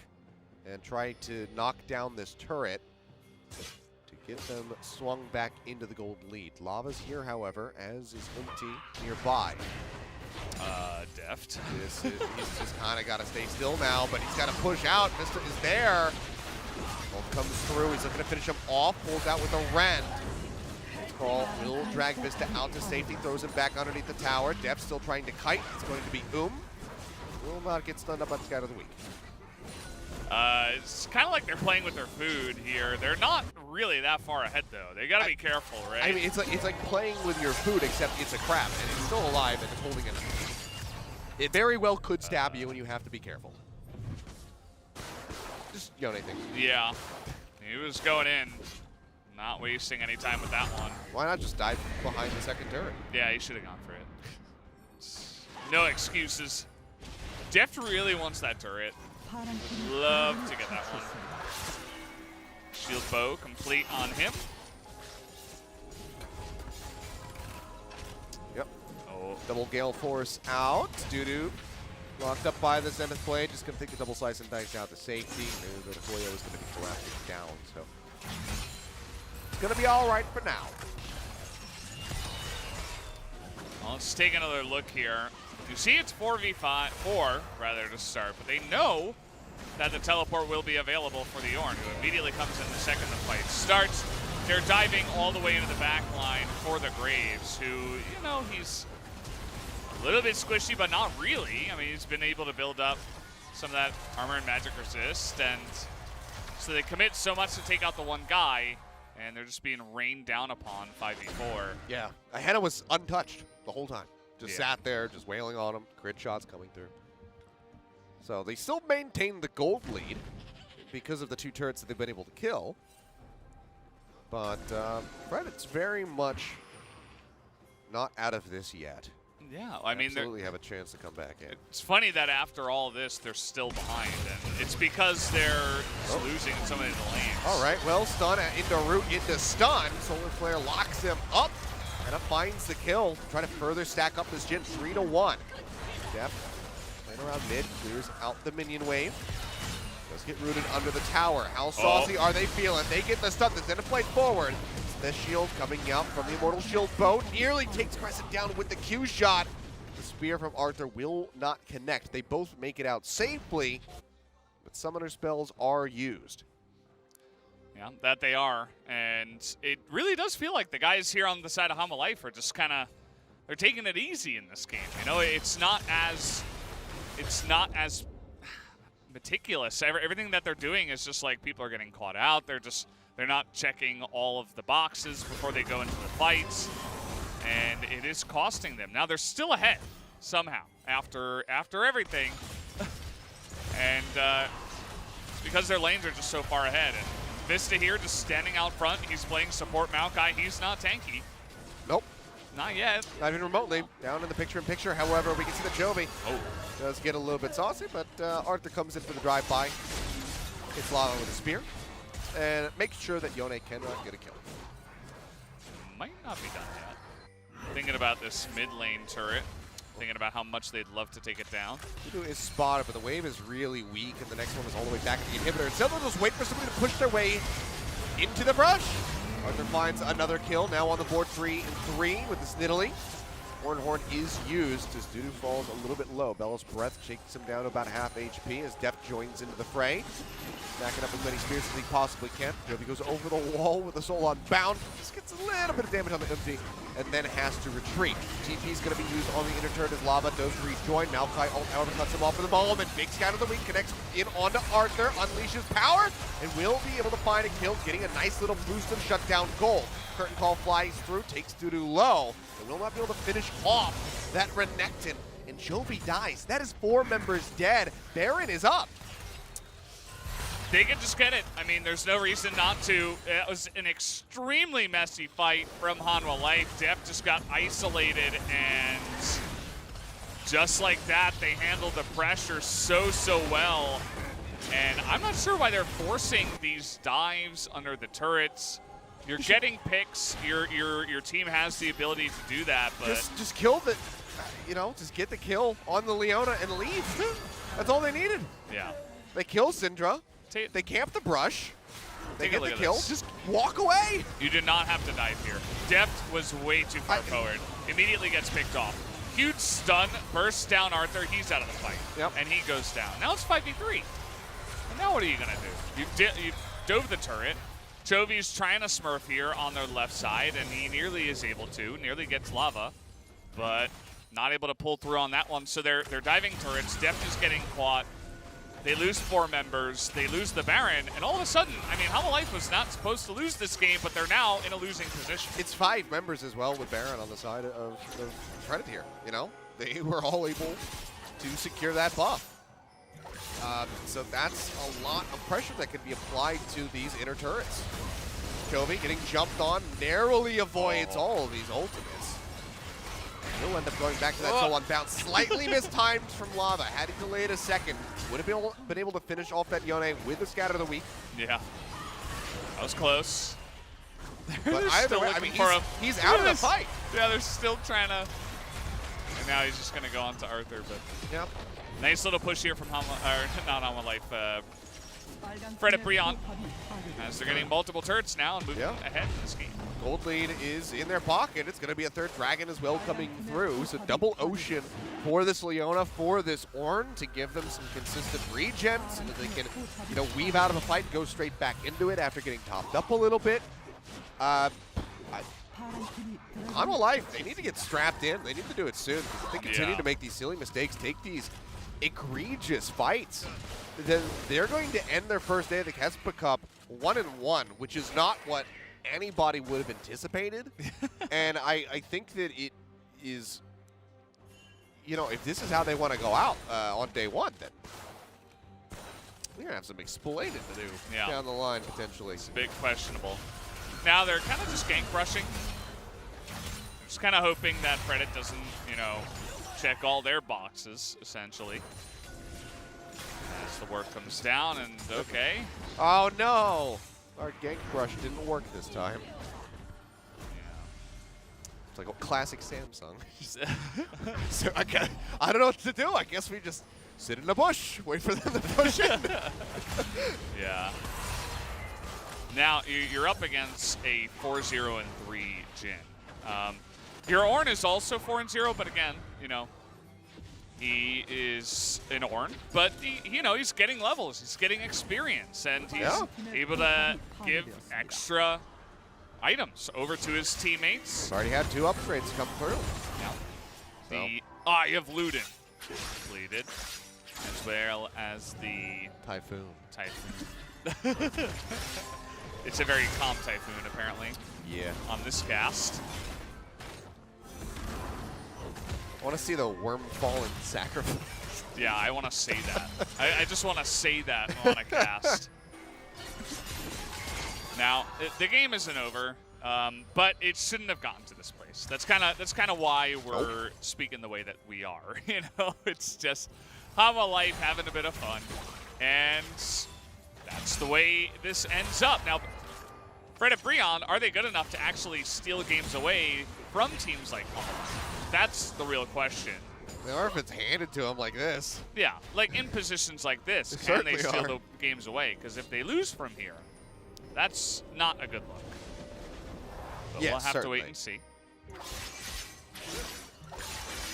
I mean, the deficit isn't so much that Hanwha Life can't bring it back. Obviously, they have the caliber of players to turn this around, even against, you know, potentially better team than Fredit. But if they don't turn it around, then I'm even more shocked. Yeah. It means that Fredit BRION really, you know, knows what to do with their advantages, gain a lead and not let it get thrown away. We saw that happen to them versus KT in their first series of the day. So being able to avoid that happening again, this time versus Hanwha Life, would be a really big boon for the bros. The bros. You can just call them the bros. Is this their official acronym? Probably is. I mean, I don't know. We'll find out once. Look at Chovy trying to do damage. So and he just takes more in exchange. Yeah. He's got Thornmail, so It just breathes on him a little bit. He's just, ow. Yeah, I don't know about this Chovy. Okay, Ornn not going to connect, but now Chovy in a bit of bother. Doesn't have anywhere to go. Had already used the soul on Bound. I mean, they'll trade him out for a mid-tier 1 tower. Eventually, Soul Flare now going to be dropping in. Zenith's Blade will get the lock-in onto Daft. Control shots flying through. Fourth one not going to be able to connect on anybody, and Death doesn't manage to find the kill. Pulls out the Rend. Crescent goes down. Death weak.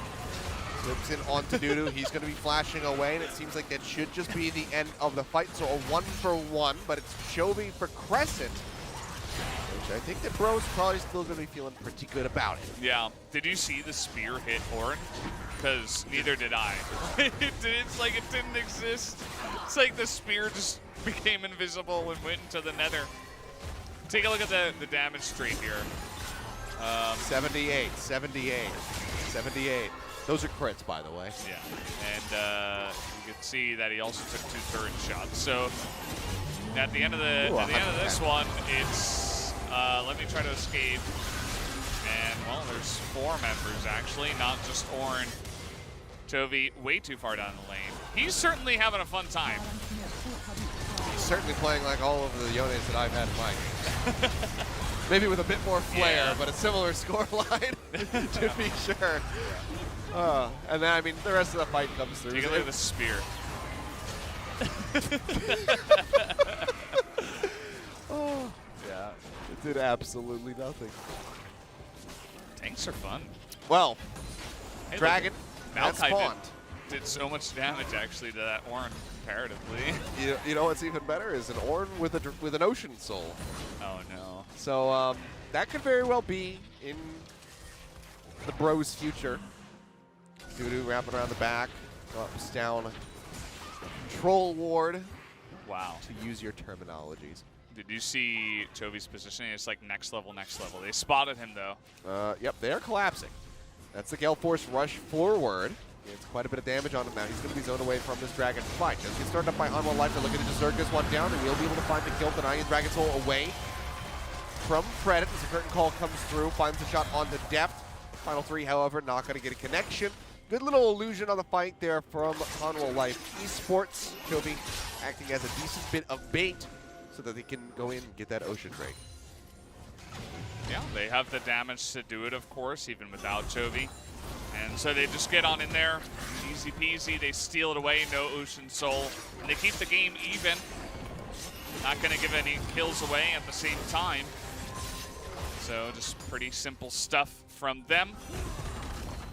And, you know, this game is just crazy because it certainly could go either way, like, for real, right now. Like, I mean, it's so dumb. A Baron fight just kind of determines it. Yeah. You know, if one team walks away 3 members alive, or even 2, depending on who they are, they might just build a push together. Yeah. The thing is that they do have, you know, some pretty crazy scaling with the Ornn items. They have, of course, the 3 of them already.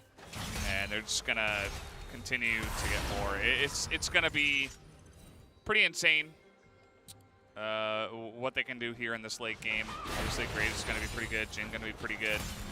In the later stages, Callista somewhat falls off as there just become too many threats and too much damage that can burst her before she can sustain. We got another fight, though.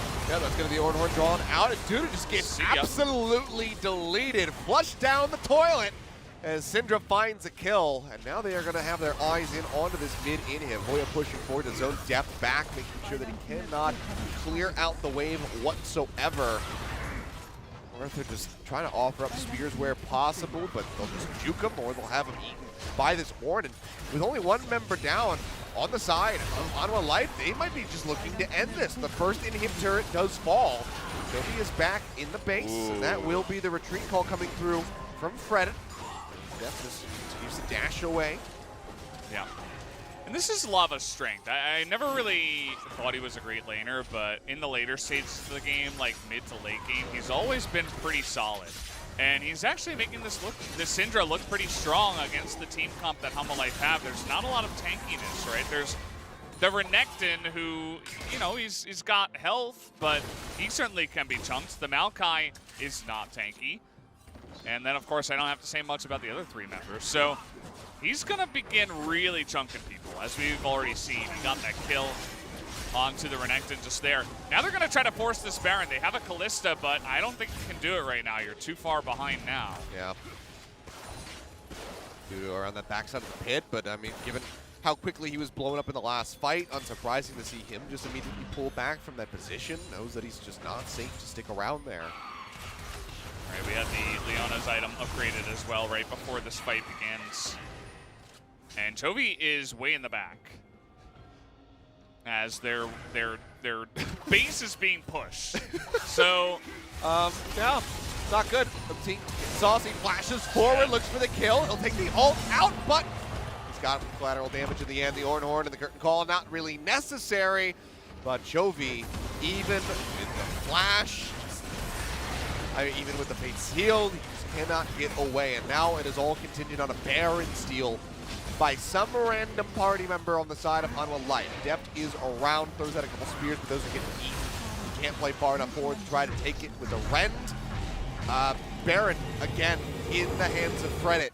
Arthur didn't even try to steal it, which I find pretty confusing. Gale Force Graves in the late game, it's brutal. You're not getting away, and also you're just taking so much chunky, sustained damage. It's like the best of both worlds. He is just ending you. And especially against Yone, he doesn't have anything right now in terms of ways to stop that damage. And they had many other options, as we saw. Doesn't matter how slippery the Yone can be. It's just they're gonna get you. It's just hilarious to me that Chovy is not far off from Flame Horizoning lava. Whoa. But what? Why did he do that? I don't know. Okay, Pista's going to be going in aggressively. Does get the root down, and that's going to be the kill. Good rend out from Deft. Does get rid of him. See, that's a lot of the burst damage taken away from Fredit, as they do get poised for this dragon that's going to be spawning in 10 seconds. Also means they likely can secure this with a smite of their own. Ornhorn going to be coming through as they continue to try to pick on Chovy. He'll just take that Fate Sealed across the wall out to safety. And I don't know if he's been able to use that ultimate once aggressively. Maybe once? I think the one time. There was the one time. But that was it. Did it result in his death? I think they're just going to end the game. Yeah, they're going for it. He's going to try to stop the backs here, and he will be able to. Crescent gets the jump on in. Stun instantly on the Chovy. He'll go golden for just a little moment here. Maokai ult does roll through. Grasp comes in. The Nexus is exposed. It is open. It is destroyed. Fredit have actually done it. They have taken down Hanwha Life Esports. Both teams going 1-1 on their first day of the KeSPA Cup. And I mean, this is just certainly not what we were anticipating, Valdez. Yeah. We saw the good side of Hanwha Life Esports today, and we saw the bad side, or the downside, perhaps we could say it, because a lot of those guys are not scared to get pretty frisky and do some crazy stuff and sometimes throw games. Now, they weren't so far ahead where it was impossible to lose, as we saw, right? They just made a couple of blunders where they overextended a couple of dives, and props to Fredit BRION. I mean, they played pretty solidly, right? They took those blunders and they're like, yes, thank you. And they built up their fat stacks. They had an Ornn, they scaled up, and then it was like, what are you going to do? They played a good game, given the situation. Like I said, they had some good moments in their first series versus KT, but they let that slip out of their hands, and they dropped the ball. They, all of a sudden, they were in the lead, slipped away from them, and then KT was able to take it in the end. They got a lead here. They didn't let go of it. They just actually played it perfectly. And Hanwha Life, I think they're going to have to rethink things moving forward. Maybe not try to go for the stylish, potentially slightly BM composition that we saw here with the Yone. Yeah, the Yone pick, it's kind of just Chovy flexing, and he fed. He did not flex. Yeah, he went like Chovy 0-4, absolutely 0-5. fed. Yeah, we saw what he can do in laning stages in both games against, not just weaker laners. Like, he's done it against the best of the best in the LCK. So we know that he's a fantastic laner, but for sure. Didn't really follow up on that this Every time now and around. Then, it happens. You get a really hype player that go for something that you haven't really seen them play ever before, and you're so excited, and then it just falls flat. And you're just like, oh, well, I guess that's not meant for them. Yeah, and it's part of the reason why we don't see too many, Yasuos or Yones in this case, or like Zeds or stuff like that, Talons. We've seen them from time to time. You either pop off or you absolutely feed out of your mind. It's the way it is in solo queue. Clearly, it's the way it is here in the KeSPA Cup. It's just not consistent, and that's not the way that pro teams have liked to play for years and years and years. They want the consistency. They want the Ornn. That's why, the Ornn against the Yone, the matchup is just laughable because eventually the Ornn gets so tanky. He has done so much for his team, and the Yone is like, can I assassinate you or anybody? The answer is no. Unless you're like 5,000 gold ahead, which they were not. No. I mean, I got to say as well, for Lava, big improvement over that first series. He had a lot of blunders playing on that Orianna, trying to flash forward, go for the shockwaves, completely whiffing shockwaves from time to time in their first series. Looked a lot better on the Syndra. Much more consistent from him. Granted, it is an ultimate that you can just look at somebody and throw it on them without having to, aim at all. His stuns were good, too. Exactly. That's what I was going to bring up, was his scatter of the weak timings were pretty damn good. There's a couple times where he had almost killed the Yone after the Soul Unbound when he gets the snapback. So it was overall a great performance from Lava, and I'm glad to see him bounce back after a really rough start versus KT. Yeah, so it all started off with the Hanwha Life jungler going 0-2, and we were like, okay, I mean, that's not a great start for Arthur. Maybe he can turn it around. And then it became not only about Arthur. I was going to say, little did we know Arthur wasn't the one to be worried about. Yeah. It was the Yone all along. It was a lot of their decisions, too, as a team like this. Like, why just try to force it? Perfect response from Fredit BRION. They just are immediately, he's got his finger on the teleport trigger, and the second they go in is the second he teleports, and it's a perfect fight from them. They responded amazingly to all the pressure that was given to them. Now, Chovy did have this one nice moment where he got the knock up, a ton of damage, and then Arthur stole the kill away. But then they do this. Def's just too far forward. I mean, I think that was maybe Def's, at least the one big mistake that really stands out. That was the one time where it felt like he was fooling around. Every other time you looked at Def on screen, it seemed like he was the one person potentially that was actively trying to win the game. Yeah. And did have some good moments with the Kalista, but it was just too far gone. Too many blunders, too much of a lead, and better decision-making at times from Fredit. Yeah, for sure. I mean, they played very well like a team. I think this game was definitely better than their first one. And I think a weaker team could have just thrown their lead as well. Thrown it right back, gotten caught out, lost the game eventually, and we would have just been scratching our heads saying, well, Hanwha, why do you have to do that? You're a much better team and all that. But we didn't even get there because it was just such a solid game from BRION. And so, they had a couple of moments, right? Lava got caught out, Umti got caught out here. Yeah. But it didn't end up being the difference maker to lose them in the game or anything like that. Great decision here as well to stop the backs and then get the kill on the Nexus. Yep, that's all they needed. Just 3 members distracted. I mean, this Maokai, who's got almost no HP, no resistances, to try and defend solo, you can just ignore him. Just go straight for the Nexus. Exactly what they did. Yeah. And they were able to pick up the win. I mean, from the start, it was honestly really good from Fredit. They had a sound plan, and then it started off well for them in the game, getting those first 2 kills on Arthur. But even in the draft, getting rid of the Shen, getting rid of the Braum, eliminating the tankier support options that Hanwha Life could have relied on. It's really solid. Yeah. And you see the damage here? The most damage was Maokai. Did a lot. I think that tells the whole story of this game. Yeah. Take a look at the difference between Renekton and Ornn as well. I mean, he was just a million times more useful because it's not just about damage, obviously. It's about what he offers to the team and the CC and stuff like that. A very one-sided game it turned out in the end. All right, well, we do have one more series this evening for you. It's going to be the battle of the B teams. T1 going up against Gen.G. That's coming at you in about 10 minutes, so stay tuned.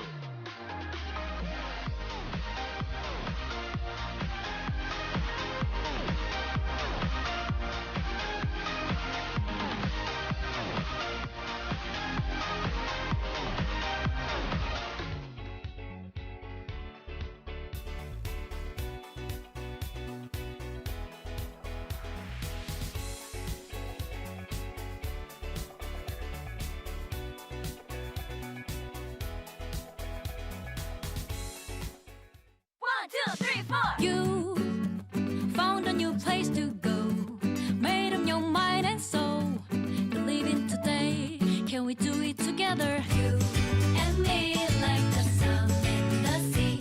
Hand in hand we will be. Today when we create history.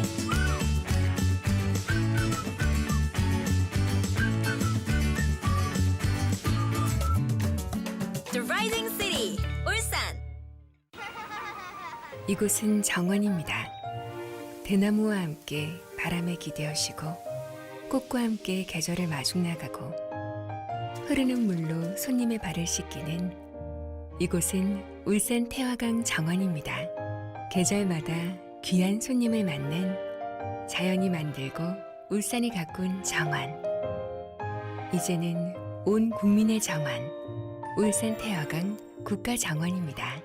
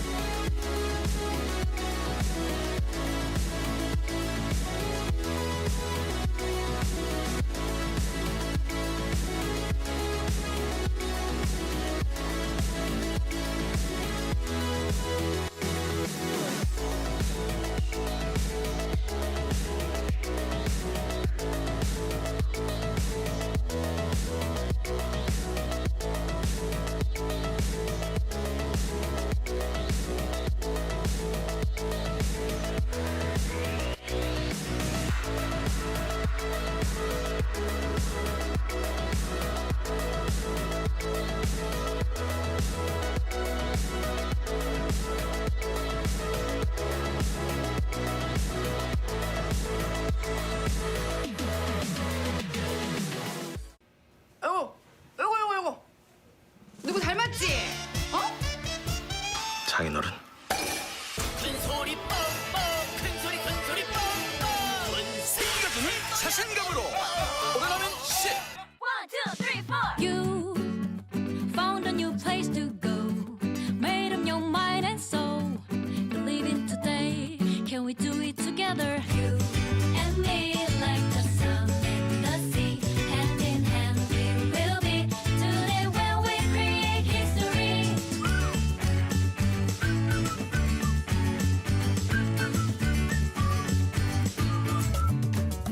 The Rising City, 울산. 이곳은 정원입니다.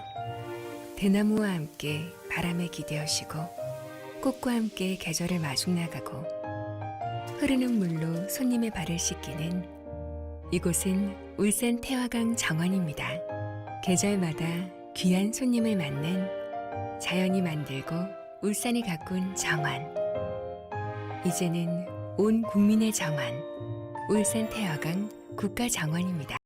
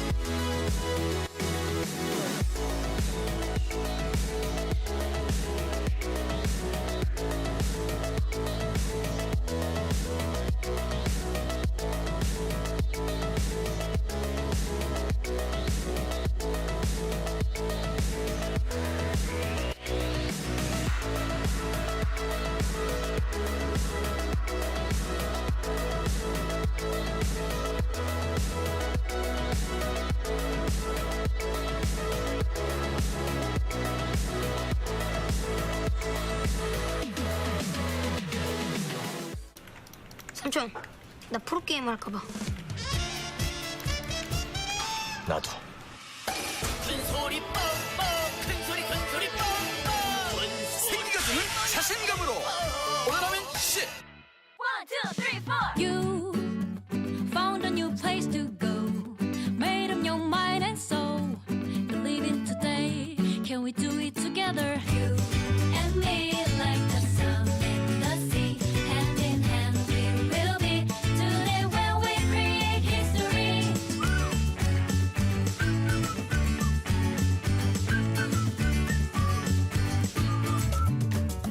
The Rising City, 울산. 이곳은 정원입니다. 대나무와 함께 바람에 기대어시고 꽃과 함께 계절을 마중 나가고 흐르는 물로 손님의 발을 씻기는 이곳은 울산 태화강 정원입니다. 계절마다 귀한 손님을 맞는 자연이 만들고 울산이 가꾼 정원. 이제는 온 국민의 정원, 울산 태화강 국가정원입니다.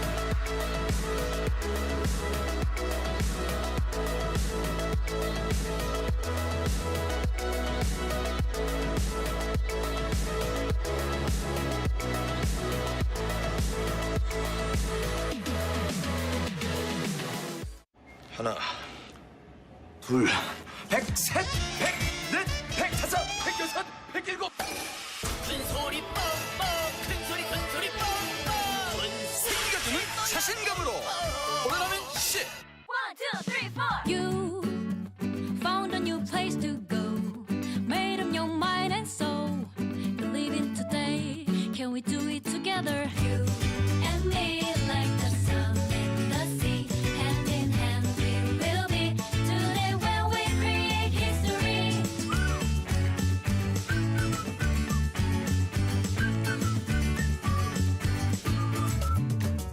The Rising City, 울산. 이곳은 정원입니다. 대나무와 함께 바람에 기대어시고 꽃과 함께 계절을 마중 나가고 흐르는 물로 손님의 발을 씻기는 이곳은 울산 태화강 정원입니다. 계절마다 귀한 손님을 맞는 자연이 만들고 울산이 가꾼 정원. 이제는 온 국민의 정원, 울산 태화강 국가정원입니다.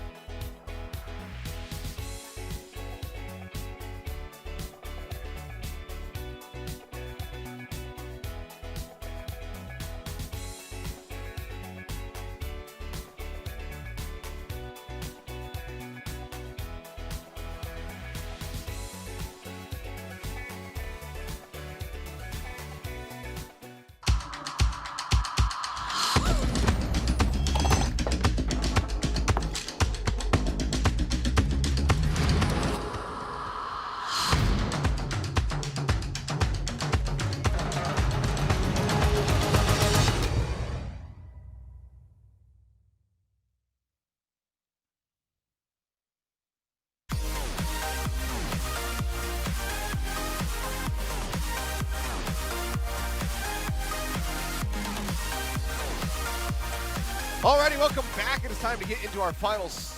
I keep wanting to say series. I'm so used to saying series. You said it before we went to break. Not used to this. And say it before we go after the break. Okay, it's time to get into our last game of the evening. Game number 5, and this one could be a bit of a doozy. It's going to be T1 going up against Gen.G. Yes, but not their main rosters. Nope. Their sub-rosters Yep. that they have brought here to KeSPA Cup. And honestly, neither of them really impress, but we'll see in this game. Yeah, we will. We will also be taking a quick little look at the little interview videos that we've been running for the squads to get you guys all caught up, not cut up. That would be, don't do that. Caught up and familiar with some of the newer faces on these teams. 안녕하세요. T1의 탑을 맡고 있는 로치 김강희라고 합니다. 좋은 기회가 된 것 같기도 하고 좋은 성적을 보여줄 생각에 살짝 들떠 있긴 합니다. 사실 제가 이 팀에 합류하게 된 계기 중에 어느 정도 많은 지분을 가지게 된 게 뱅기 감독님이어가지고 경기 피드백적으로도 많이 도움이 되고 좋은 말씀 많이 해주셔가지고 되게 좋으신 분인 것 같아요. 저희가 더 잘해줄 수 있게 최고의 인물이라 생각합니다. 네, 안녕하세요. 저는 이제 T1의 2군 서포터를 맡고 있는 김태기 에스퍼라고 합니다. 괜찮다고 생각이 들긴 해요. 뭐 짧은 시간 동안 연습을 계속 하긴 했는데 나름 나쁘지 않다고 생각해요. 어느 1군이랑 해도 뭐 딱히 밀리지 않는다? 이 정도까지는 볼 수 있을 것 같아요. 라인전을 잘한다? 네, 그거 하나는 다른 팀이랑 비슷할 것 같아요. 열심히 해가지고 좋은 성적 내보도록 노력하겠습니다. Alrighty, well, there's the young talent on the side of T1. Obviously, some very familiar faces in Roach, Mowgli, Asper especially. But, yeah, their first game didn't deliver so much. Was rough tidings for them. Berserker, not the most present player on the KeSPA. Yeah, and Hoyt is also a sub here on the sub team. And we are not going to see him today, actually. Nope. So a couple of times in a row, Asper will play here for T1 support role. And same elsewhere as well, as they don't have any other subs. And now let's go ahead and look at Gen.G. 젠지 카리스 김홍조라고 합니다. 안녕하세요. 뛸 수 있도록 로스터에 등록된 것만으로도 좀 기분이 좋고 실제로 대회를 뛸 수 있다는 것도 좀 기대도 많이 되고 걱정도 좀 많이 되는 것 같아요. 젠지 2군 탑을 맡고 있는 론리 한규준이라고 합니다. 제가 이 캐스파컵을 뛸 거라고 이제 생각을 안 하고 있었는데 저희 기회를 주신 만큼 이번 대회 때 그래도 좀 잘하고 싶다 이런 느낌인 것 같아요. 그래도 제 전 팀이었던 만큼 샌드박스 서밋형 꼭 이기고 싶습니다.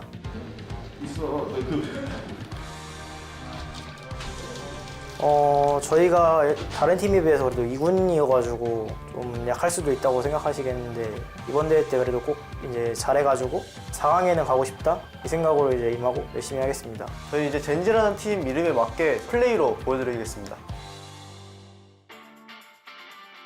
Well, it showed us a little bit earlier, and for Lonely, it's going to be all about bouncing back because in a very rough board game. He did. Wasn't great. Probably like to forget about it. Yeah, it was a unfortunate one. Although it's not like his teammates helped him out too much. I think his entire team needs to shore it up for game number 2 that they are playing on the day. True.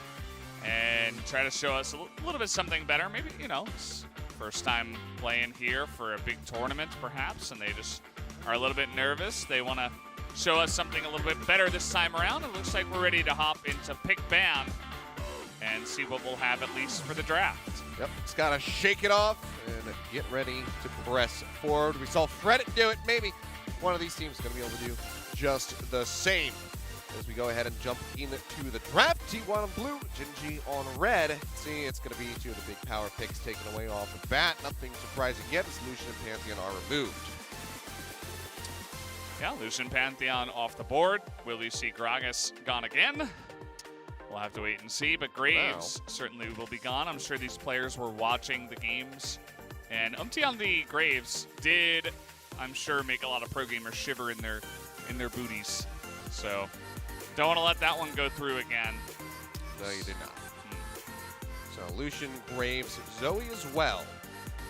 Going to be taken away from Paris. Yeah, and Akali, of course, a really big pick right now. We saw it once, and I do not think we'll see it again. Probably never again.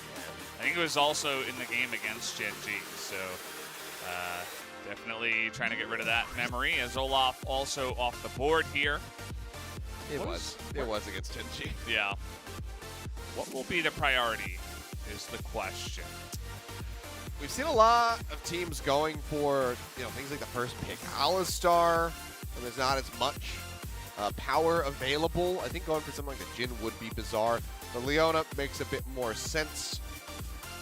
So they will go ahead and snatch that one up. So T1 straying away from that Alistar pick. Yeah.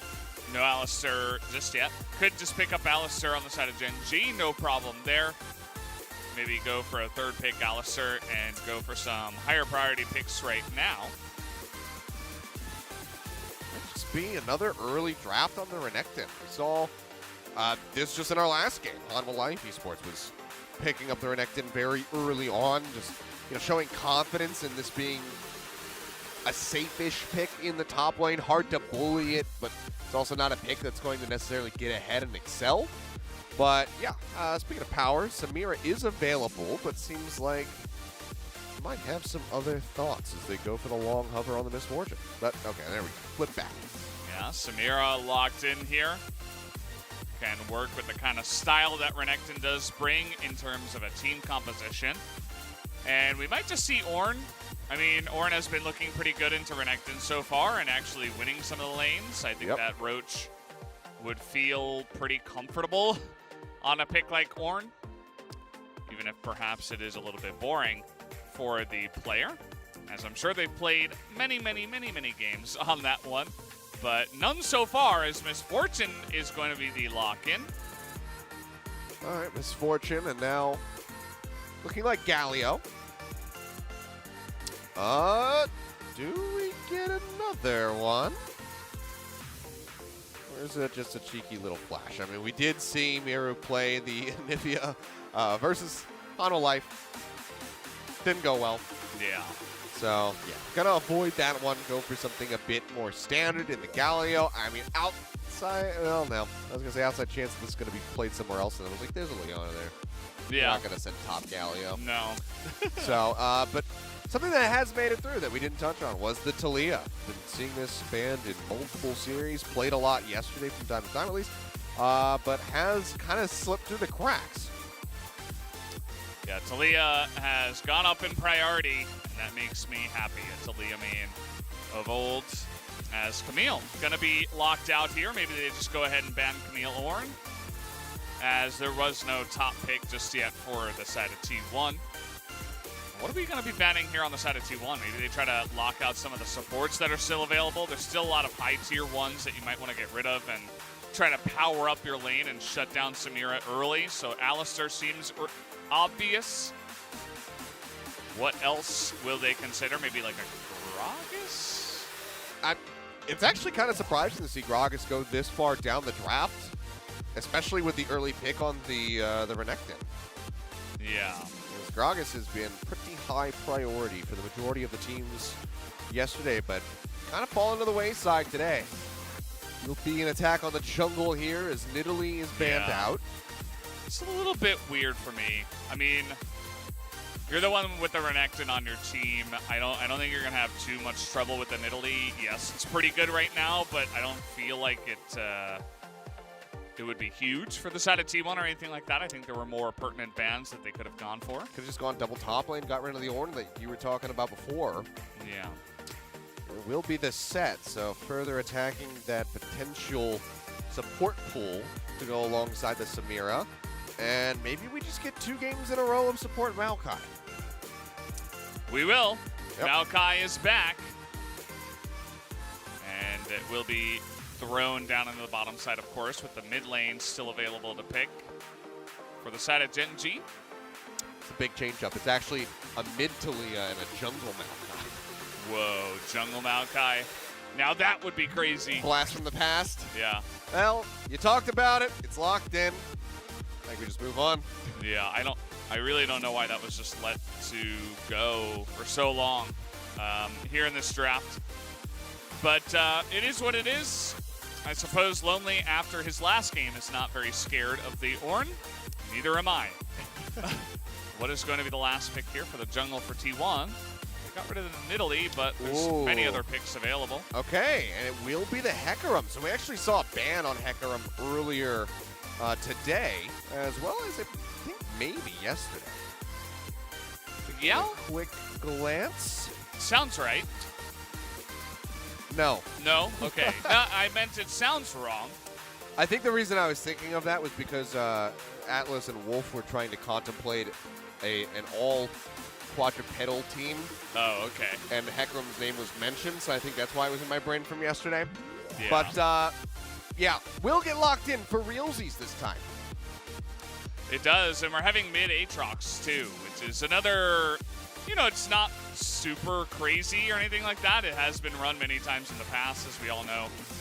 But obviously much more common up in the top side. So just going to be going up against that Galio. See how it does. Can mess with the Galio's combo, of course, with some of the knockups that the Aatrox does have, and also can be very fast with the World Ender to hop away from any danger. But at the end of the day, I kind of like the comp here from T1. There's not a huge amount of damage on their side, but at the same time, you know, they have a couple of tanky guys that also do nice damage in essentially Galio and Hecarim to add alongside of the Misfortune, which will be the bulk of the damage. Yeah, I mean, it's a lot of great CC. You've got the AoE Fear coming in from the Hecarim. You've got the Call of the Forge God from the top lane. Galio taunting everybody into a bullet time, you know, with a Solar Flare. It's just, are they going to be able to get into a position where they have enough items to actually deal some damage to the members of Gen.G? If that MF isn't taking people down, the Samira almost certainly will be. Also a lot of innate power there for the Aatrox. So let's go ahead and kick off our final game of the evening. Game 5 starting right now.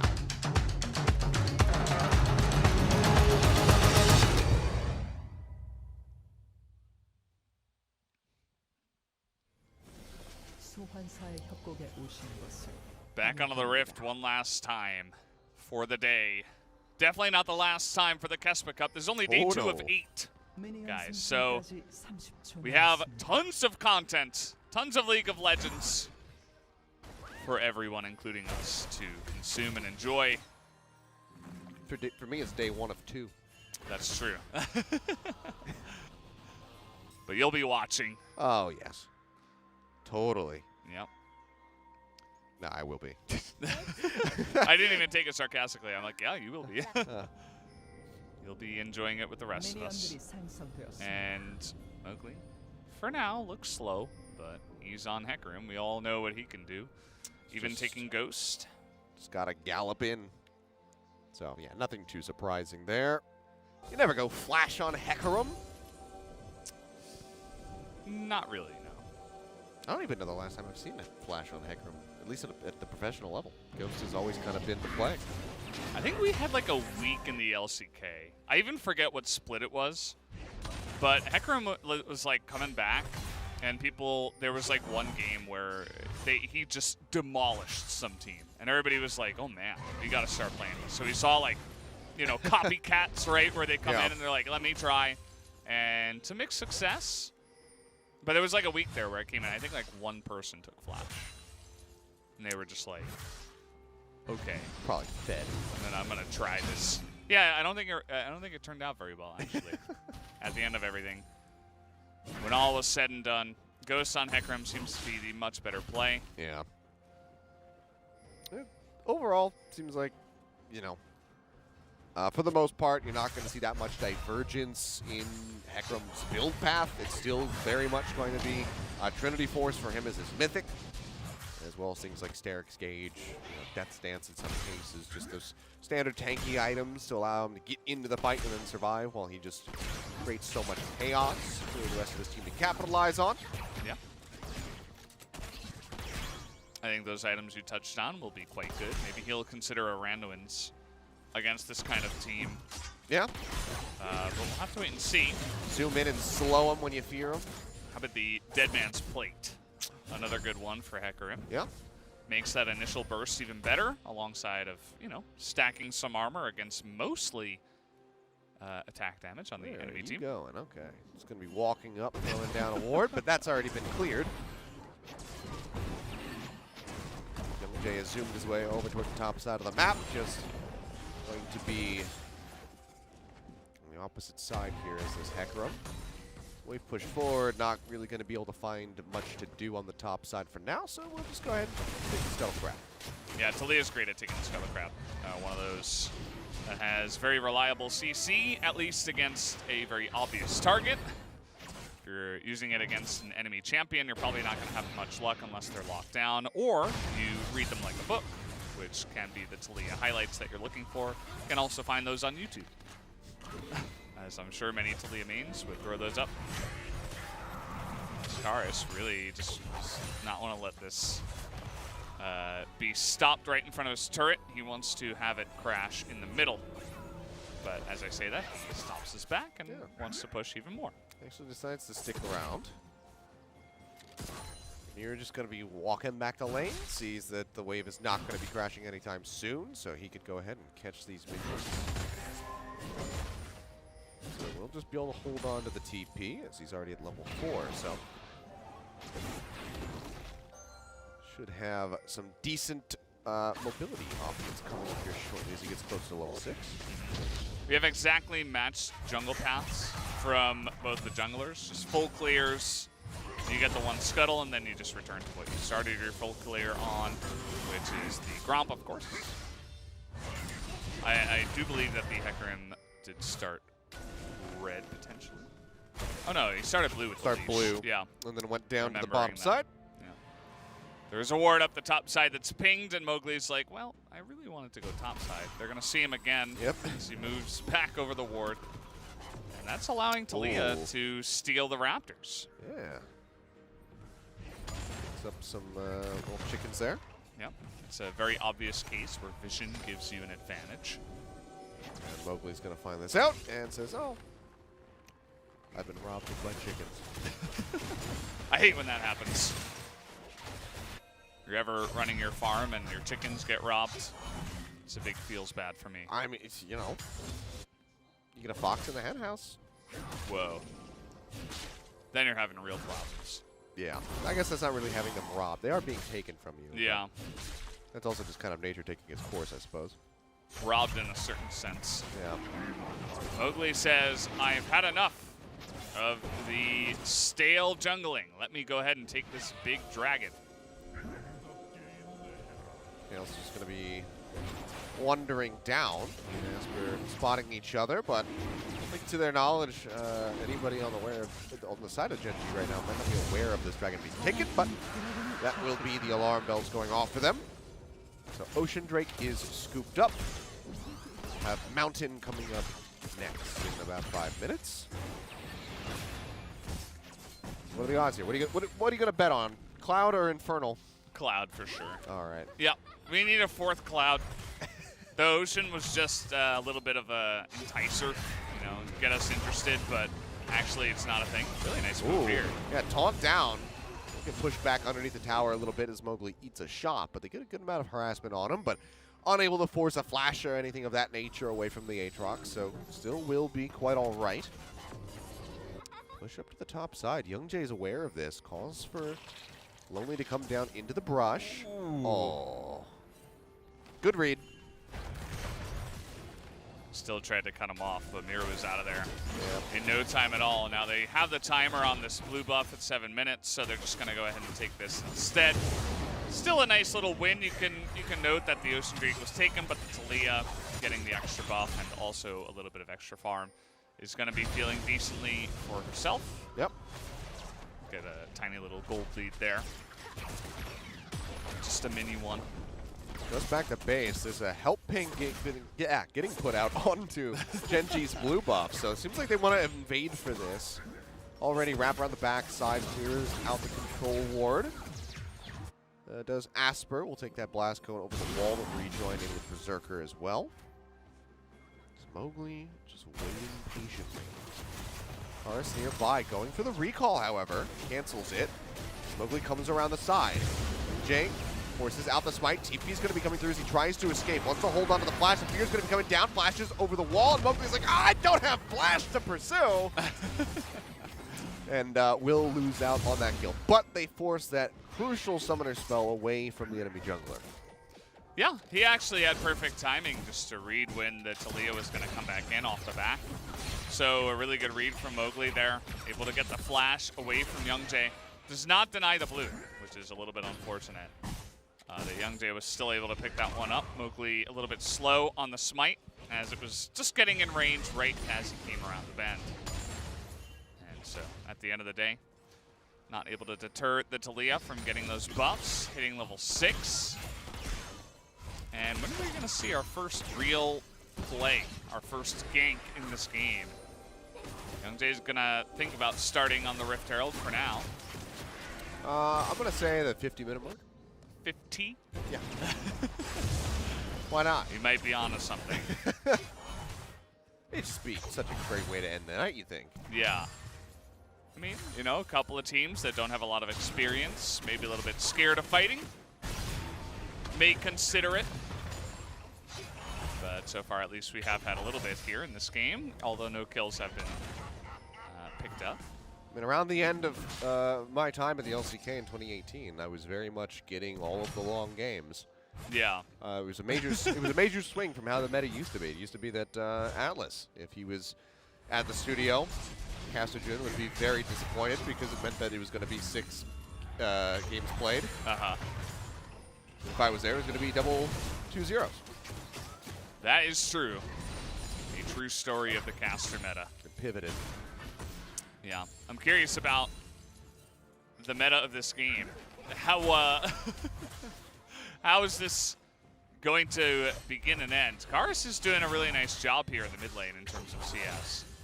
He's kind of just ignored the Galio. He's been getting all of his CS, hasn't really missed any. It's no Chovy, but he's been stacking it up. Nice little combo there from Miruda. Solid. Chain's not going to do much. Can't quite hit the follow-up swings either. Does have to pull back. Mowgli waiting just on the sidelines. Ghost still available. Yeah, I mean, if he stepped up again, they would have definitely gone on that one, but a bit smarter from Kars this time around. Knows that the time is now to go back and pick up the plated armor caps. I don't know why I said ooh to that. It was just like the most disinteresting exchange that has happened. He knocked him up. Oh, a turret shot. Yeah. Sometimes the games get to a spot where you're just like, that is worth getting excited over. Yeah. You forget what actual action looks like. And yeah. You mentioned 2018. I mean, that era of 2017, 2018, there was a lot of Azir, Corki. We got Orianna in the mix. Yeah. Coming with Galio. As you used to say, Corki's big package. Yeah. That was the most exciting part of every game for me. Yep. The turret gets a bunch of plates taken away, so I think it might good go play. down. Huh? We're watching the kitty. Whoa. Nope. Okay, does not fall. Okay, Uber's wall thrown out. Not really sure what I was doing. They just simply run around it. Drake will get smoked by Gen.G. Rival comes in from the Galio, goes in, gets a taunt on 2. Lonely arriving a little bit on the backside of the fight. Matches 4 of the slice of dice, does manage to find 1. That's going to be Kale picking up a kill as well as Mowgli does fall. It takes a while to finish off the Maokai, but at the end of the day, it's going to be a 2-for-2 exchange with the Dragon coming through for the side of Gen.G.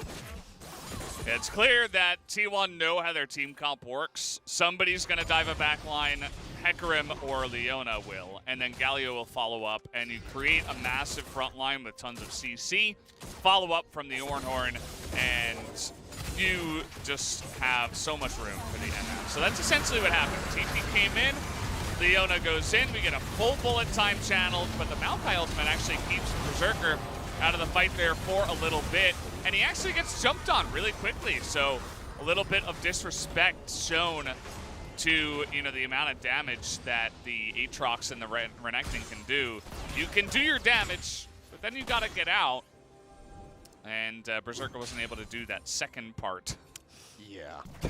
So it ended up being a pretty nice fight there for the side of Gen.G. Well, on the backside of that, we do have some mythics coming through. Hecarim picks up the 24th. I actually think he had that earlier, but the shield bow now here for Envy. So a bit more protection for the Samira in these little skirmishes if they continue forward. But guess what, Valdez? What's that? It is an Infernal Soul. Wow. We finally got one. We got one. We got one today. So 3 clouds, 1 ocean, and an Infernal Soul. I'll take it. Yeah, and you have to deny that from Gen.G. If you give them even 1 or 2. Infernal Soul on a Samira ulting in your face? And a Renekton, and an Aatrox, and a Talia. Even the Maokai. Yeah, builds damage, you know? The saplings. It's gonna hurt. You gotta be careful. This is gonna be a game that T1 have to fight essentially every Drake fight over. And so it's so unfortunate that they lost this one over the Mountain, because the Mountain, while it's not gonna provide tons of value, the fight is really what got Gen.G to get this little lead in this game. Yep. And to have the advantage in the future fights. So it's gonna be a bit rough for them. They do have a very, you know, kind of obvious play style, which is always, I feel like, good for inexperienced teams, right? It's like, okay, well, how do we navigate this fight? I'm not sure. Well, it's really obvious when you have 2 people that jump into the back and Galio ults and Ornn ults, and you just create space for an MF. So hopefully they can kind of just, you know, do that a little bit better than the way they did it the last time. Sure. Maybe try to, you know, set up a pick, as they do have an immense amount of CC in their lineup as well. Well, top lane's going about the same as it was 10 minutes ago. Yeah. Not much has changed. Just a little bit of damage from the Ornn onto the Renekton, and he backs away. Now they are going to fight over this Rift Herald. Yeah, Kara's down to the bottom lane, does have that TP available, is going to be using it, coming in, trying to cut off the members of Team 1. Wraps around the wall, Asper goes in, deep Solar Flare comes out, he'll go gold to try to stay alive. It's going to be Kale, first one to get popped. Asper, 1 hit from dead, will get finished off by the Renekton, but have they overstepped? Here comes Envy, ult goes flying. Results in a double kill, a triple on the back end of the final blows coming through for Lonely. What a turnaround game for him thus far. 6-3, Gen.G quite firmly in the lead. Yeah, they, you know, T1 was like, we really need to get the Shirley here. We absolutely desperately need it. So they start the fight, and they get teleported on, and they panic a little bit. They're like, oh boy, what do we do now? They see the teleport, and they're like, oh boy. Okay, teleport comes in from the Galio. He's not close enough to Hero's entrance. So Asper is caught out in the back there, and it's looking okay because Kale dies, but he's super squishy. It doesn't really matter. Yep. Take a look at how low Lonely's health bar was and how high it gets here by the end. This is the Gore Drinker on the Renekton, and you can see that, okay, you've got the Oblivion Orb on the Galio, but you're going to need a lot to handle double Gore Drinker, to handle all of this regen that we have on the side of Karis and Lonely specifically. And again, they didn't need to force fights over the Rift Herald. They needed to get the Infernal Drakes away from Gen.G, but now they've got a Rift Herald coming down the mid lane. Nobody's in position to deny an Infernal Drake. Yep. It's just looking better and better at every step for Gen.G. I mean, Roach is in the top lane without a TP. Mowgli's up here without a ghost. Even if he had a ghost, he wouldn't arrive in time. So they just have to concede this Infernal over because of the fight at the Rift Herald. And this is a very brutal and precarious spot to be in now for T1. Gen.G very much in the driver's seat. Lonely 4-0-0 on this Renekton. That's going to be pretty damn scary. And you get him and Karis both stacked on top of each other, weaving in all that cleave damage they can do, plus 2 Gore Drinkers. Yeah. Good luck. Good luck killing. Yeah. The damage that comes out of the Infernal Drake directly influences the amount that your life ceiling goes. So it's just adding to the survivability and the annoyance that this comp brings into the Rift. And it will be difficult for them to stop because, again, looking at it now with Gen.G in the lead, I just don't know if the composition from T1 has enough damage, really, because you do have the MF. She throws her ult element out there, and I'm sure she'll eventually build anti-healing so that they can try to burst down one of either Renekton or the Aatrox, but the follow-up isn't really huge. You know, there's a lot of threats to the MF. She can't just sustain her damage and, you know, totally lock out or burst someone down, and if you don't have her, you're not really going to have too much after that to burst through the lifesteal that is on the side of Gen.G right now. So that's really the main issue that I'm worried about here for T1's composition right now. Yeah, it does go for the Clips pick up here. Those Berserker, but I mean, that last fight was a prime example of just how much you can zone off an MF. You can see him just desperately trying to find a way in, but there's an Aatrox there, then there's a Weaver's Wall to cut him off. He just eventually said, I guess I'll just use bullet time. Yeah. Which got canceled early because Aatrox just came swinging in and ended up taking him down. So, yeah, even if you try to get that prime bullet time setup, you've got the Maokai who's got a point-and-click route to, you know, in a mini-stun to go ahead and interrupt you during that. You've got the Renekton who can just slice and dice his way into the back line, hit you with a W, and likely take you down. So, I have to, I think, agree with you that I don't think that there's necessarily enough damage built into the comp here for them to try and turn this one around. I think it's very much going to have to be at, you know, the cause of Gen.G, you know, making multiple mistakes and misplays to allow for T1 to get back into this. Yeah. So far, they've been pretty clean, though. No real blunders in this one. Yep. It's just been steady sailing. Smooth. And they've been able to pick their items up on time. You get that Zhonya's, which is perfect against this composition for the Talia. And pretty core at this point in time. Yep. Sterix finished here for Lonely. So he's going to be even more annoying to take down. Gives him even more EHP. And yeah, he's just like every single fight, if you just watch his health bar, it's like a roller coaster. With those two items, like the Core Drinker and the Sterix, it's like, okay, well, yeah. First you lost half your health, and now you're at full, but then you hit 25%, and now you're at 75%. How did that happen? Tanking in an MMO. It's that really spiky damage coming through, and you're just hoping that the healers are on point. Same thing for good old Renekton. Yep. And, you know, to be fair, I wasn't necessarily certain how this was going to go for Lonely after his first game. Didn't do well on the Ornn at all. It was a very early draft on the Renekton here for Gen.G, but he's been performing. It's been looking really good. It feels like he's got more gold in a bounty than he was able to earn in his first game as Ornn. Yeah.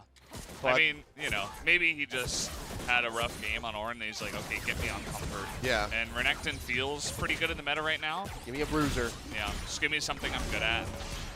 Obviously, he's pretty good on this Renekton, so they get him onto something he can feel good on.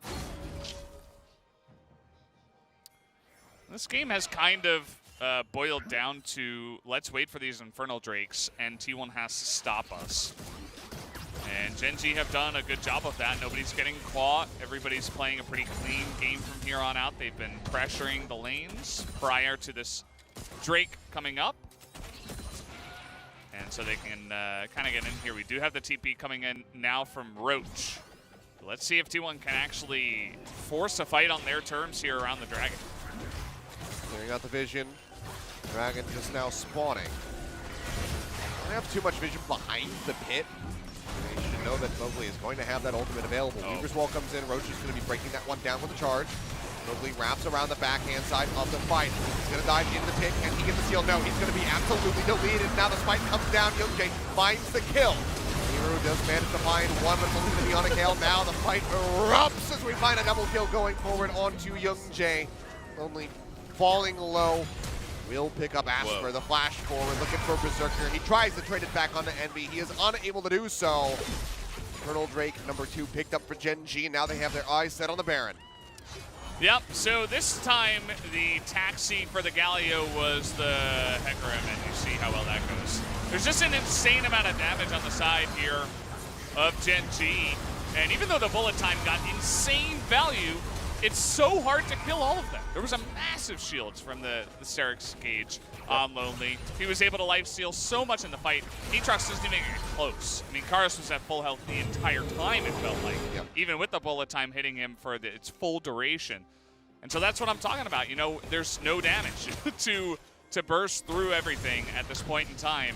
Mowgli, he didn't do anything in the last fight except get the Galio in, but at least he has his blue buff. Minor victories. Yeah.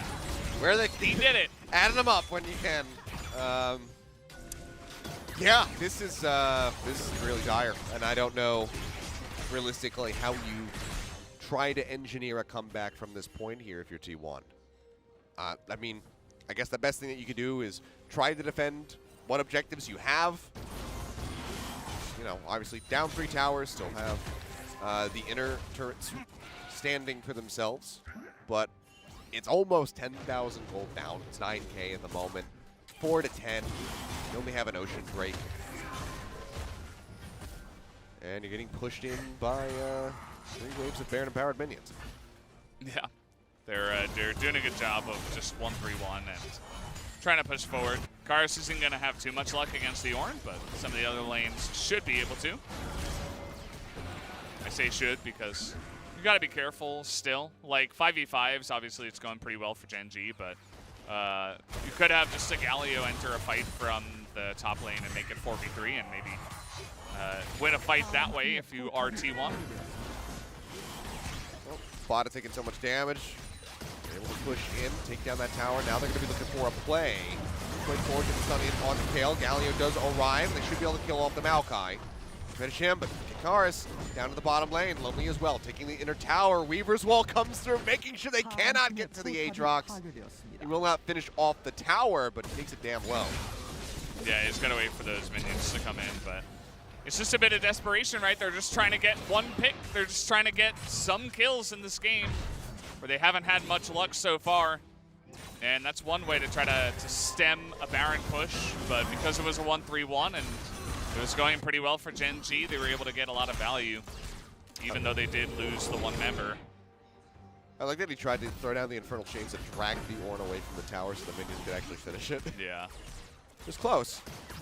This was a good pickoff on the Kale. I mean, it's something, but a lot does get committed forward. Galio ult now going to be gone for a period of time, and there's only a minute and a half remaining on this Dragon spawn.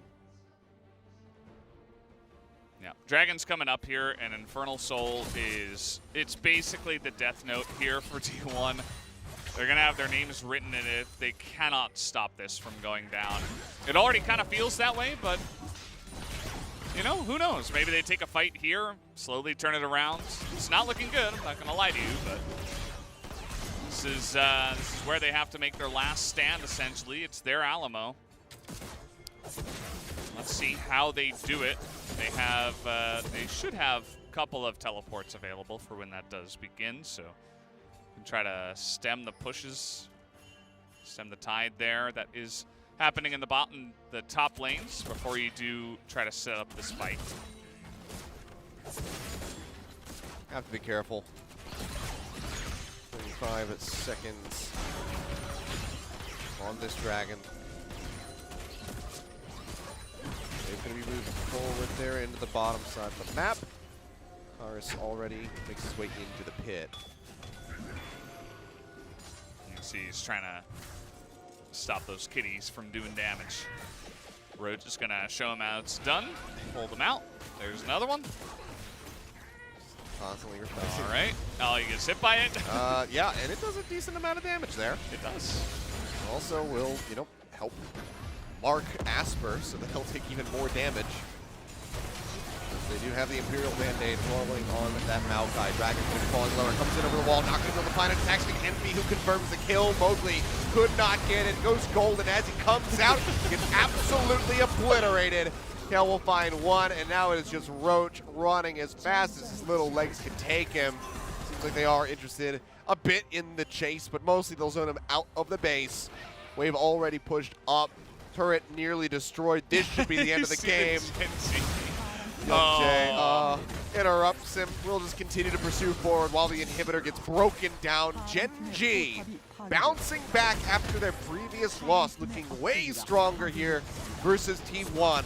14-5, likely a 15-5 at the end. The final kill will come through.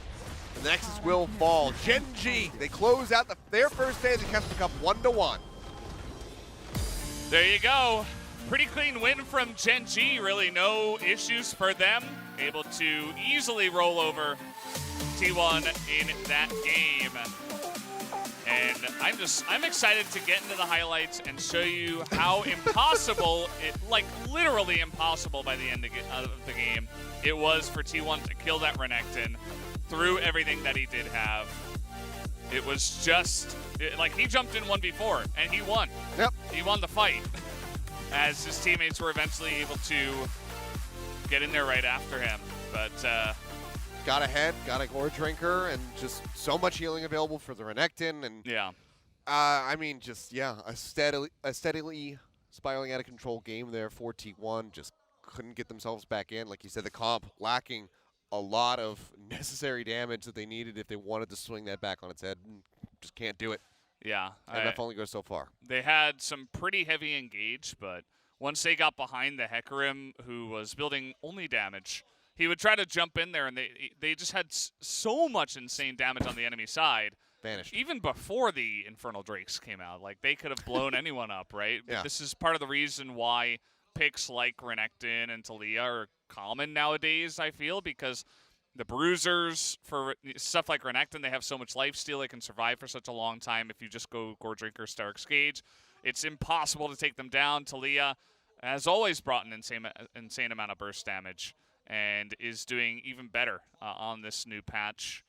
And just really insane amount of damage, not even to mention the amount of team fight damage that Aatrox and Samira bring in. So 4, including a Maokai, who was also building damage. Yeah, I mean, just root everybody. You've got the Imperial Mandate to land a slow, a root, snare on any of them. They're going to get marked. You burst the mark instantly because there's so much AoE damage going out. Just the HP bars just absolutely plummet from T1. And really rough game here from Mowgli. It was Lonely's, fault in not his fault necessarily, but he's the one who had the really rough time in Gen.G's first game. This time around, it's going to be Mowgli, who just can't quite find his footing with the Hecarim. Pushed against the wall, didn't really know where else to go as far as the jungle pool was concerned, and it was good from Gen.G in the draft to try to force him onto something a little bit more uncomfortable, something that he really needed to get ahead on early. Otherwise, it was just going to fall flat.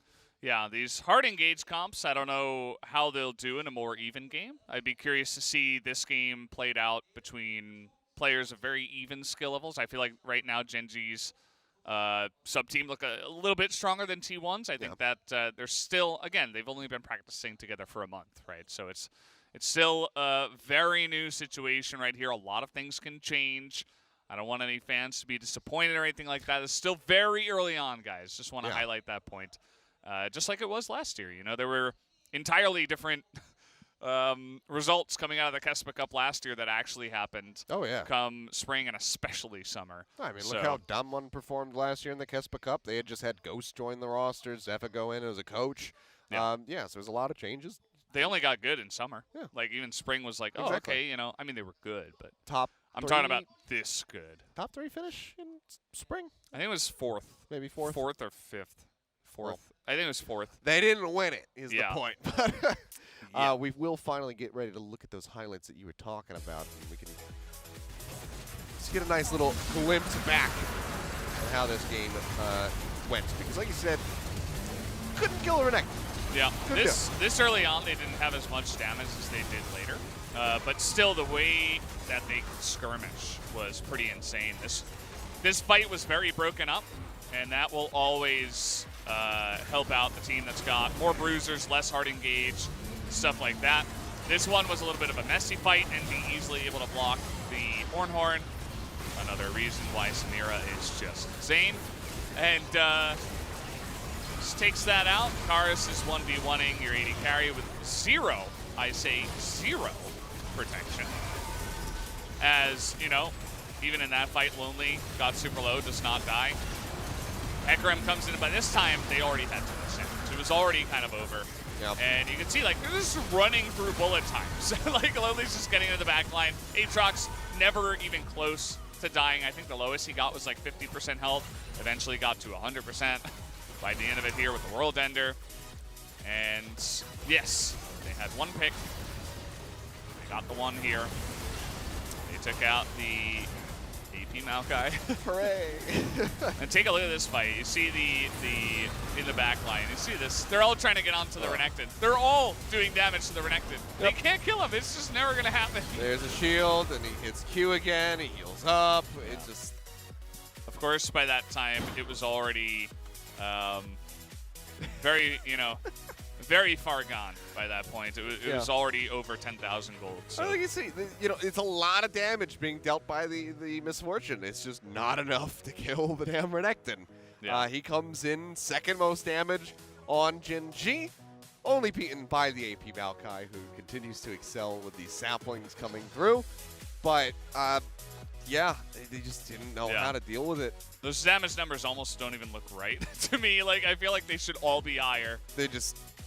They eyeballed it. They just estimated, and they just dragged the graphs across. Imagine you could do that. Again, approximately this much. But here you go. The results on the day. KT Rolster, probably surprising most, is the team to walk away 2-0 today. Hanwha Live Esports did suffer a loss at the hands of the Bros.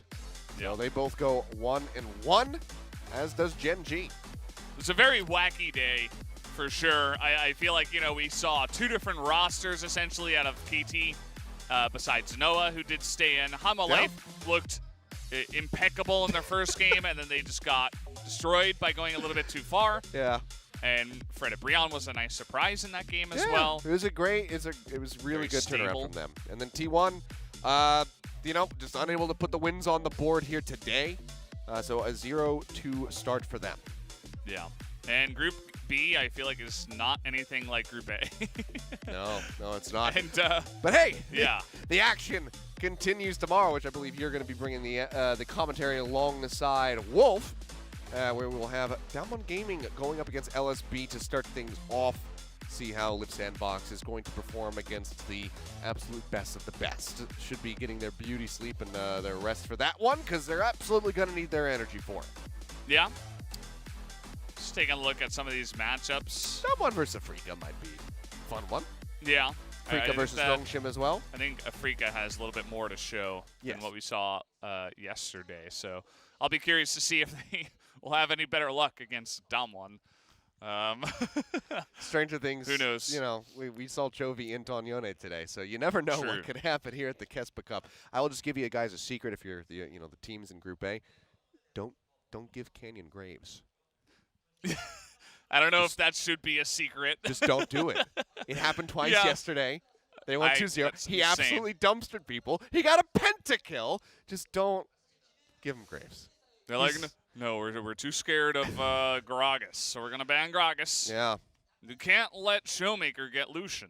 No, I think first priority here is banning away Canyon in whatever way you can. Let Pantheon through. Screw it. Just don't let him get Graves. Yeah. You got to take away power from that guy, because he seems to be the one guy that is just unbelievably strong. I mean, not the one guy. I mean, he just seems incredibly strong individually. I mean, he's an easily argued contender for best player in the world at the moment. So for sure. When you've got somebody of that caliber, you do whatever you can to dismantle them, to disarm them. I saw it with Faker, when he started his career and he started making a name for himself. Canyon is in that position right now. do anything that you can to try and limit his ability. Absolutely. That's going to do it for myself and Valdez, though, today. He'll be back tomorrow with Wolf for some more KeSPA Cup action. Same place, same time, so make sure you guys tune in.